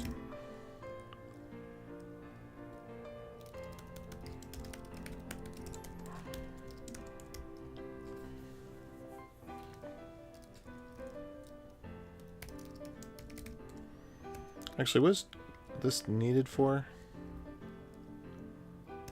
Yeah, just leave it at that.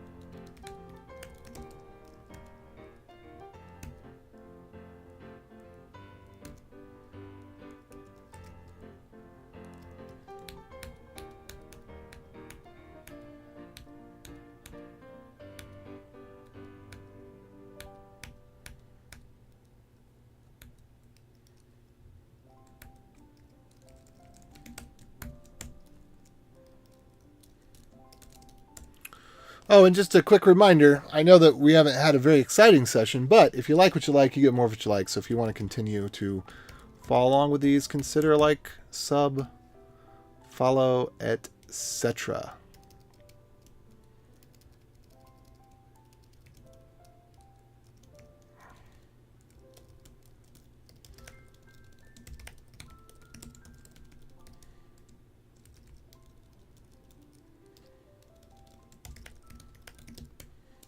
I think this will work.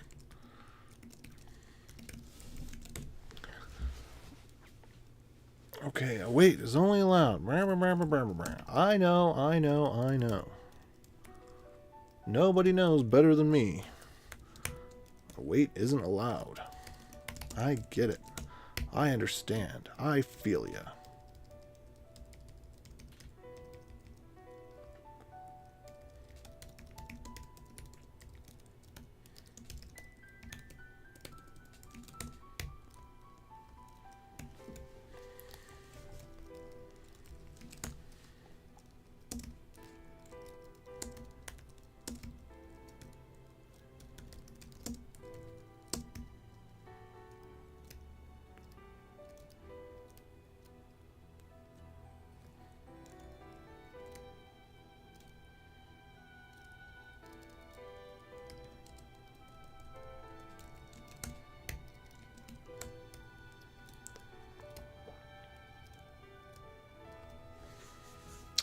Okay, so let's see. Can we make just private key? Not everything in the world.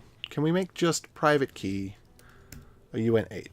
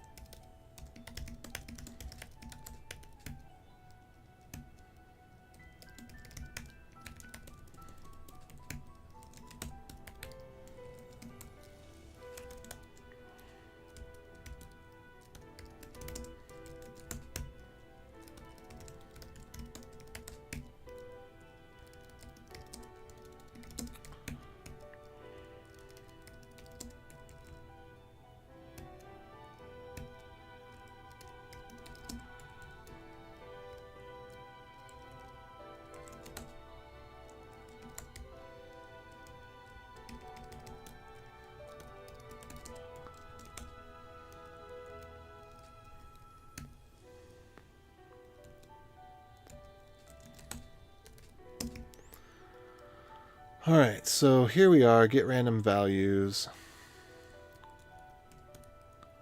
Expected one argument, but got two. That's interesting. Huh. This is glitching. It's showing... I see what's happening now. It's glitching in one of its GPU functions, and then it's showing what's underneath. That's why it flashes white. Because that time it was there long enough for me to see the page underneath.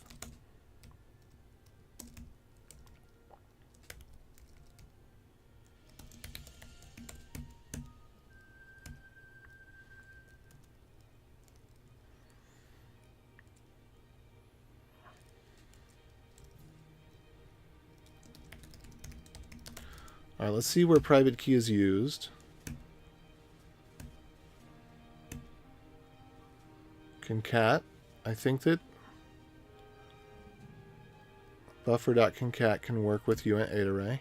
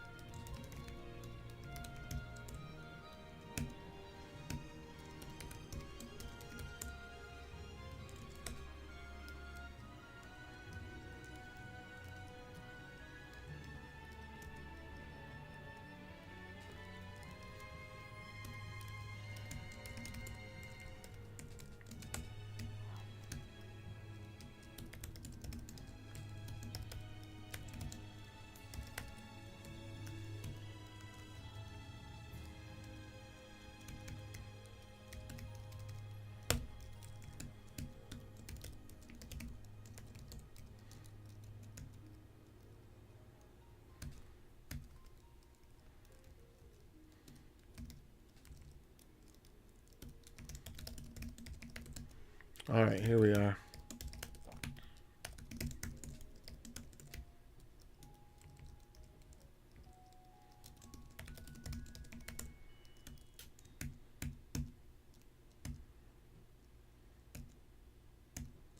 Okay.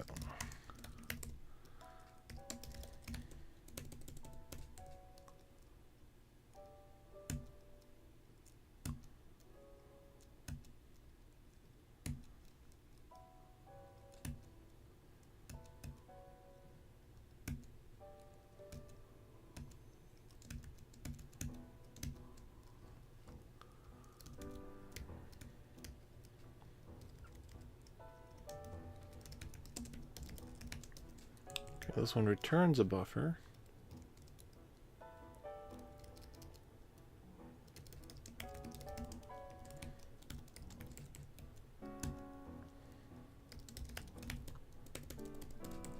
Okay. Let me close this out and open it up again. Let's save. Do we have anything wrong here? Okay, so now we've got our async stuff figured out. And then, so from here, what we need to do is let's update those tests again.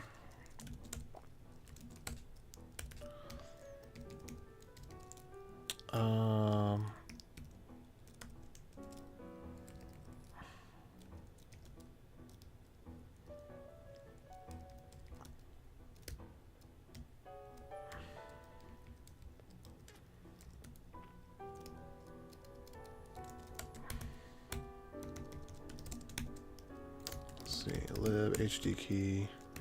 So what is now an async function? So set private key is async.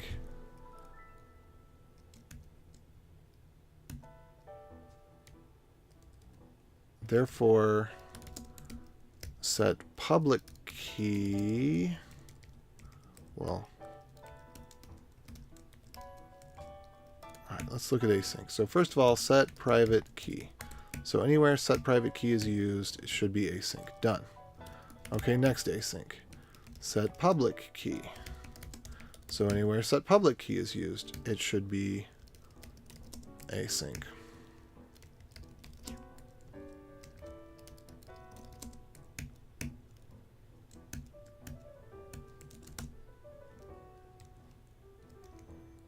Okay, great. Set private key, set public key, set public key. Okay, derived child. So anywhere derived child is used, that should now become async.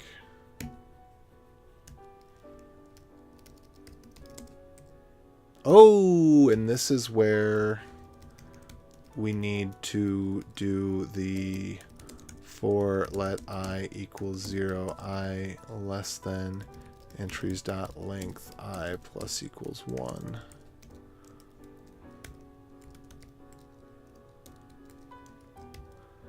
And then let C equals entries I. Okay. So now derive is async. Hold on. Let me finish up with derived child. So derived child should always be awaited. And now derive should also always be awaited.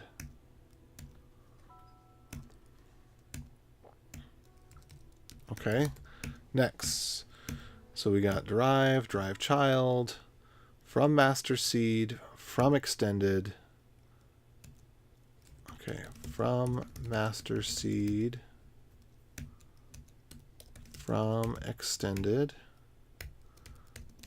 Oh, from JSON just became async. That's an interesting move.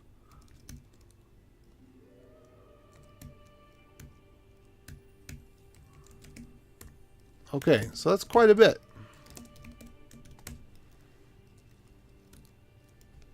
But I don't think the getters did not become, the setters became. So set private key, yes. Set public key, yes. Oh no! Oh no! Oh no! Oh.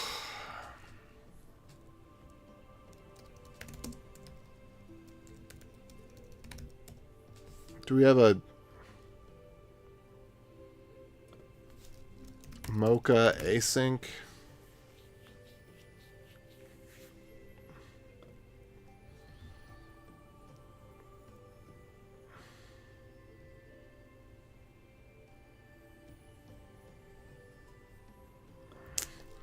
Supports it out of the box, eh?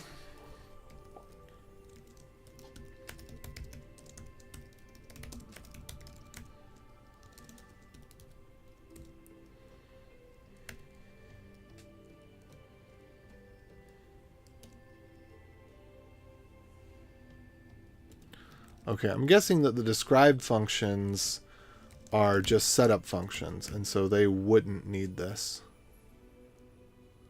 Ah, from master seed, I'm pretty sure. Didn't. From master seed, let me double check that. Oops. From master seed. Yep, that became async. Okay, so now asyncify all the things.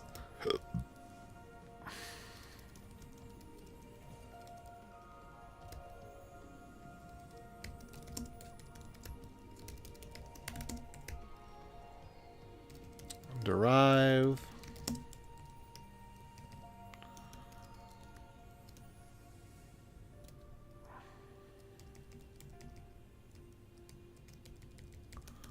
From master seed.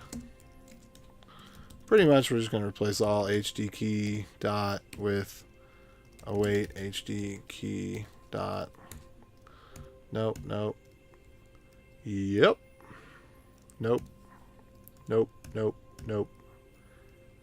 From extended key, yeah, I think so. Yep. Yep. Yep. Yep. Get public extended key, I don't think so. From master seed, yes.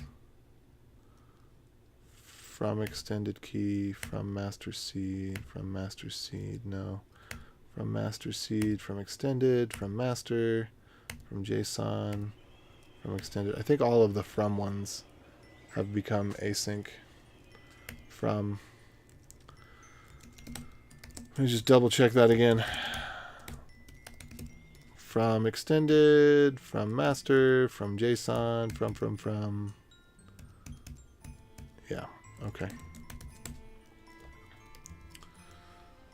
All right.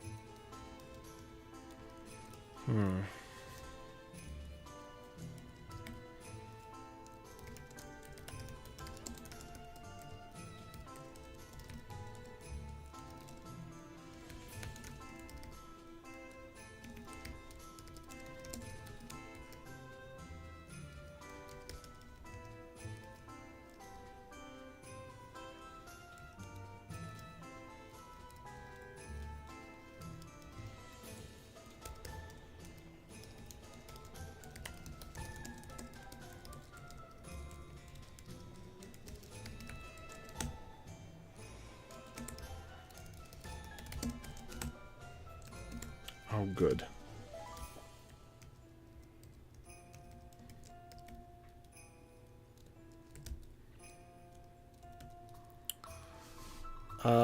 So we're gonna have to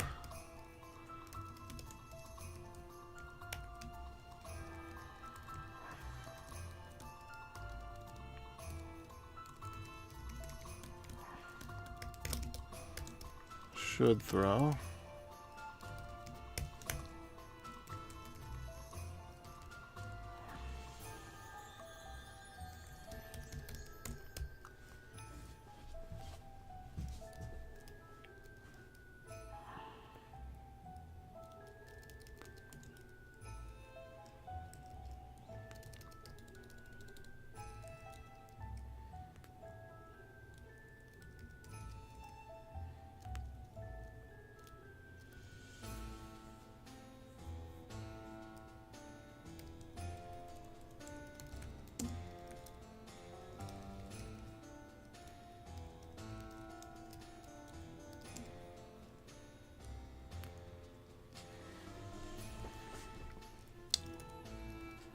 Regex.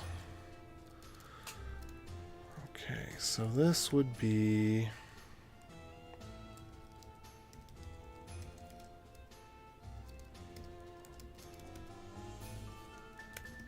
good throw. It's going to be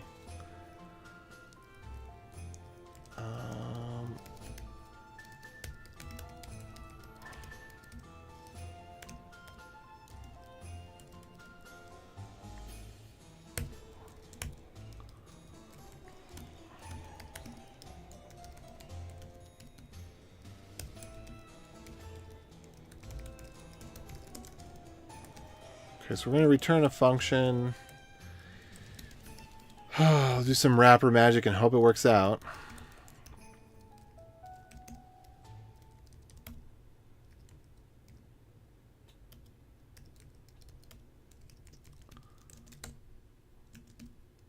All right, 55. We got to go change a bunch of functions to have this pattern of dot then should throw dot catch good throw.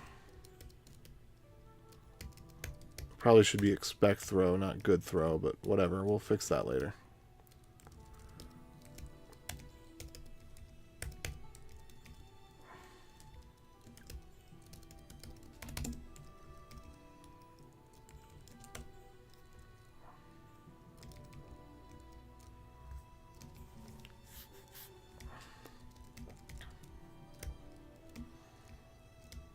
All right, let's see, where's our next await? Here we go. Let's just async that. And then async this. And then async that.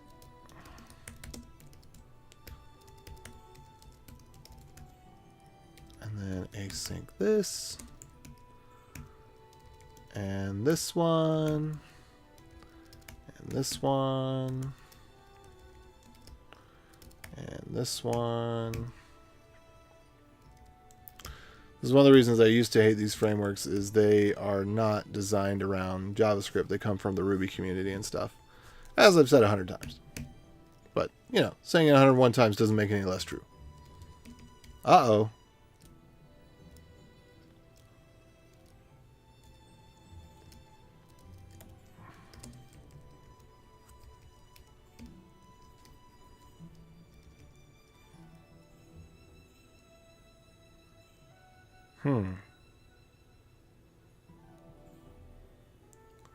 What's going on here?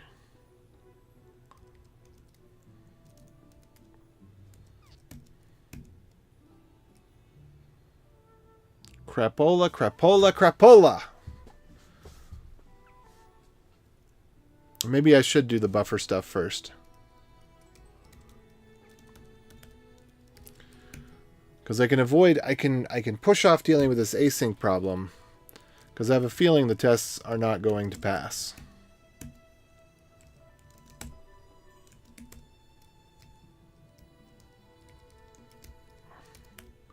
I have a feeling that there are going to be async issues.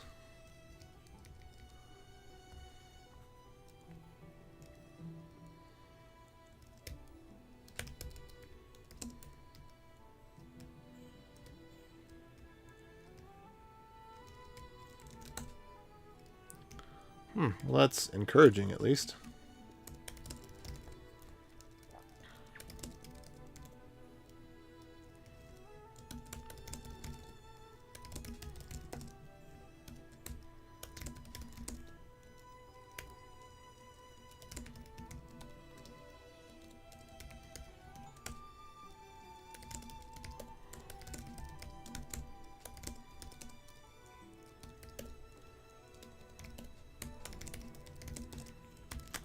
Fix update tests to be make test async.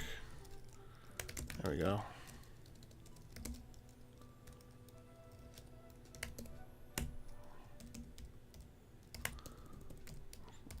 Oh, whoops. We can just squash all these together, I think.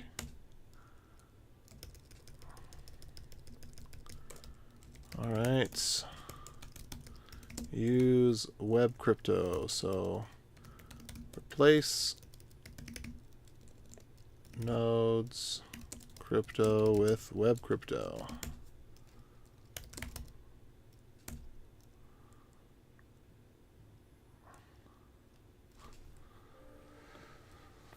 Okay.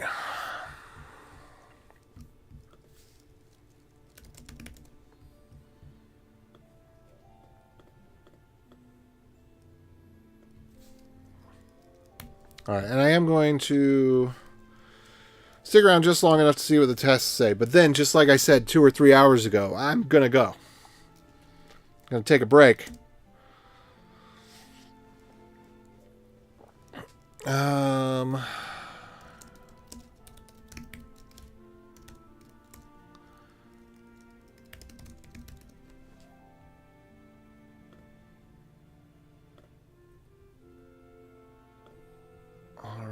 We're going to ref this against, or we're going to do this against the types. So we're going to do it against main, and I'll swap it to against types later. That way we can, because I think the tests only run when it's against main. Okay, that one I know is failing. That's fine. But these, okay, these are still, they're still passing. They've done passed. So this is the one to see. And I suspect that it is going to fail in everything except for V18. It might pass in V16. with warnings or something.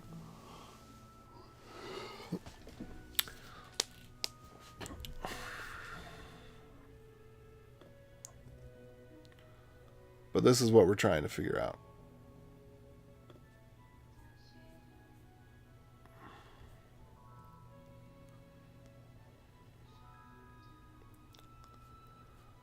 Okay. So yeah, I think I'm going to keep this branch. The work here is valuable. It'll cross over, but I think when I come back, I'm going to work on the uint8 first, because there's a lot of...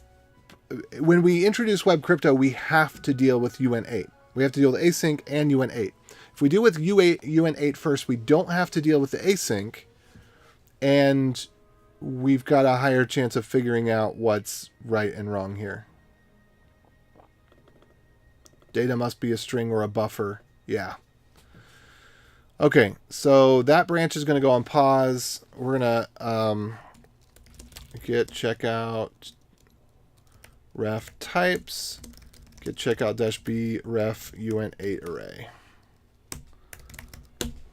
Okay, that's what we'll do when we get back. Okay, so I'm off for a break for a while. I will catch you kids later. All right.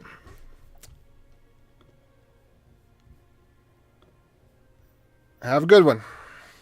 Oh, wait. Should we raid? Oh, wait. I'm on the Dash Incubator channel. I don't know. We can't raid yet. We got to wait a month or something. Or, I don't know. There's got to be some sort of... Something has to happen. You know? Something has to happen in order for some sort of thing. Some sort of thing. By some sort of thing, I mean that there's an event that has to happen in order for us to be able to... What? In order for... See why I need a break? There's an event that needs to happen in order for us to be able to raid. We're not in that stage. Okay. With that all said, thanks for joining in. I'll catch you next time on an even more exciting episode of uint8 Array. Adios.